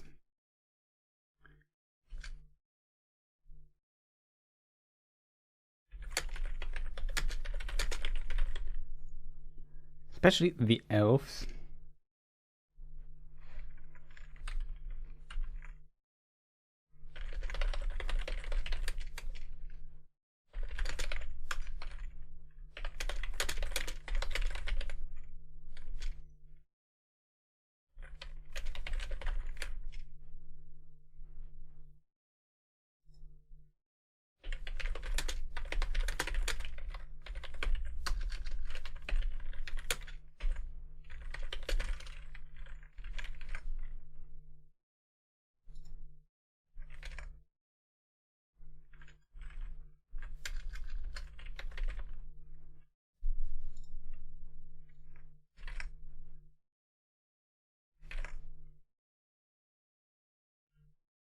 I spelled it wrong. I think you also spell it like this.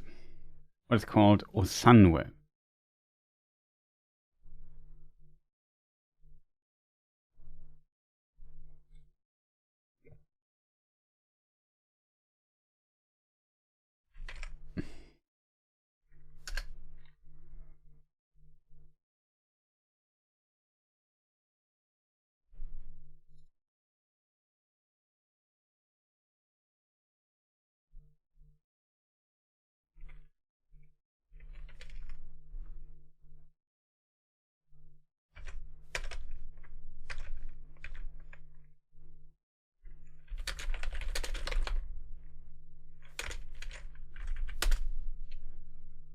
Interchange of thought, so form of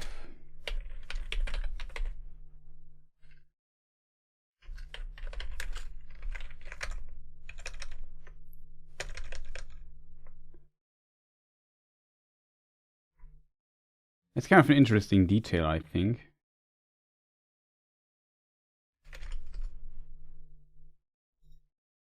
Telepathy. I think it's pronounced. Okay. Thought, a form of telepathy.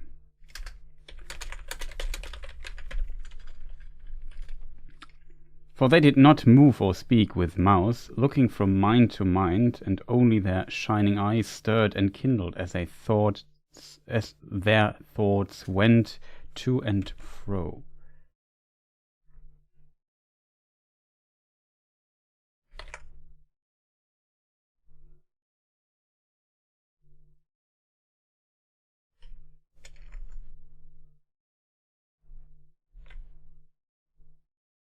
I think that is an accident.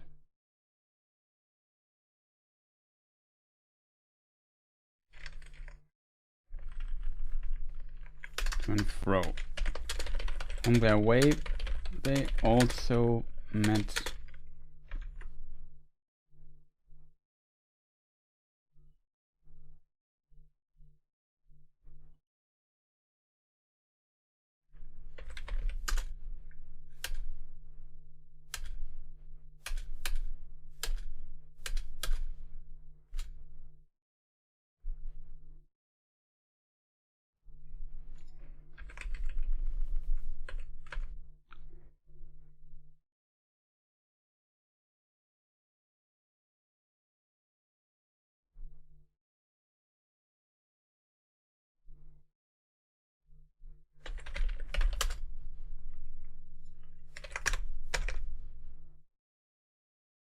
I think he's described as a beggar.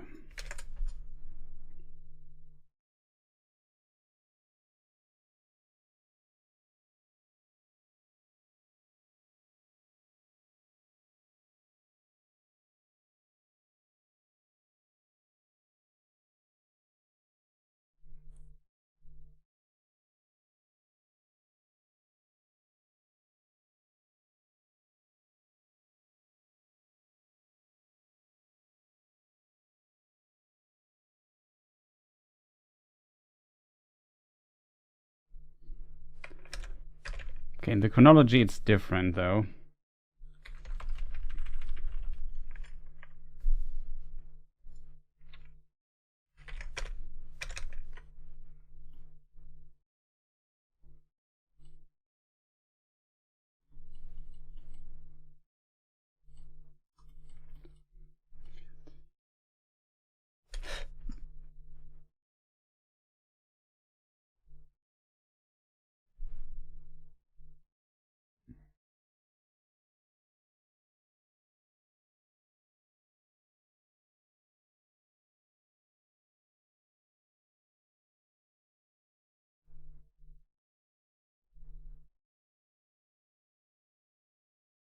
Okay, sogar danach.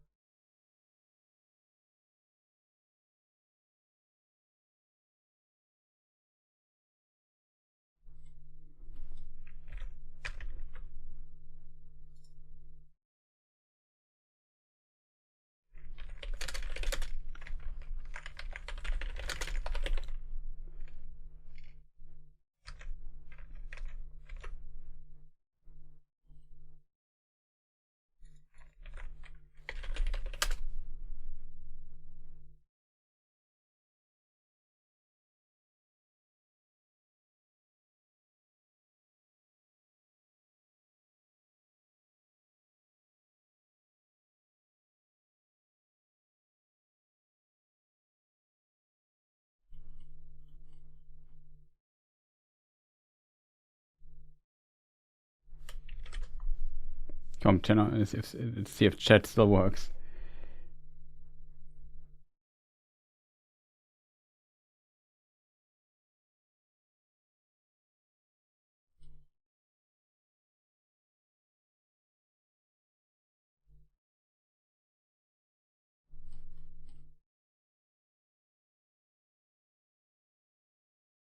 Still working. Nice.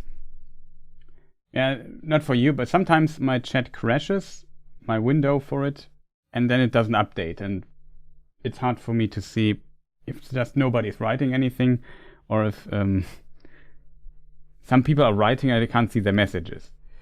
I know what causes this. I only have this on the YouTube chat, not on the Twitch chat.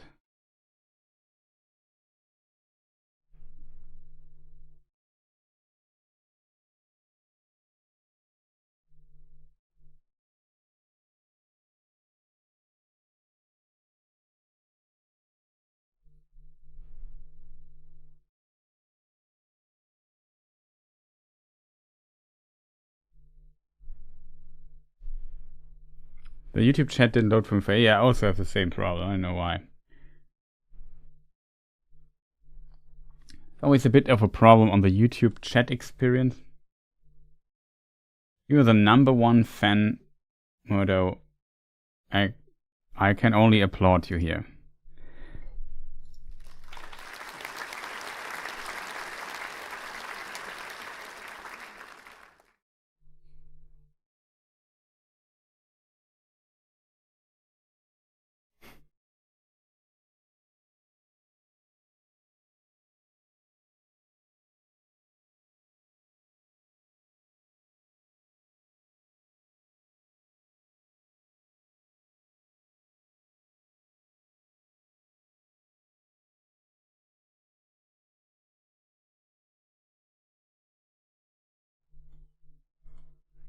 Okay, it's complicated, more complicated than I thought.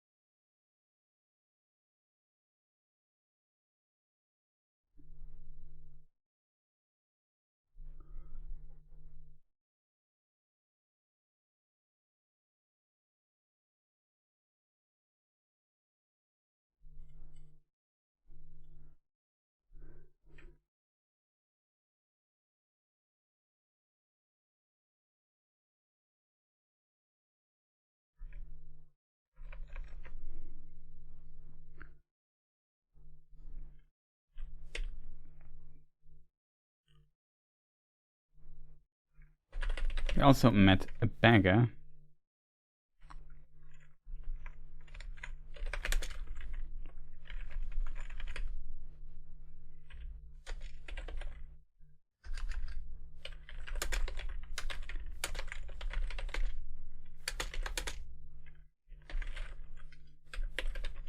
was Saruman and Grima.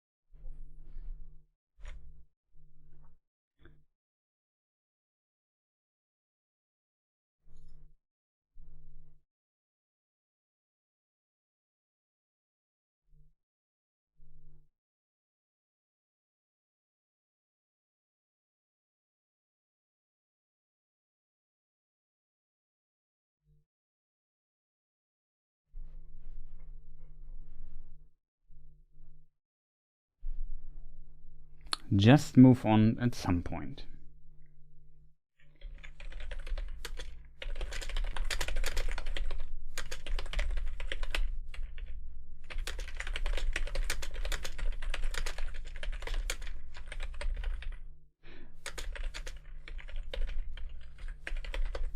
Lorien.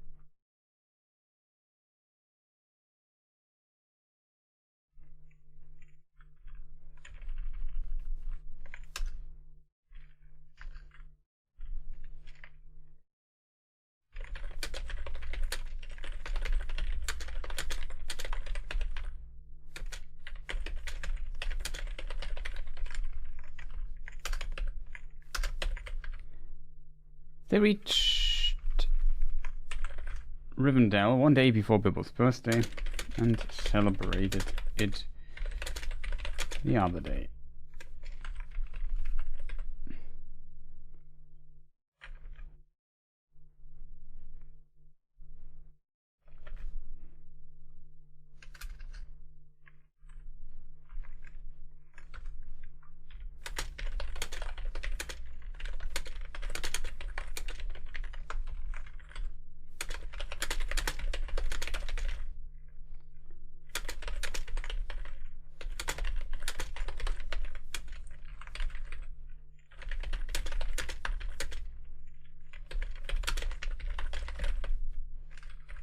See Mr. Butterburn.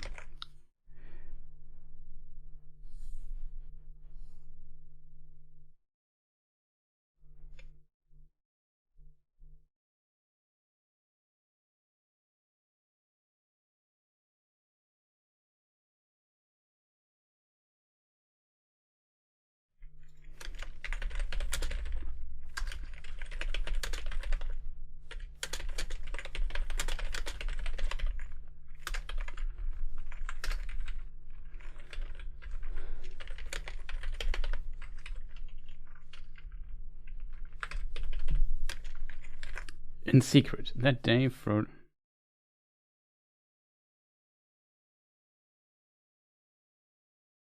The day Frodo spoke to Elrond, and it was agreed that they should leave the next morning. To their delight,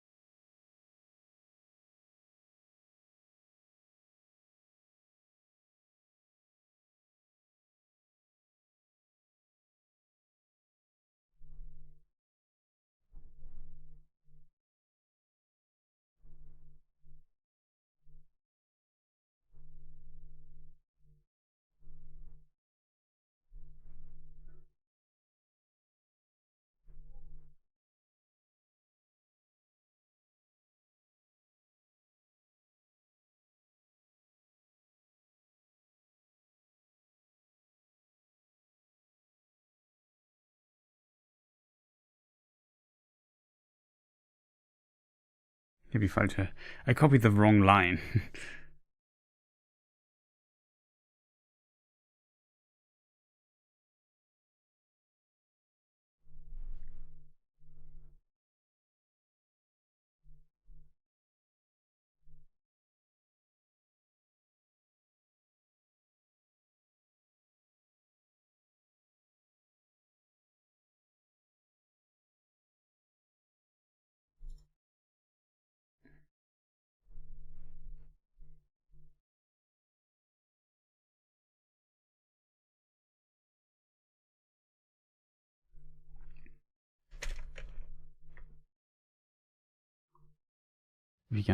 Always wondering how wasn't there some more to it?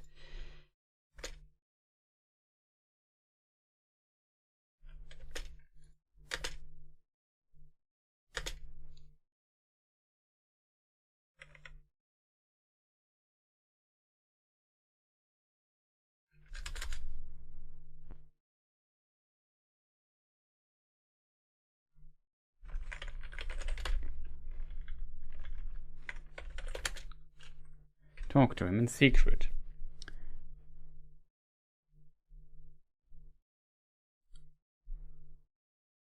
As Frodo stood up the threshold, Elrond wished him a fair journey and blessed him. And he said, I think, Frodo, that maybe you will not need to come back unless you come very soon. For about this time of the year, when the leaves are gold before they fall, look for Bilbo in the woods of the Shire. I shall be with him. These words no one else heard, and Frodo kept them to himself. Das war das Zitat. That was a quote I wanted to use here.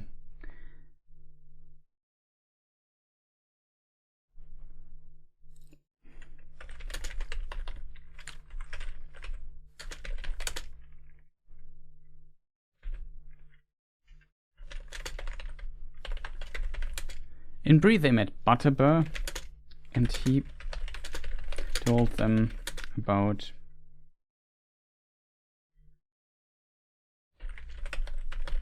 fortunate changes area and the Shire.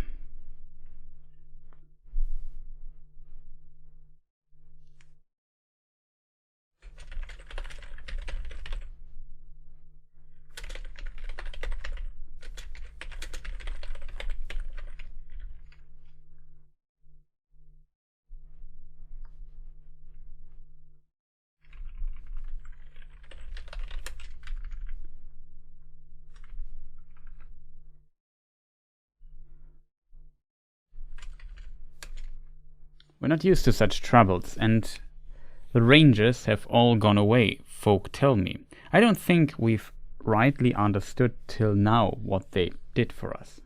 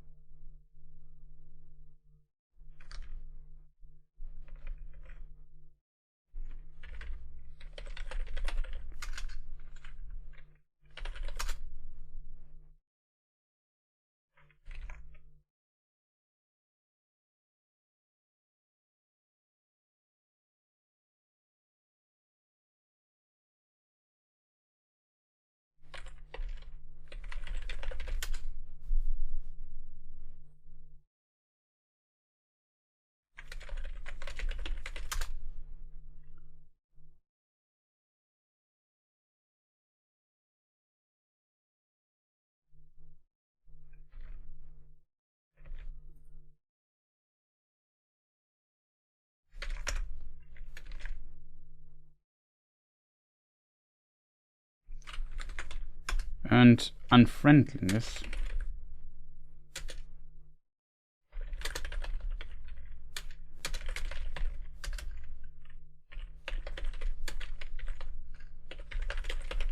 Whatever.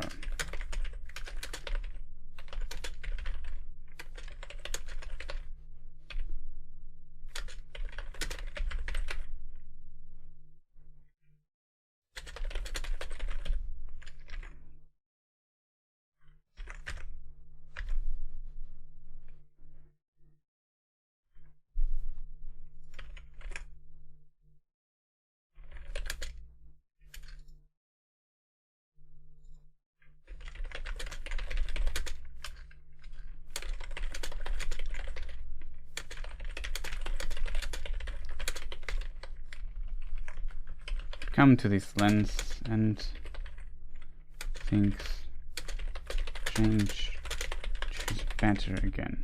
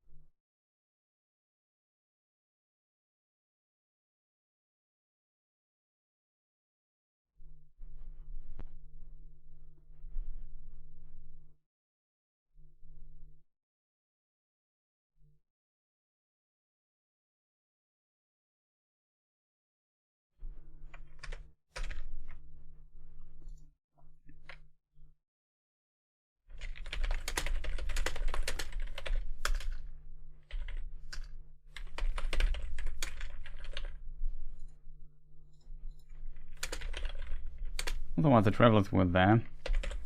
Bree.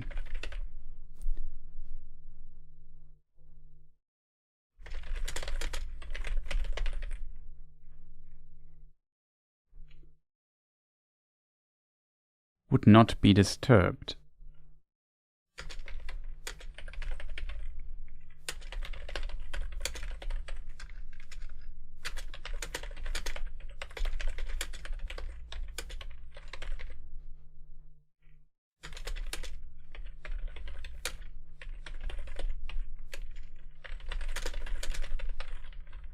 Looked hopeful into the future.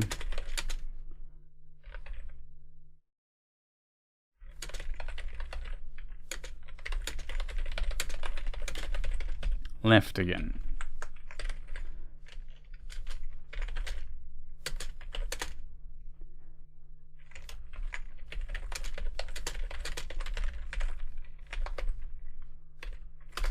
Then close to the Barrow Downs.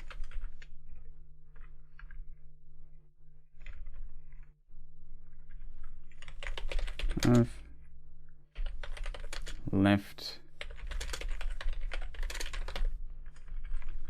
the Hobbits last to visit Tom Bombadil. Now reading it, often I got the question, what did they talk and so on. I really think he just, like, Tolkien's point of the chapter, the Scouring of the Shire, is that to demonstrate how much the hobbits have grown in their time, and that the dangers and enemies and problems they had to deal with on their journey were so tremendous and vastly bigger than the troubles they have now, that there's nothing in the world that they can't do now, basically.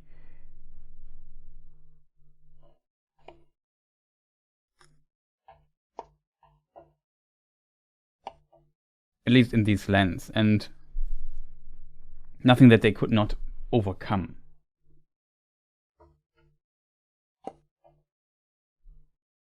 So I think Tolkien just needed an excuse why Gandalf leaves the hobbits and not comes with them to the Shire. But Tolkien wanted to take Gandalf out of the equation and have the Scouring of the Shire chapter, that's my interpretation of it, only be the hobbits on their own and now show what they can do now. To kind of demonstrate their character development here.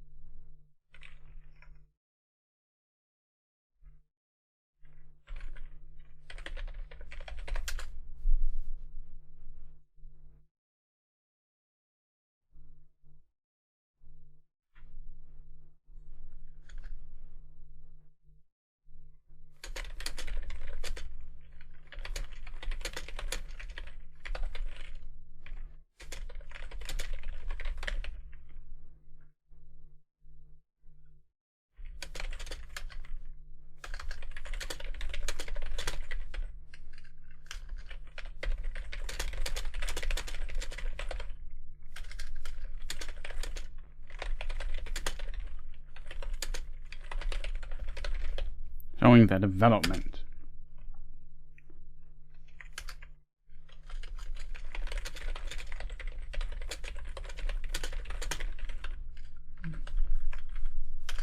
Oh, it's sweet. Neck and blade.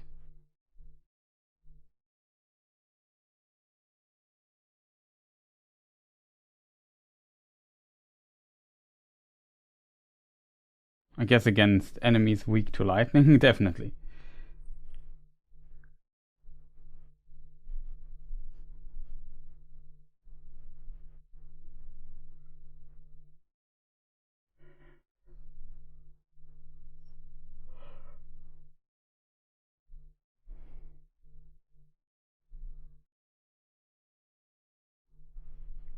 Okay, that's intense.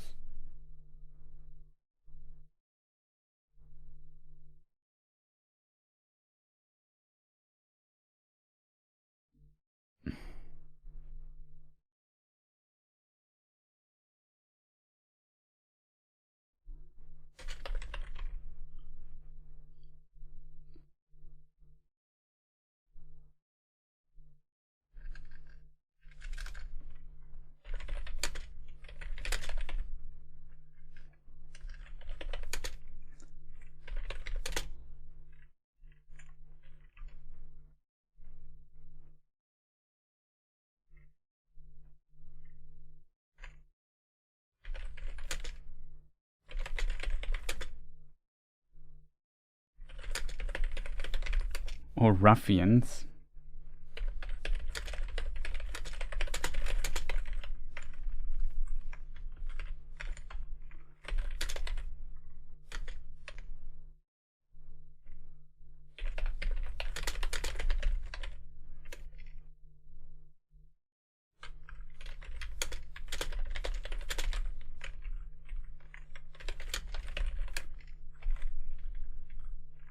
Sharky took control over the Shire.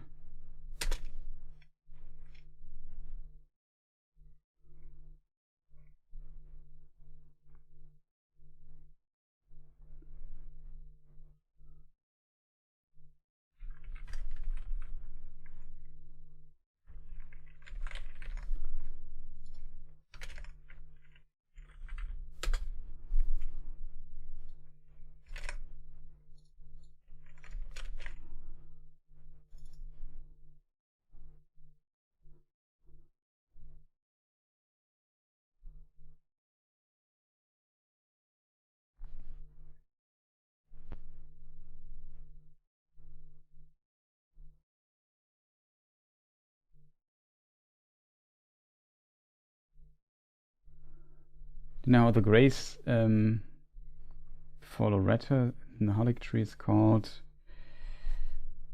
Let me just look it up. It is called. It's like the city one. Like Loretta, usually you go there over the elevator. If you don't have the elevator unlocked, then the closest one would be called.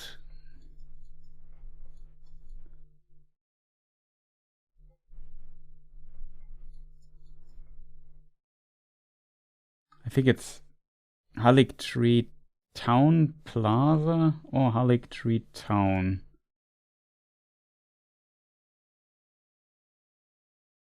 I think it's Town Plaza for Loretta, and then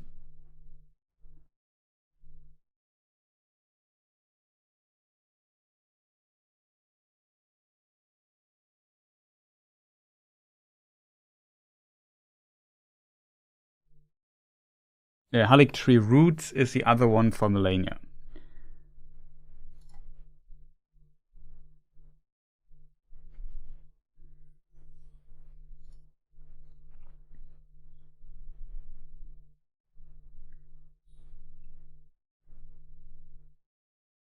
Yeah, no problem.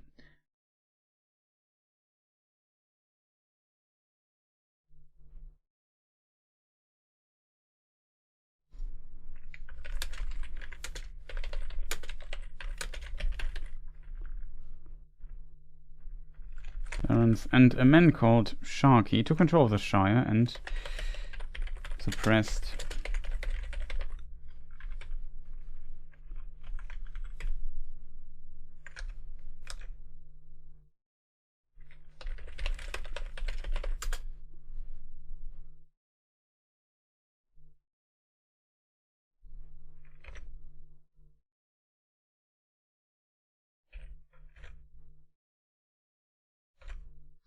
suppressed or oppressed.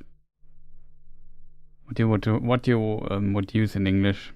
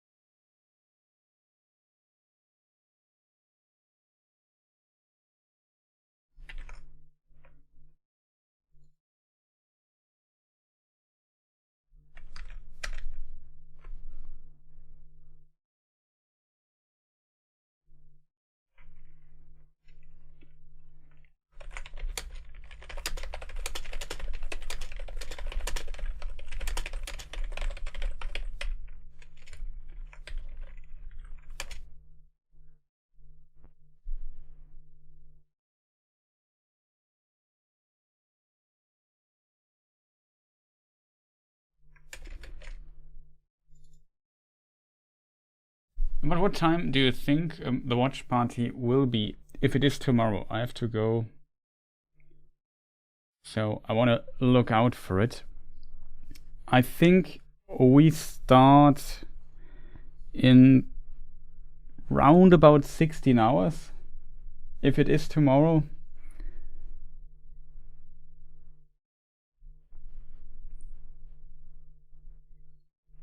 That would be the plan, I think.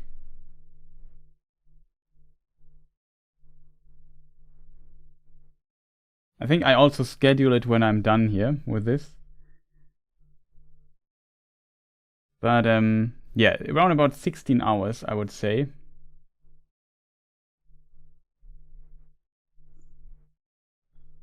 So that's for me 19:30.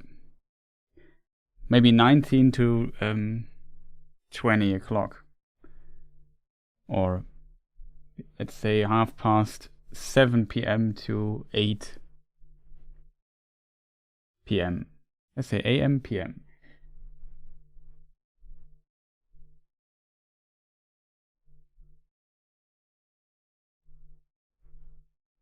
For me, that would be in 16 hours or 16 and a half, something like that.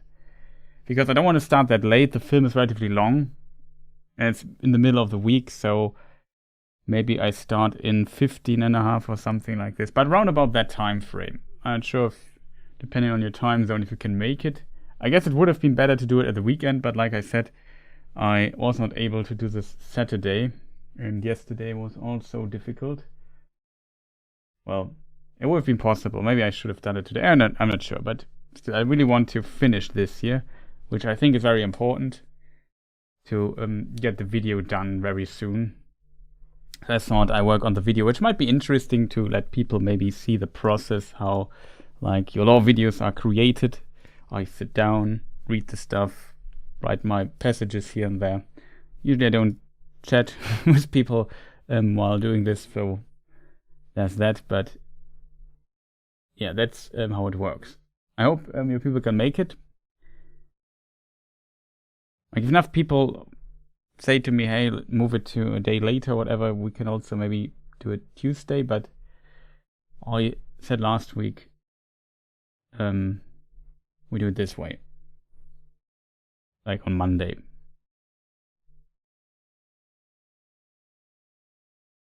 It definitely is. I managed to establish a rebellion of the Shire Hobbits very fast, which led to the Battle of Bywater.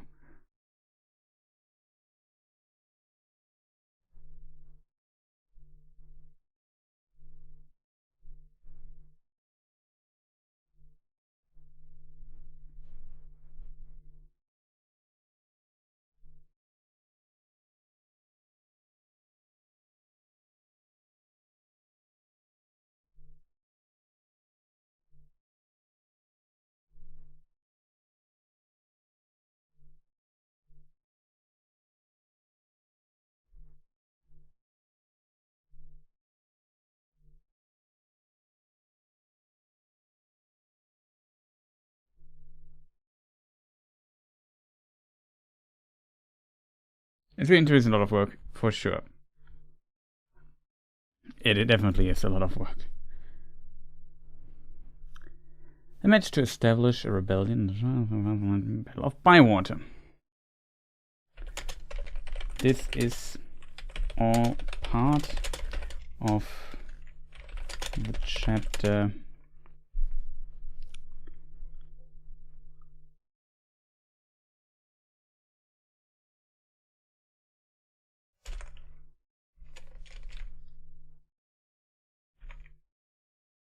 The Scouring of the Shire, which did not make it into the Peter Jackson films.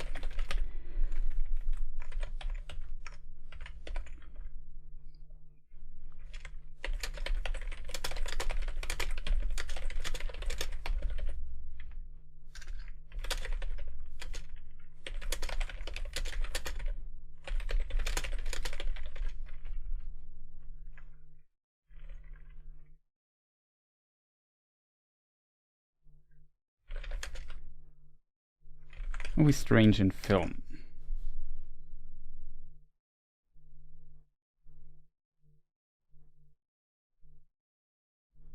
The range of the backhand blades is not that great, but not the worst, to be honest. Nice one, Baldo. Good job. However, I think it works well in the books, but it would be strange in the films.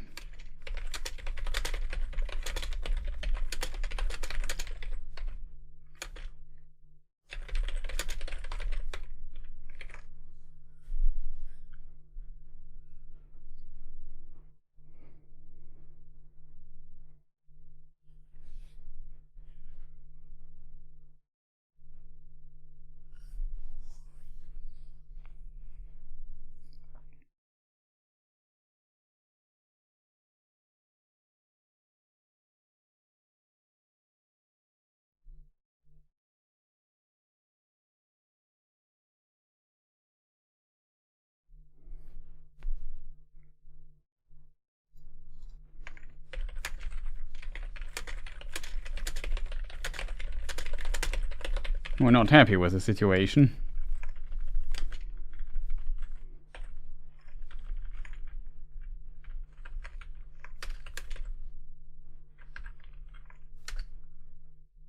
Another battle.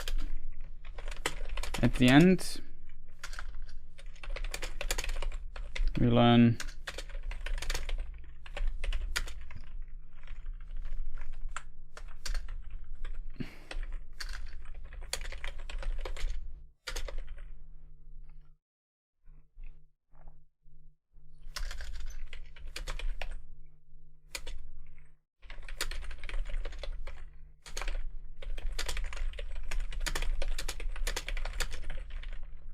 whom he also killed.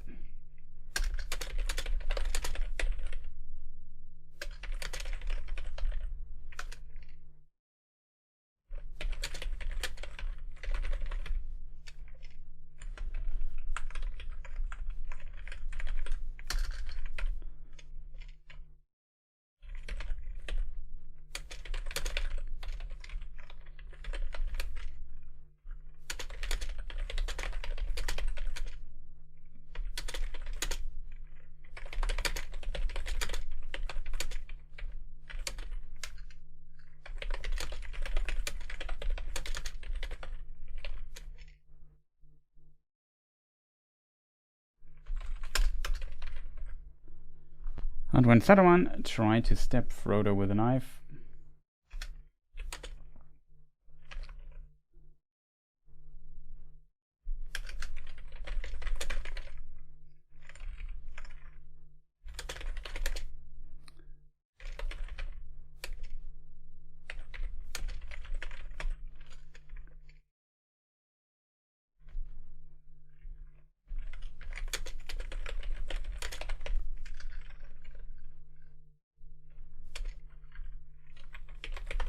things escalated.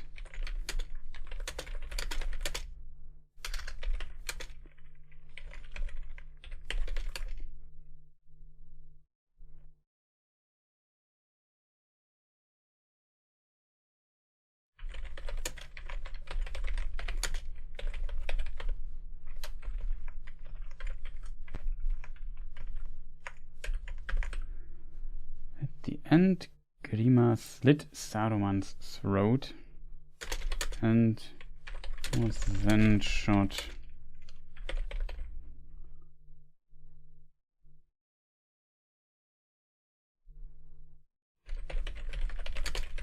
Multiple arrows.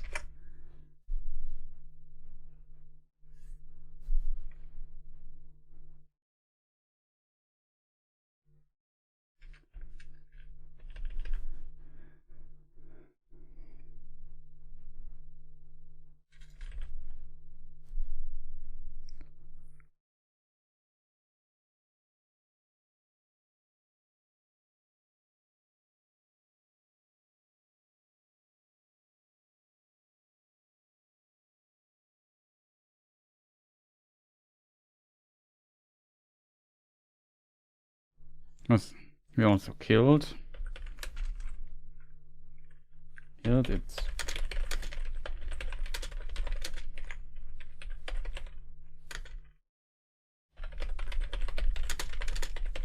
potentially aid him.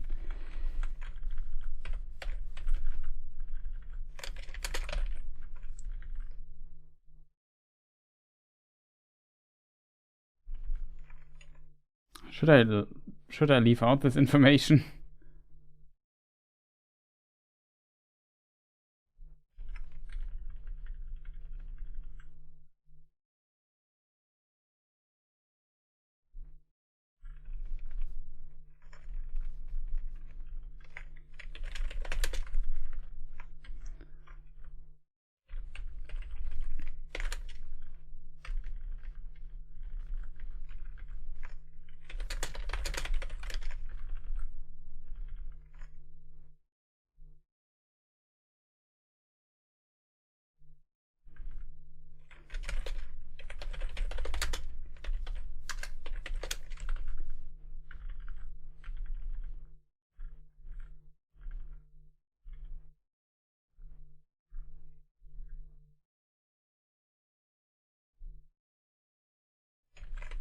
Escalate.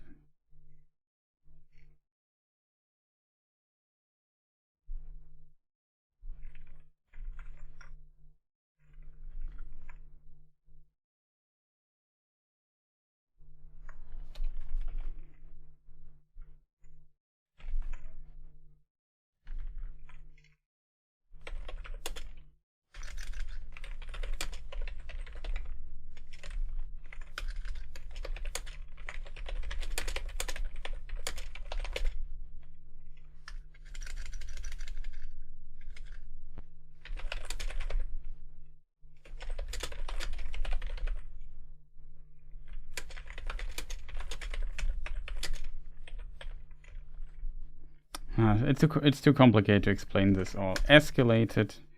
Things escalated.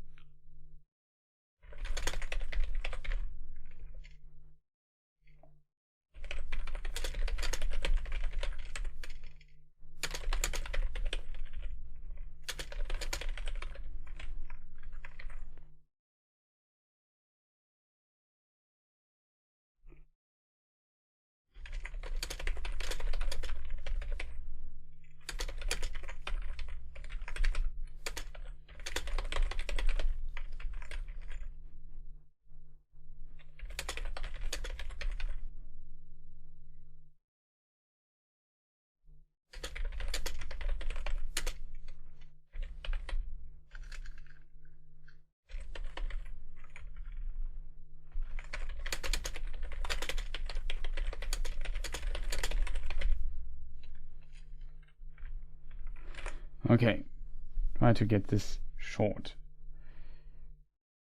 Blessing for the Shire.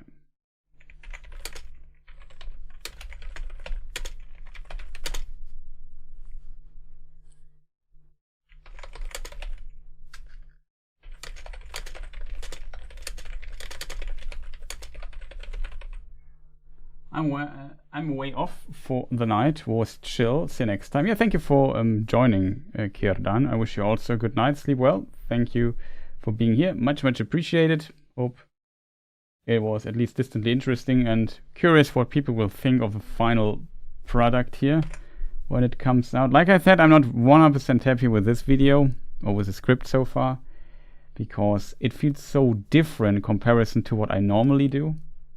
Like normally I try to extract a detail and find as many information about it as possible and connect it to other things, and here I have to have too much information. Now I have to contract them and compress them in a very relatively short video. Covering the complete Lord of the Rings in one video is difficult, and still give some interesting side notes here and there that might not be that well known by some people.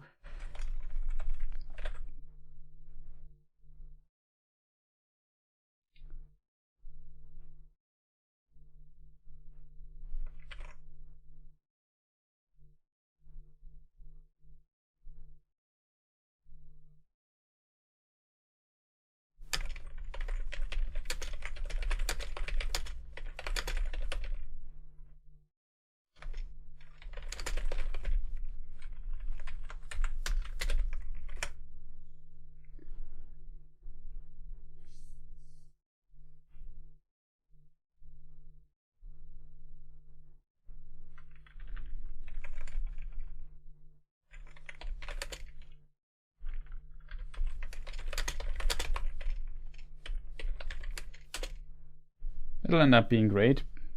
Good nights. Thank you, much appreciated. Good night, sleep well. Necklace. I don't know how a necklace is spelled.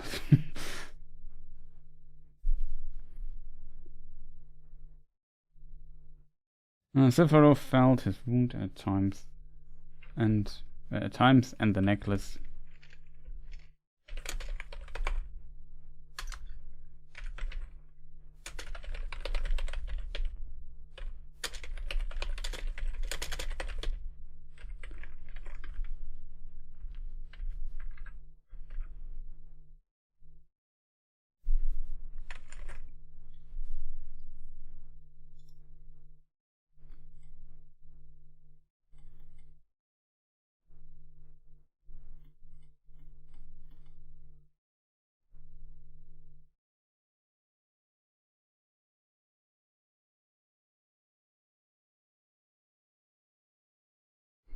Oh, maybe I should also build the Shire.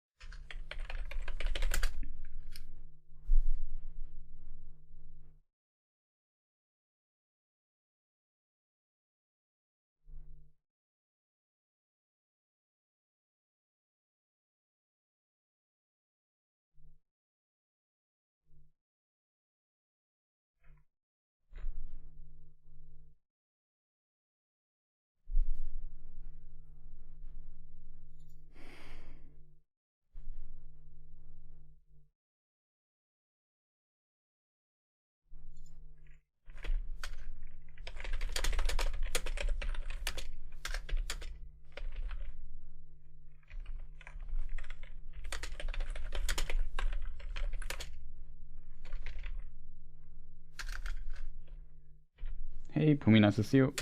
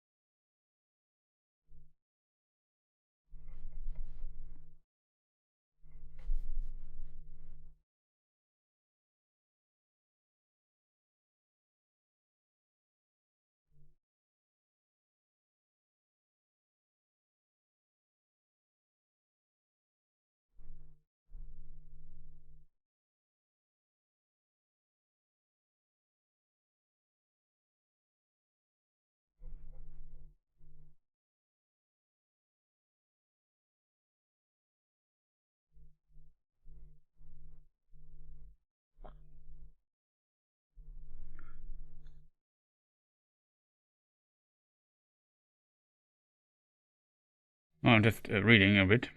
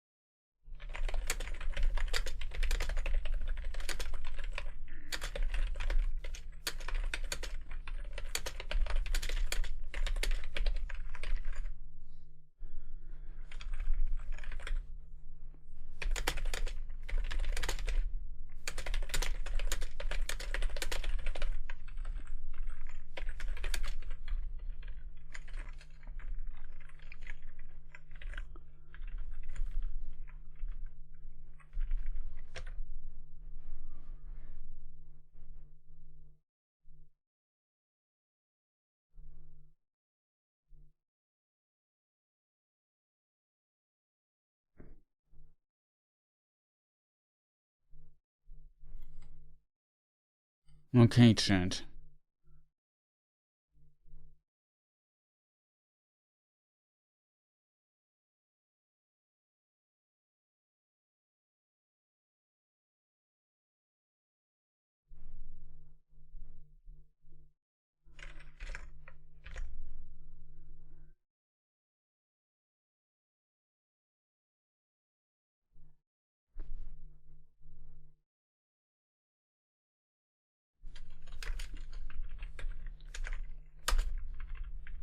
Very good idea to get another nice description here from the books. Elrond wore a mantle of grey and had a star upon his forehead, and a silver harp was in his hand, and upon his finger was a ring of gold with a great blue stone, Vilia, mightiest of the three.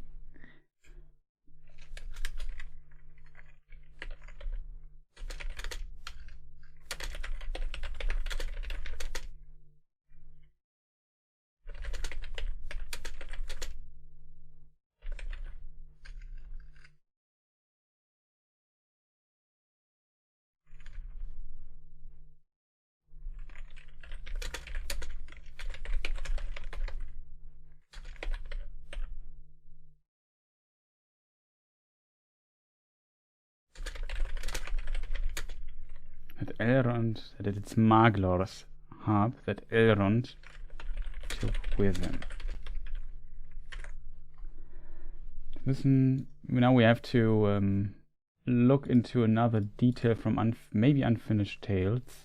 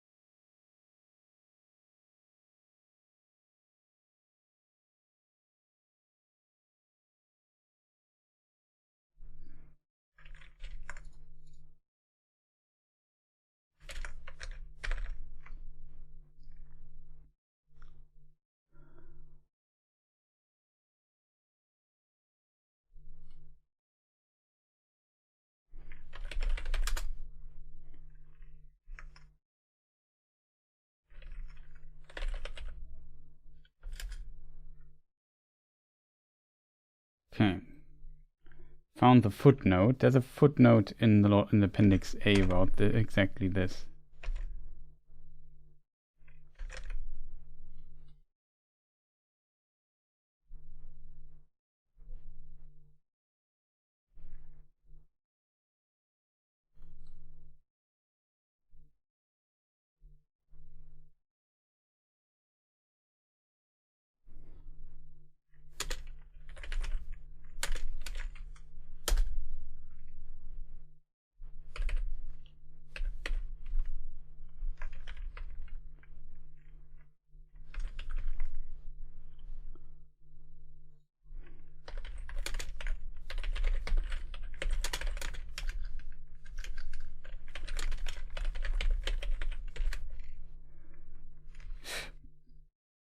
Illustrion.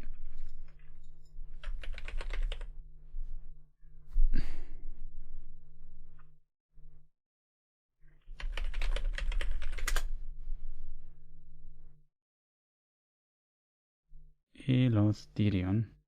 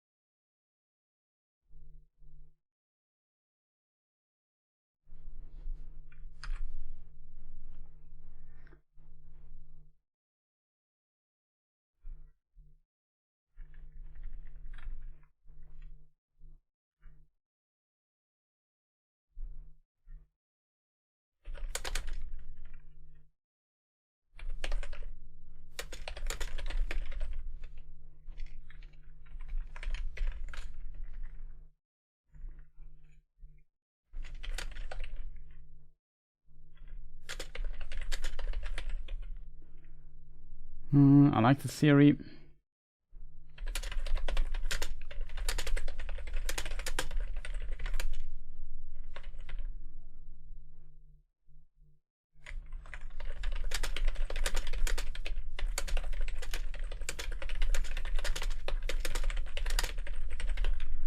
Must have been with him. Must have been quite limited. And he was not known as harp player himself. So must have a great personal value for him. Oh, I need a new hobby for Valinov.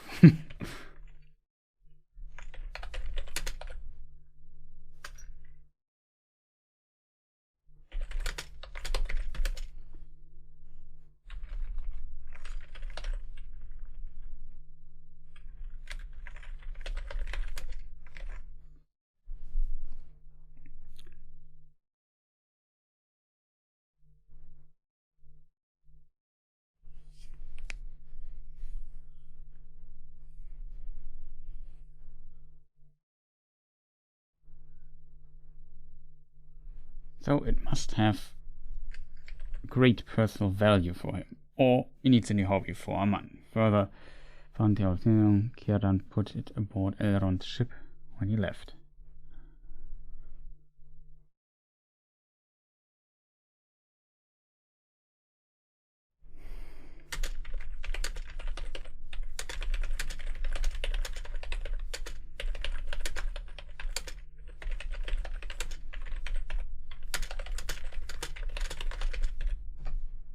It would also indicate that there were multiple ships in the haven,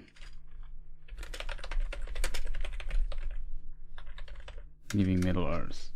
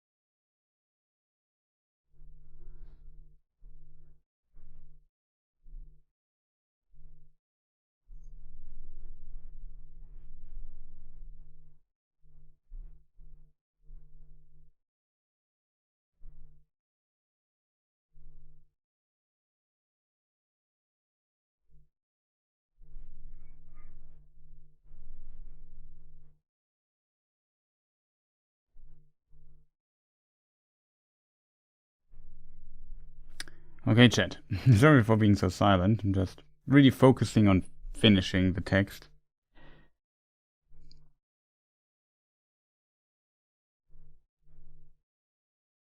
We're almost done. I did not expect that it would be so much. We're on page 13 now for this video, which is far too long, chat.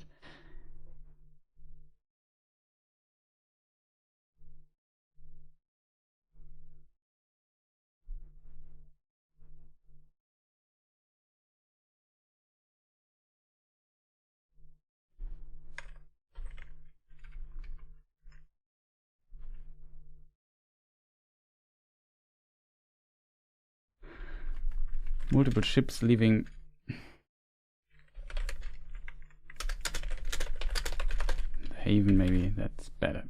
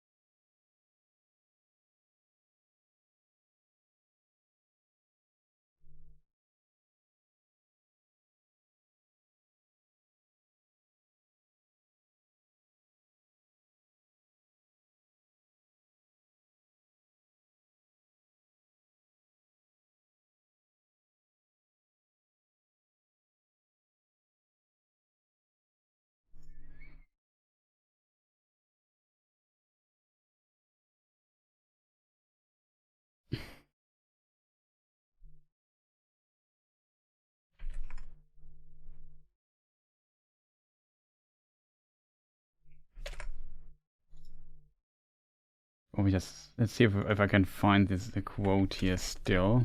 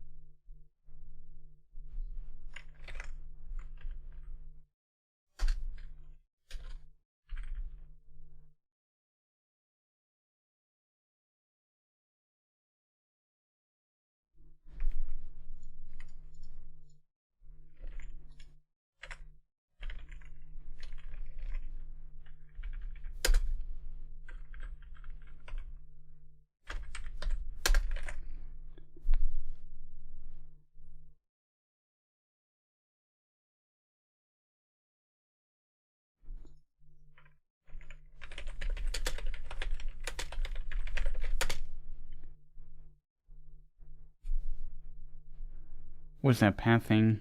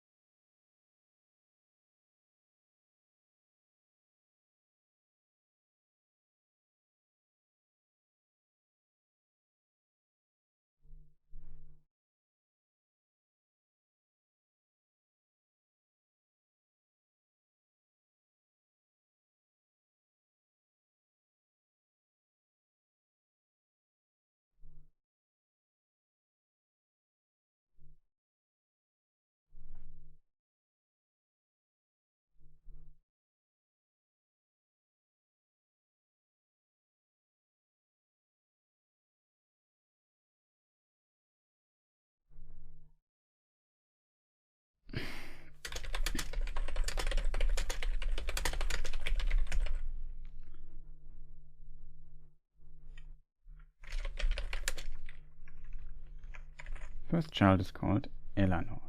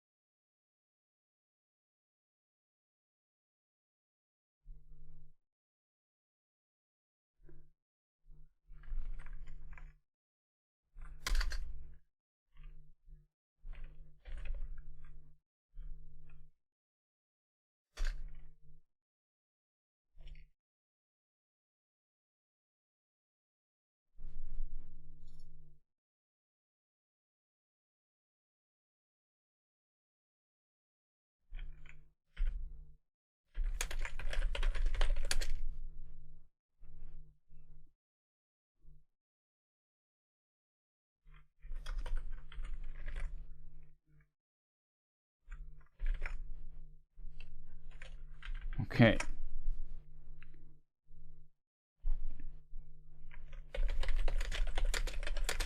I think we got it, chat. 1st December 2025. I end my script here for this project. I think there's still some detail. The problem it's gotten far too long, as always.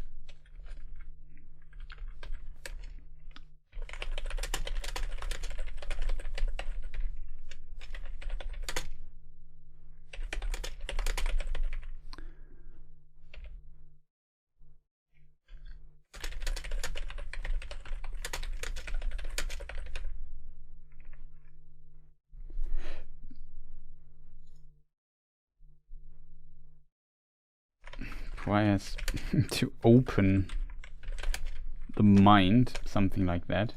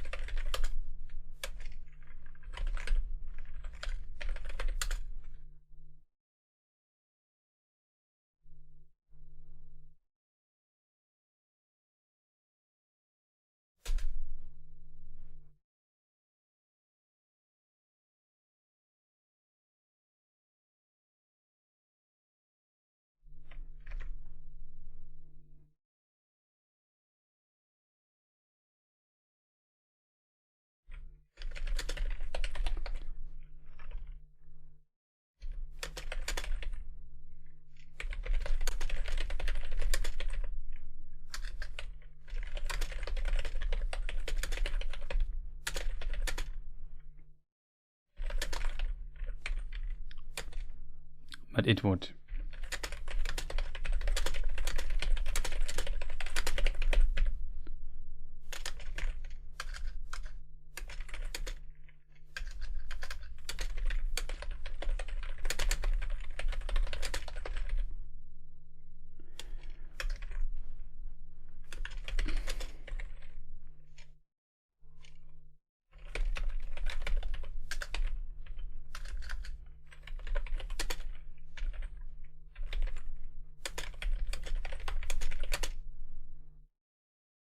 Also, telepathy opens all kinds of problems for the plot.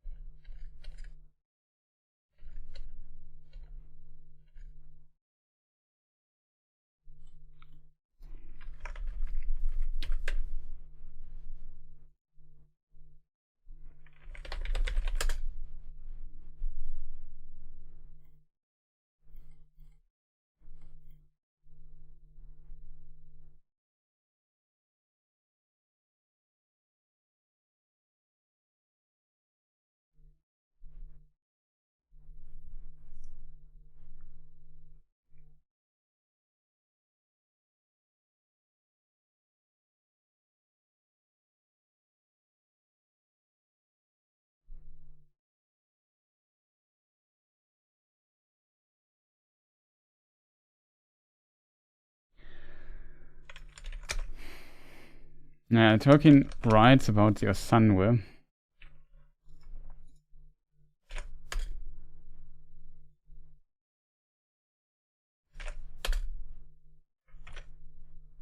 For distance in itself, for about Osanwe, so telepathy, for distance in itself offers no impediment whatever to Osanwe.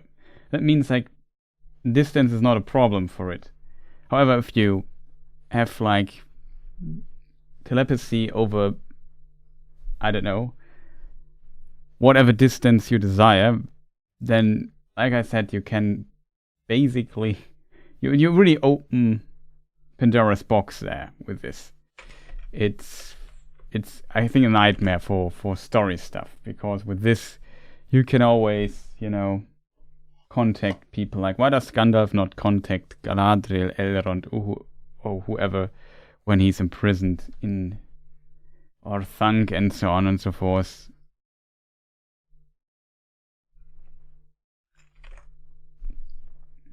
There's like a lot of problems with that, as you can imagine. So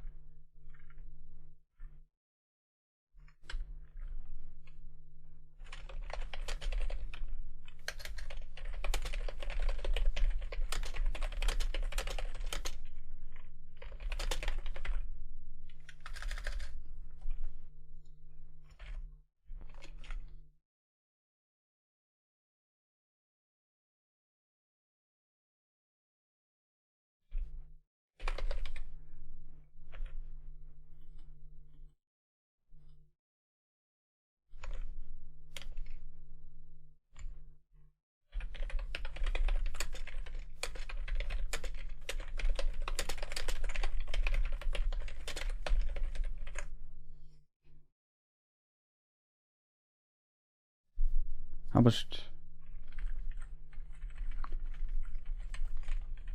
for example, in Nature or in the Nature of Middle-earth book.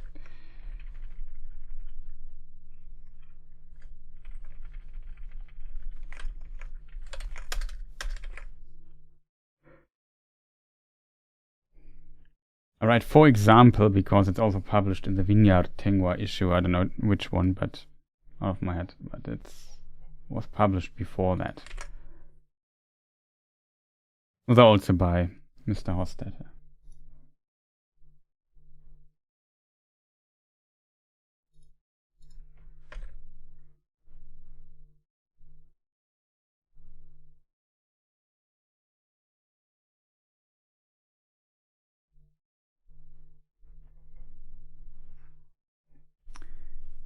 Is there anything, chat, that I have missed here? If you have watched for a while and listened, you definitely have seen all the information we just included today, which is quite a bit.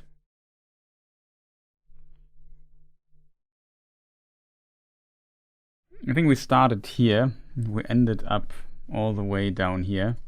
So we wrote quite a few pages here, plus adding some extra pages here and there, so it got really a massive script now, which kind of worries me a bit. But yeah, summarizing a lot of rings, and even though I say, yeah, I try to do it not a lot of detail, often do it in a lot of detail. Unfortunately, I skipped quite a bit in the script over the Council of Elrond. Basically, with the argument, well, I covered the Council of Elrond already in so many different places in other videos and so on, and also a lot of the information from this video is also from the Council of Elrond. So, in a way, I have basically already told everything from there, just at different places. So, just going through it again is really difficult. I think the most important parts to cover is how was the fellowship established, which could have covered in more detail. There is the detail that's maybe missing a little bit in this story is that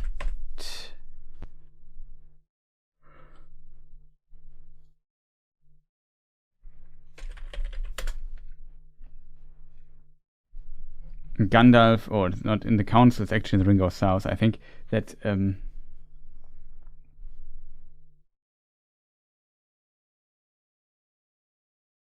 Merry and Pippin, especially Pippin,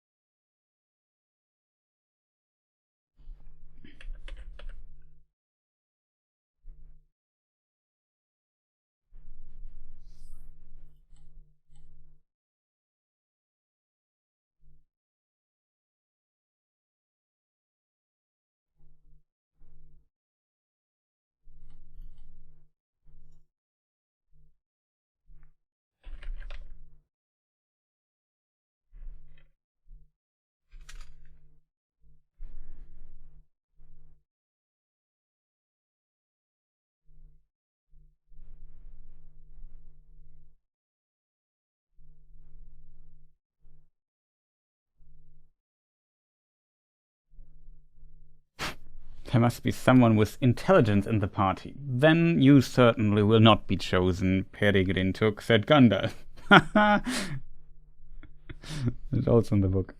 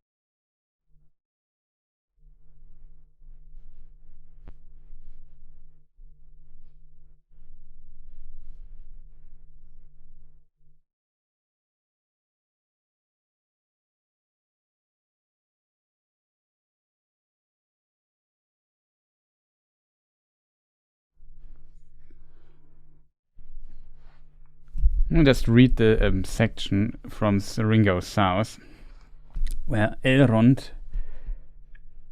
explained things again.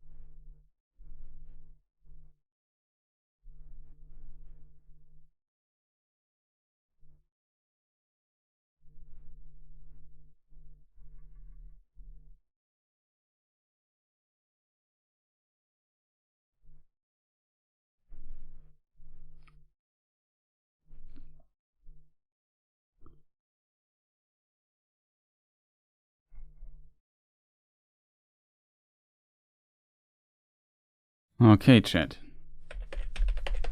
I often say this. Let me see, how old was Pippin at this time?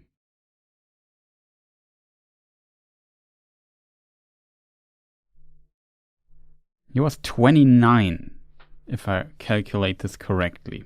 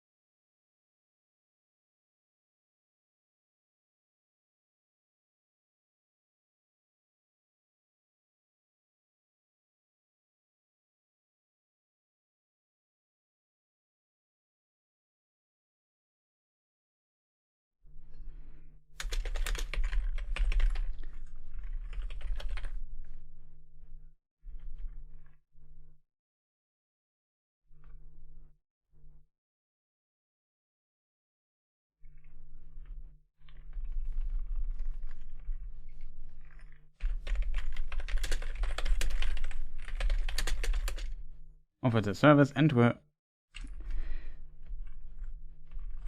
chosen by Elrond as companions.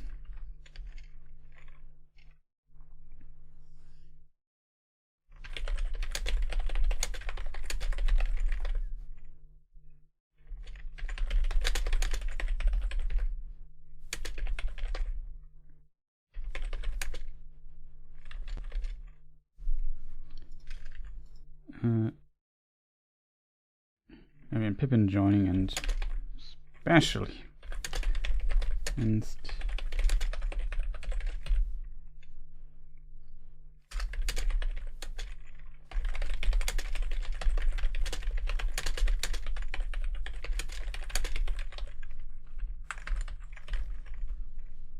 Pippin made clear.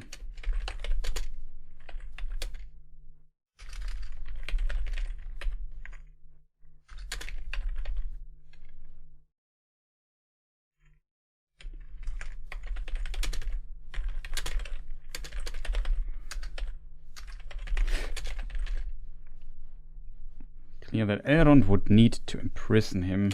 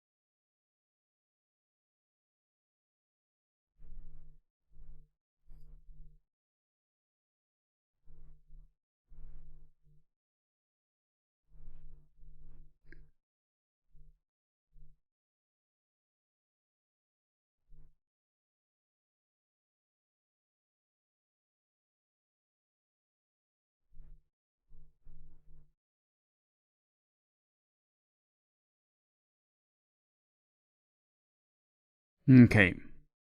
I found one of the things where Gandalf said, well, actually good that they are here. I think there's also, I think, a section where at least Pippin kind of questions himself if it was a good idea to come.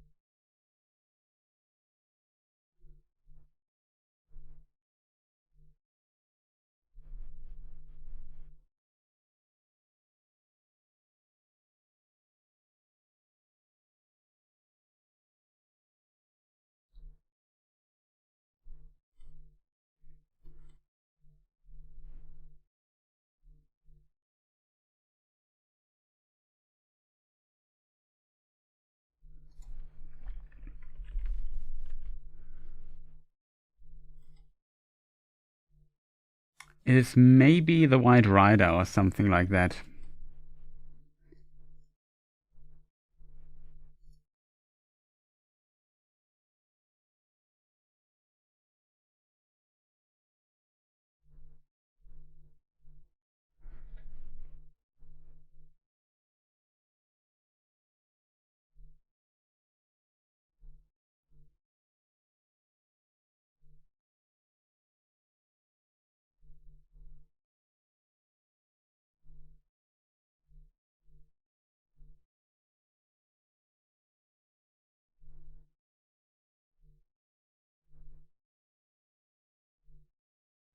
Now there's, I think it's Gimli actually who says this. That is when they find the burned corpses. By nightfall, they had discovered no trace of Merry and Pippin. We can do no more, said Gimli sadly. We have been set many riddles since we came to Tolbrandir.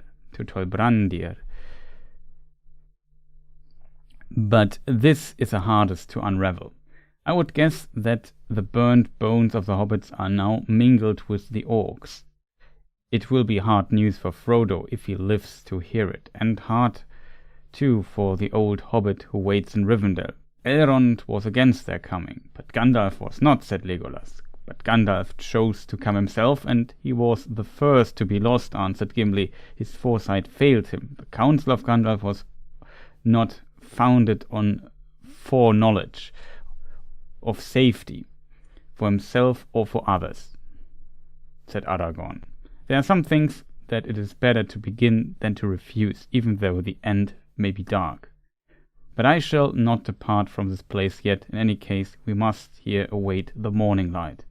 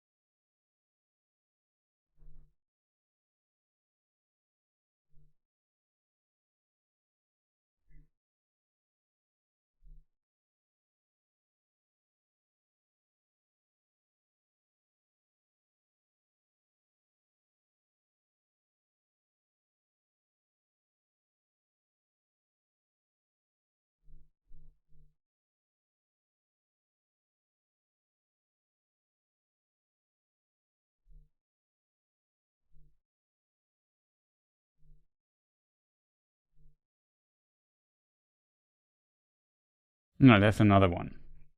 He could not answer the questions. He felt cold and sick. I wish Gandalf had never persuaded Elrond to let us come, he thought. What good have I been? Just a nuisance, a passenger, a piece of luggage, and now I've been stolen. I'm just a piece of luggage for the orcs. I hope Strider or someone will come and claim us. But ought I to hope for it? Won't that throw out all the plans? I wish I could get free.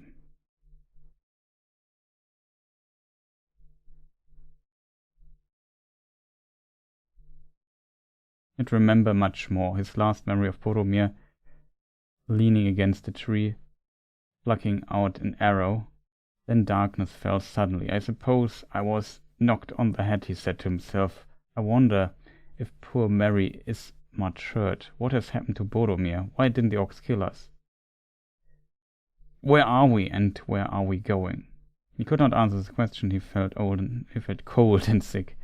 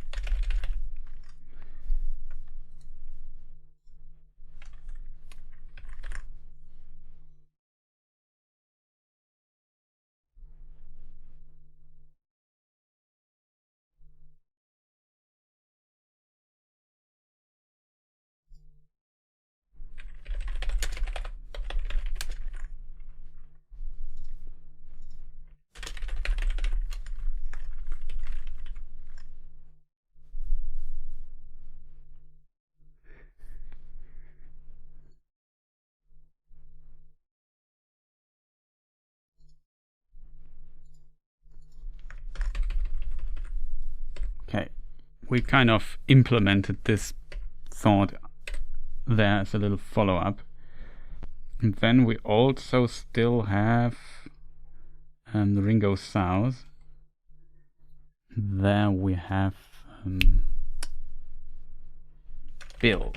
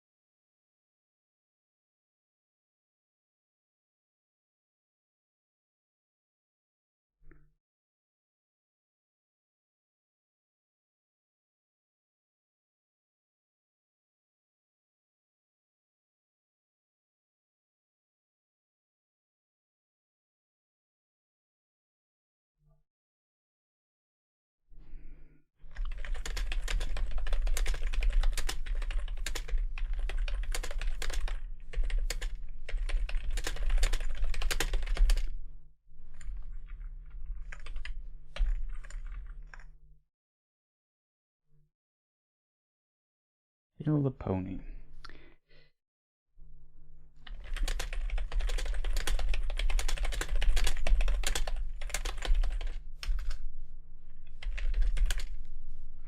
Solve the riddle of the doors of Turin.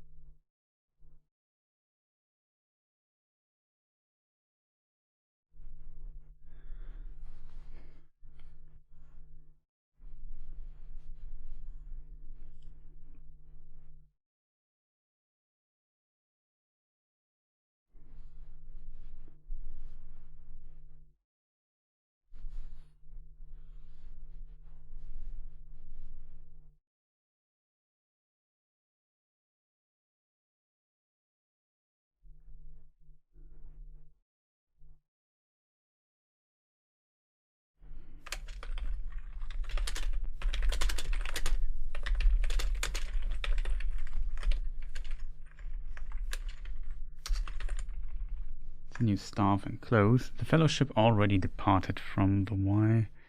There was a gift from Galadriel.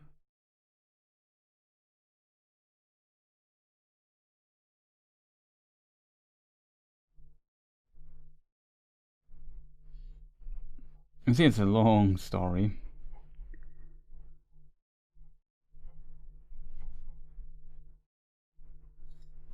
But that is just too long, chat. Far too long. It's a massive script, unfortunately. It's again like 50 minutes or something. In theory, though, should be fine as long as it's shorter than an hour.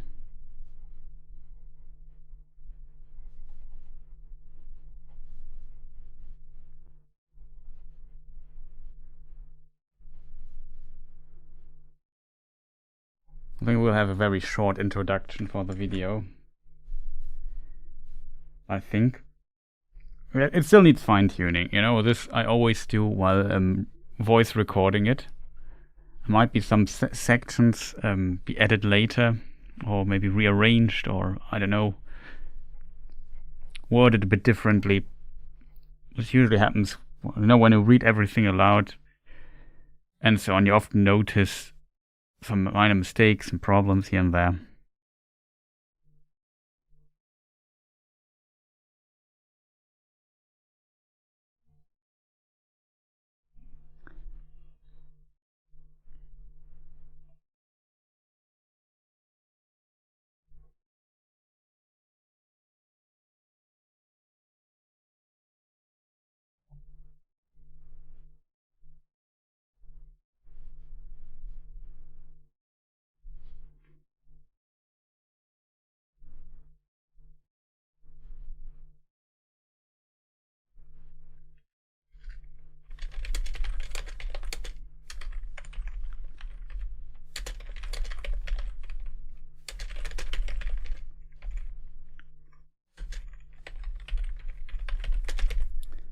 Here ends the story.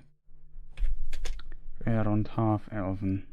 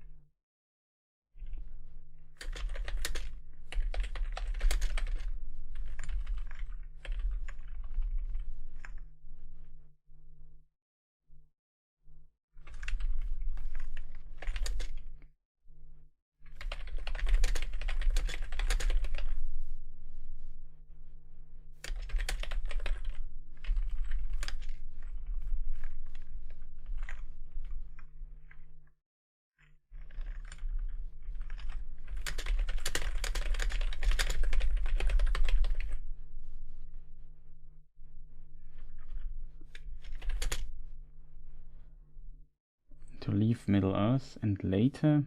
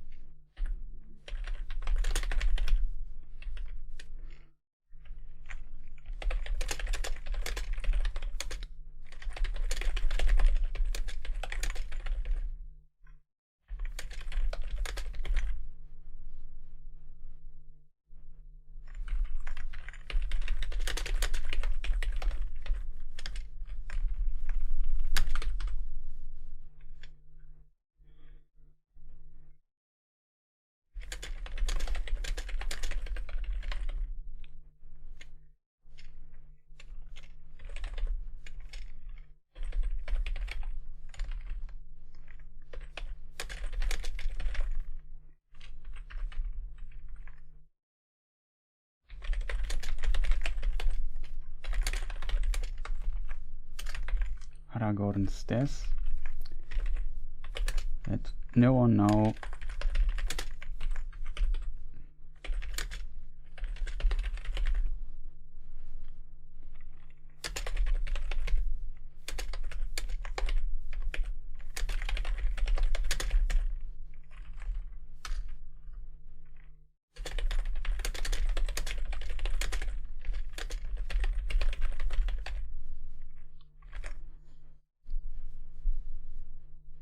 Not that it's anymore. Also Celeborn, who stayed a bit longer in Middle Earth. Out Galadriel. Lived in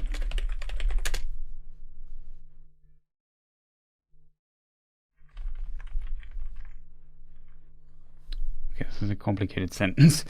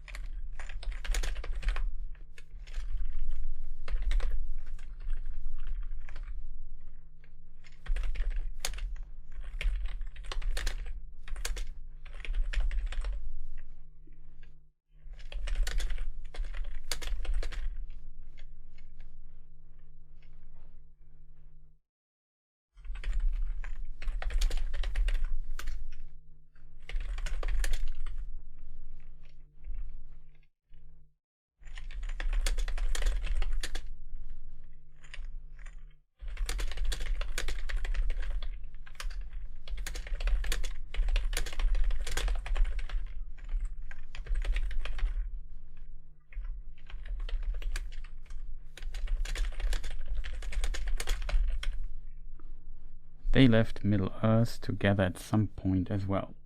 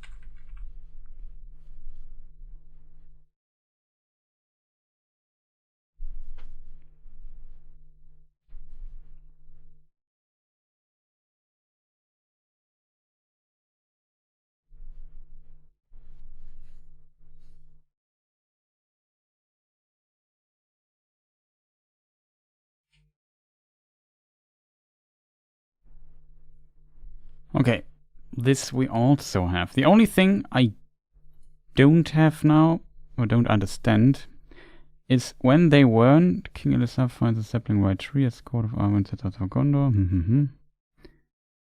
Treebeard releases Saruman. They come to Helm's Deep. We come to Isengard. Depart. I'll set out for Rivendell. The only thing that's not clear to me is when they depart at the end. Elladan and Elrohir are often mentioned, but at some point they stop being mentioned. So it's not clear if they come back to Rivendell. I assume so, but I'm not sure.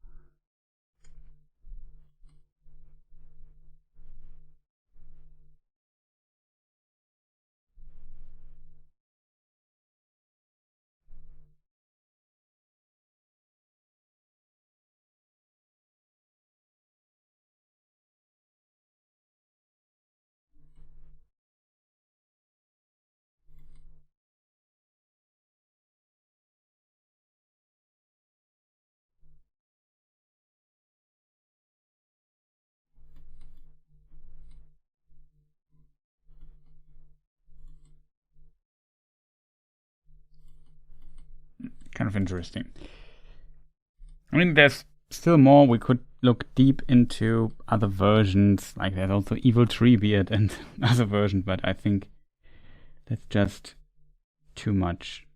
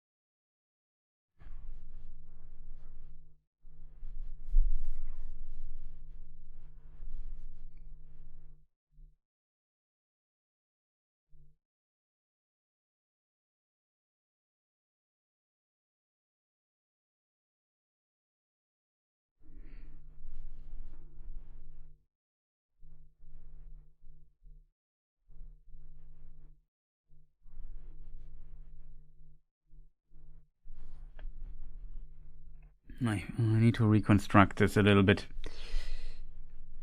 So they go to the Hornburg first, then to Isengard. God. And Arwen, I think, stays in Rohan for the time being, I think.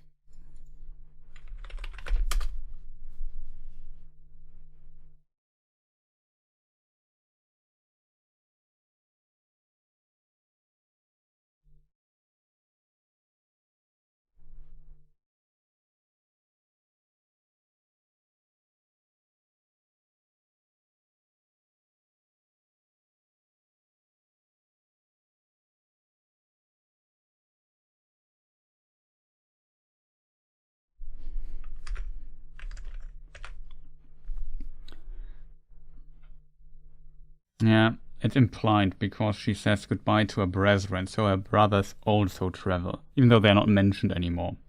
Hobbits, Gandalf, Aragorn, Elrond, Galadriel, Celeborn.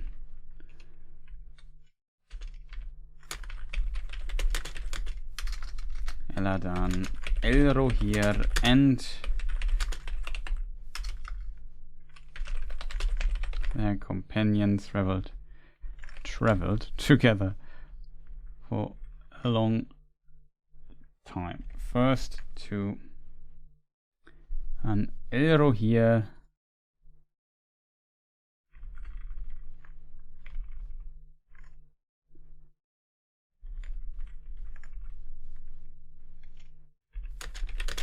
also Gimli,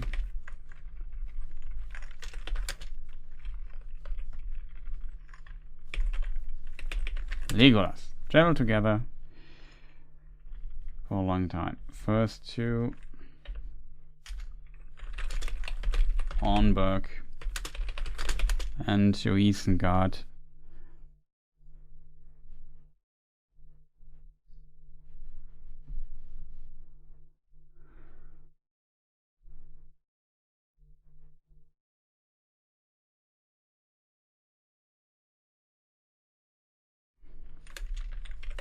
Aragorn received here the keys for Orthanc.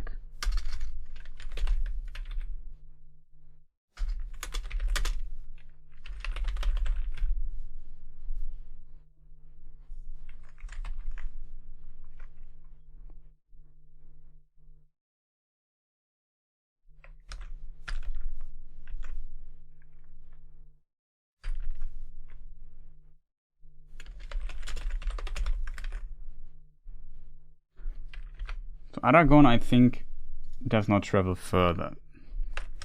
Well, I also have to say that Arwen remains in...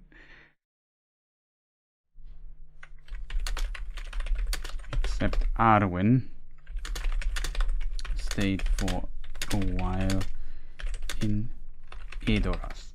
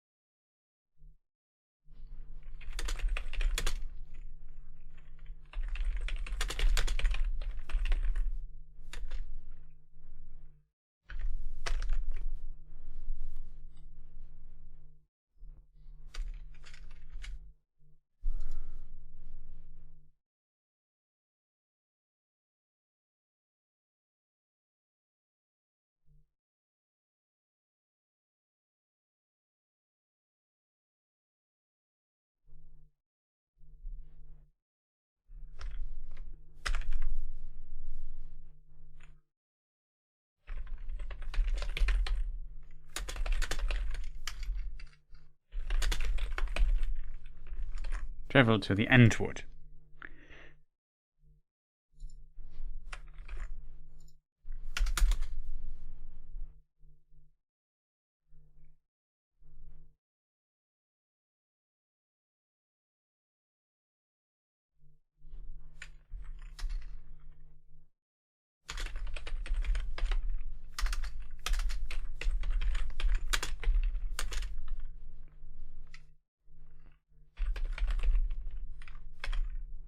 Hobbits and companies. Oh. Hobbits and companies.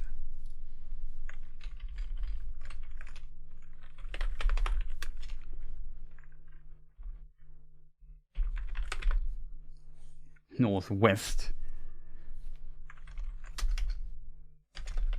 North on the west side of the Misty Mountains, something like that, right? Okay, I think we got it. It was like a little correction or addition I still wanted to make for just completeness sake. And I think the rest, I think we have everything, which is kind of impressive. But you see how long it still has taken to kind of fill this, even though chat is very quiet, even though I enjoy your company, of course. And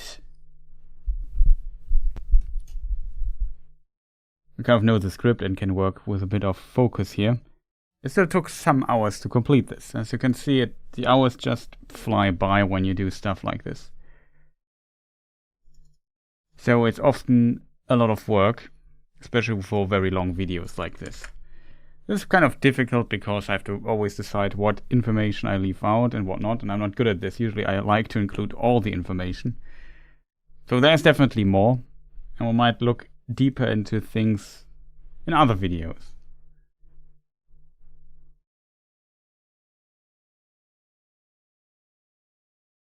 It would be interesting to see. It's something I'm just very curious about.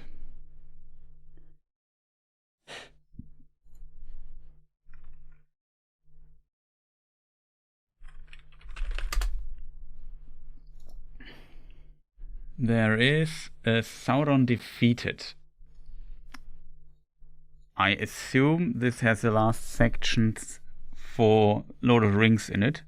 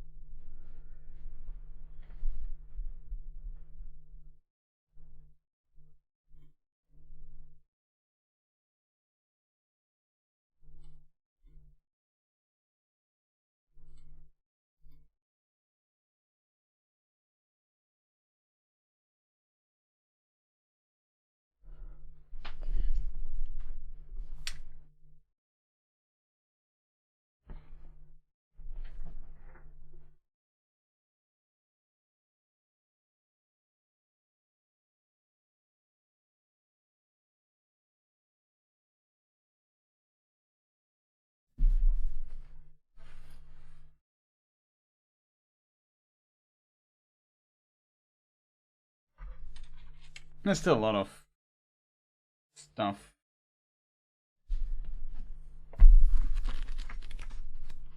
Just get my book, it's a bit easier for me to piece this together.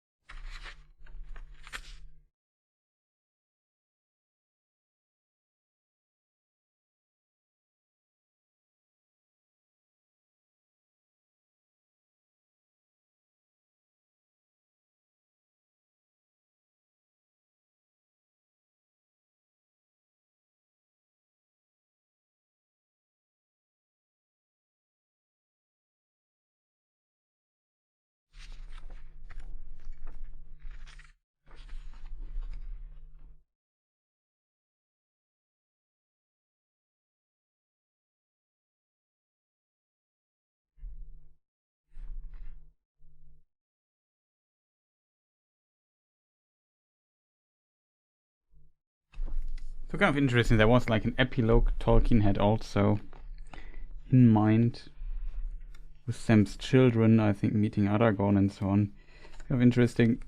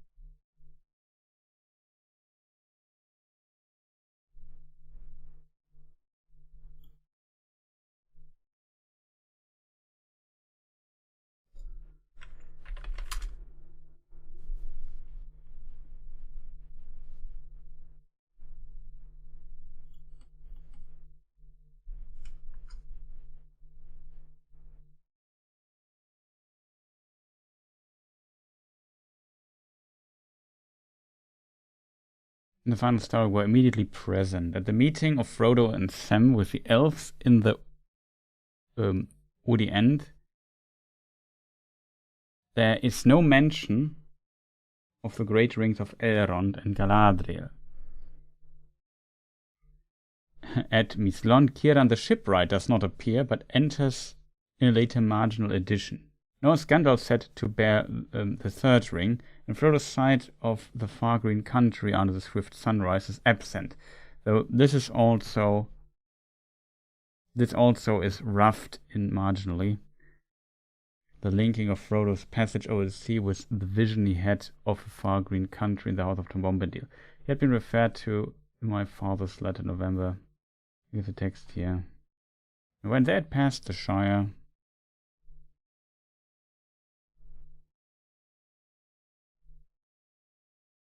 and so on and so forth. Very interesting that all the Elrond stuff is not mentioned there. In B, the 3 rings of the elves on the fingers of their bearers, but they were not yet named. It was not until the book was in galley proof that Vilya, mightiest of the 3, was added to the description of Elrond's ring. Gandalf's ring was named Narya the Great, and that of Galadriel became Nenya, the ring rod of Mithril. Lastly, both in A and B, my father set within square brackets, his usual sign of doubt, certain of Frodo's words to Sam in the Woody End. Thus, no Sam, not yet anyway, no further than the havens. So you too, a ring bearer, if only for a little while, your time may come.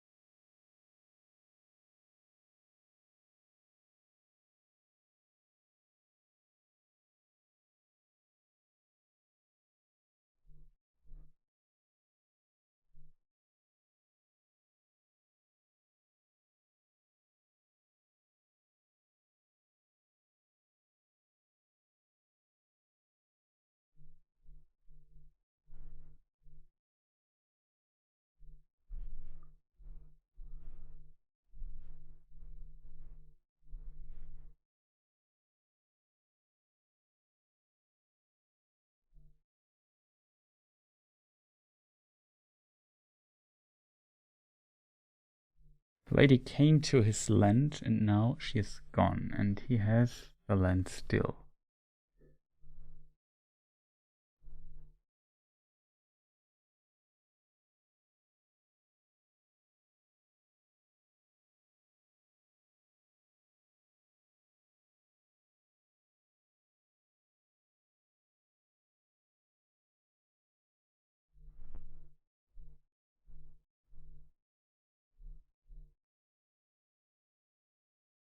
Please, can I have an X soon, Dad? What happened to Gimli? I liked him. Please, can I have an X soon, Dad?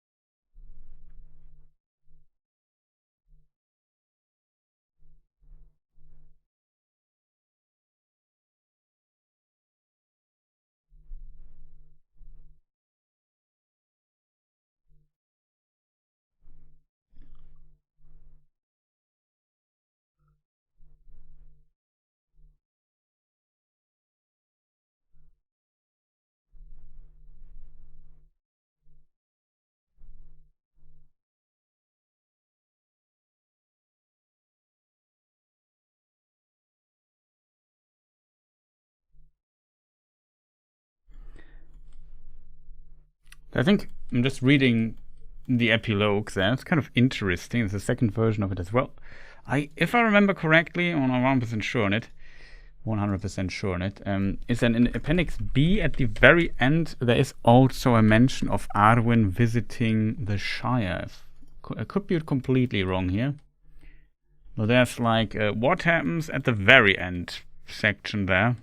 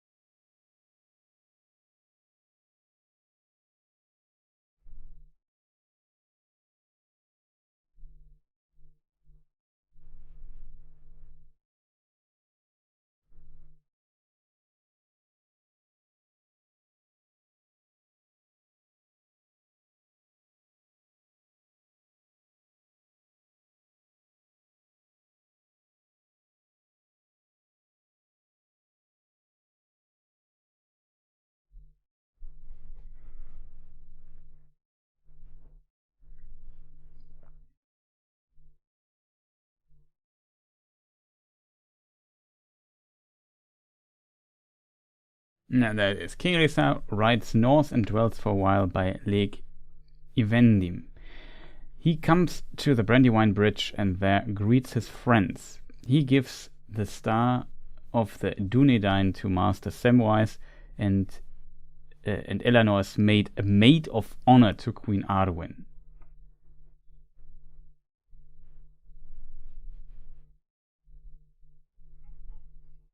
Let me see if the chat still works. It works. Okay, and just silent people.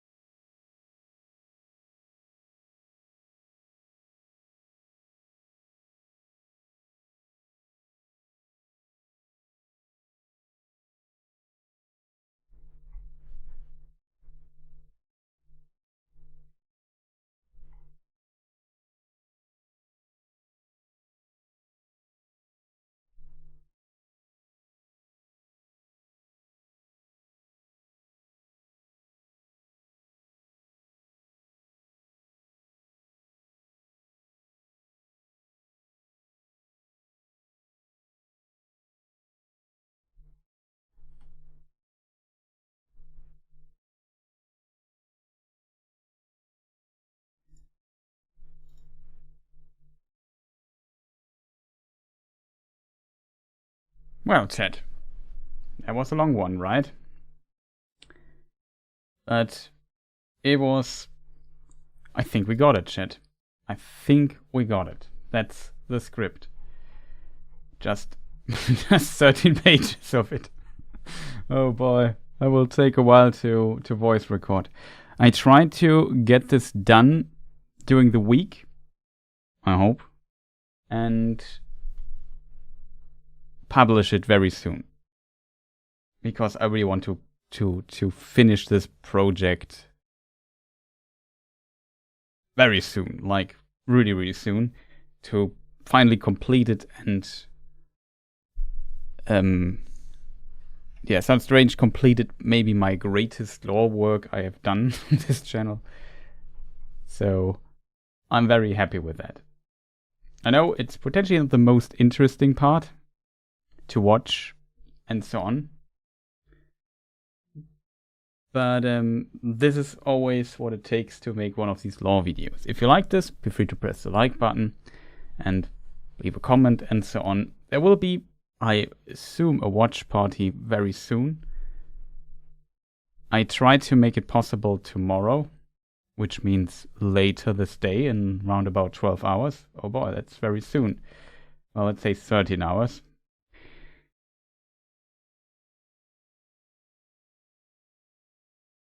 That's the applause from the Twitch chat.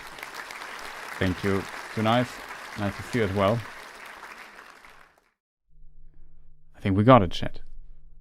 It was a very long and massive project. It now ends when it comes to the script writing, for the most part, after 4 years of work, on and off, of course, but it was a long time. It was a long project. I've learned a lot in this time, even though I already had, I think, before I started, already a decent knowledge of it, but it definitely grew over time doing this project with tons of details and so on and so forth.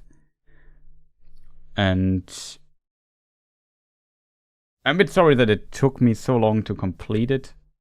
I could have definitely did more, but I think in 2023 I did very little on it, and in 2024, especially in 2024, I did almost nothing, and only this year I kind of returned to it to complete the series, because I don't know, all the YouTube stuff can be very frustrating due to YouTube being very unreliable for me, and due to I don't know, often having weird performances of videos often goes a bit on my confidence in if it's good what I'm doing and so on. You start doubting yourself and so on. But still, I think I definitely learned over the time that the content is good and people often like it and appreciate it and often have a good time watching my videos, finding them interesting, informative, and I get very positive feedback all the time on the video or the videos I make. It just, if you go into this amount of detail and length, it just takes forever to make a video. It just is such a work-intensive process. And this script, like we just finished a few pages, maybe 4 or 5 pages we did in these 8 hours or 9 hours of stream. There were some breaks here and there and got a bit distracted here and there as well. But overall, there was a lot of, I worked somewhat focused on it, and you see still was taking quite a bit of time to complete, to get to this point. And you can imagine the other 10 pages I already have, or 9, 8 pages, whatever it was, that I already wrote, that those were, well, it was very similar with those. So you can imagine how long it takes to write a script this long for me, and often try to make it, the research is really good, I know what I'm talking about, and so on and so forth.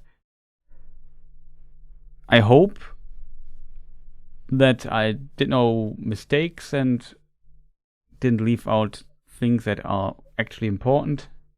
And I hope that it is, when it's done, enjoyable for you people to watch, when you get the narrated version with like artworks and little info boxes and whatnot as a YouTube video. I hope you enjoy that. I would appreciate your support, of course, as always.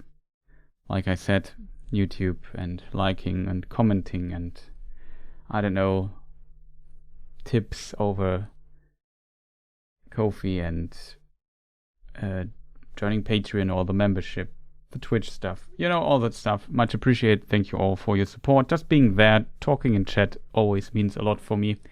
And it's very nice to see that so many people joined in this kind of, from my perspective, I guess as a viewing experience here, it's potentially a bit boring to see me being silent for so long and just hear me typing here and there and mumbling weird short quotes here and there.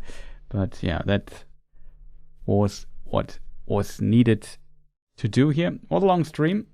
I hope you enjoyed that. And we will have the watch party I think, later today. Even though there's still some stuff to do, I think I should not talk too long because I need to sleep really bad. Credits might not be updated. I'm not sure if Cole is in it.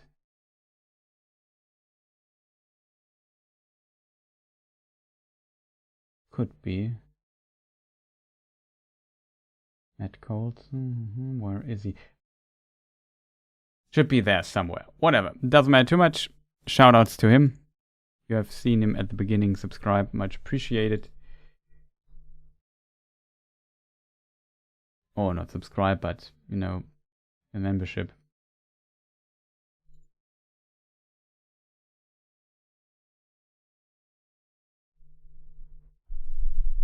So, we have the credits. We have the end screen. Oh, did I show the credits? I don't know. Just for completeness sake, I need to upgrade those as well. But I'm just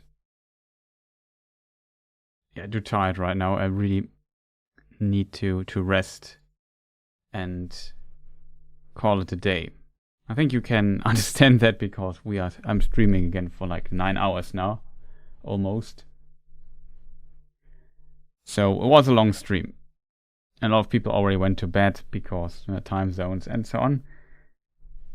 So overall,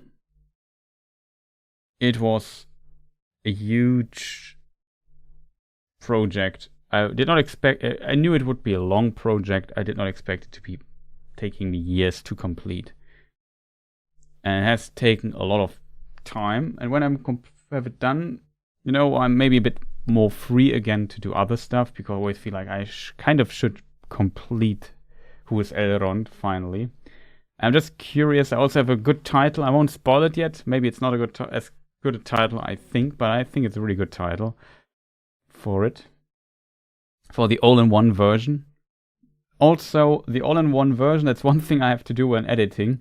There's a mistake, I think.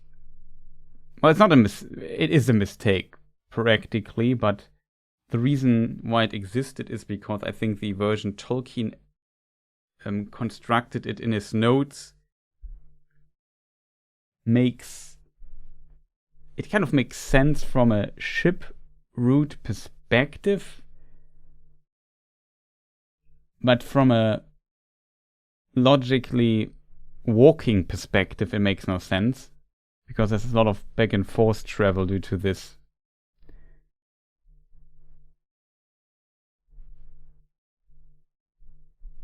So it's about Isildur. How did Isildur get to Rivendell with his wife?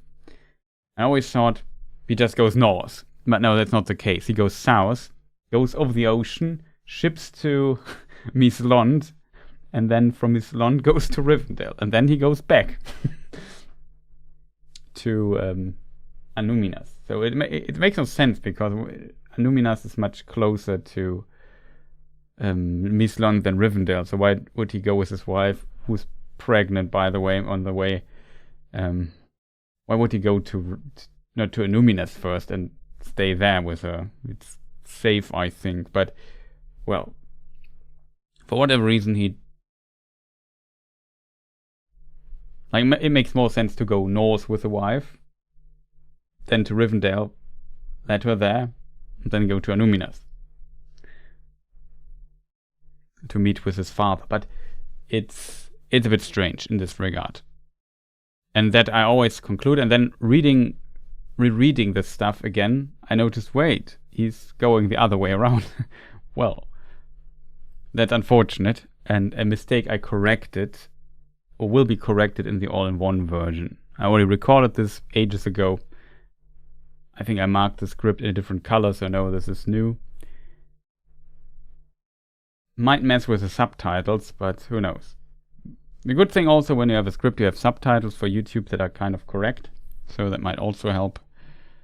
But yeah, overall, I just hope everything's good. I still need to write the outro to say press the like button, you know, the stuff, what you have to say at the end of the video. Maybe I should also say it in the middle of it. I also didn't build in an ad break, which I sometimes did in the other versions. But yeah, you will find out, I think. still a lot of work to do to make this script an actual video. I have to voice record it, which takes a long time. I have to edit it, which will take a long time because the video is so long. The good thing is we have the Lord of the Rings stuff, so we have the film screenshots that helps tremendously, so I don't have to get too creative to portray anything. And in addition, I just try to get done with it. I'm not sure how many dates I will add. We will see. I just hope I can complete this video very soon and then complete the series. And then I have a very big project completed and took forever to make. I hope it's somewhat successful. I would really be happy to see some success again on the channel when it comes to lore videos. And in the end, I don't know, maybe I have to move to the other channel at some point, I don't know. But we are still 630 people away from activating the advertisement features for the channel, so still some way to go. Plus I also need the other features, like a couple thousand of watched hours are also still missing.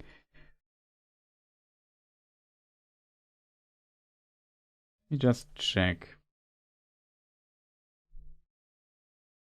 Oh, we're not a bit short of half. Well, we're not half.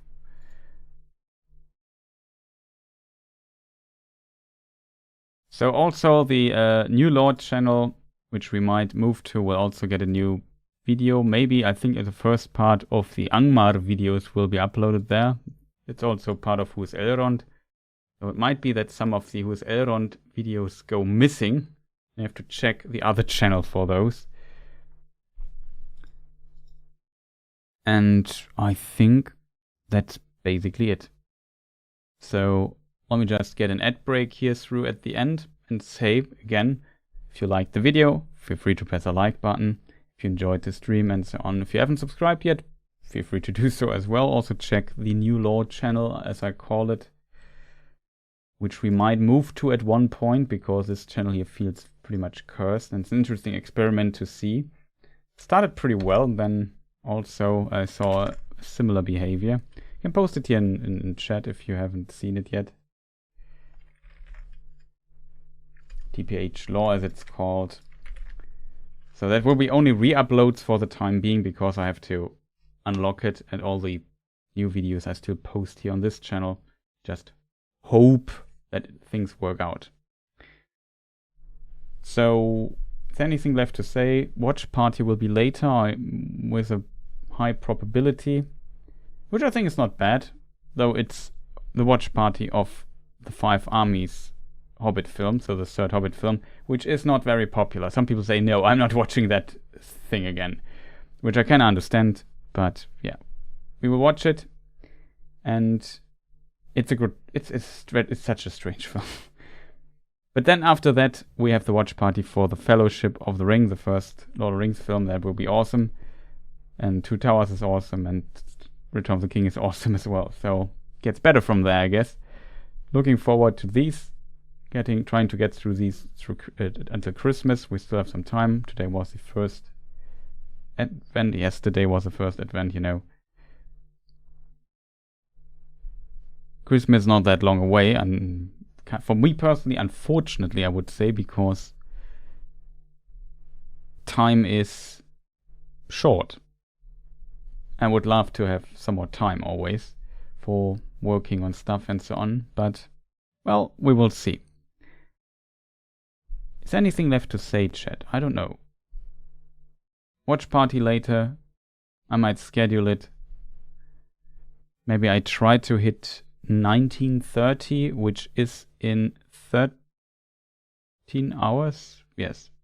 From my perspective. So around about 13 hours we might start a watch party already. So I'm back then. Looking forward to that. Feels like I'm quite busy. I might start a bit later than that. You know me by now. My time management is a catastrophe, but whatever. You should know. So I give you some ads here at the end. Just YouTube ads stuff, which I haven't done in a while here. So I think that's just fair. And mute myself, maybe play some music. Hope it's good. And I would say thank you for watching, and see you people next time.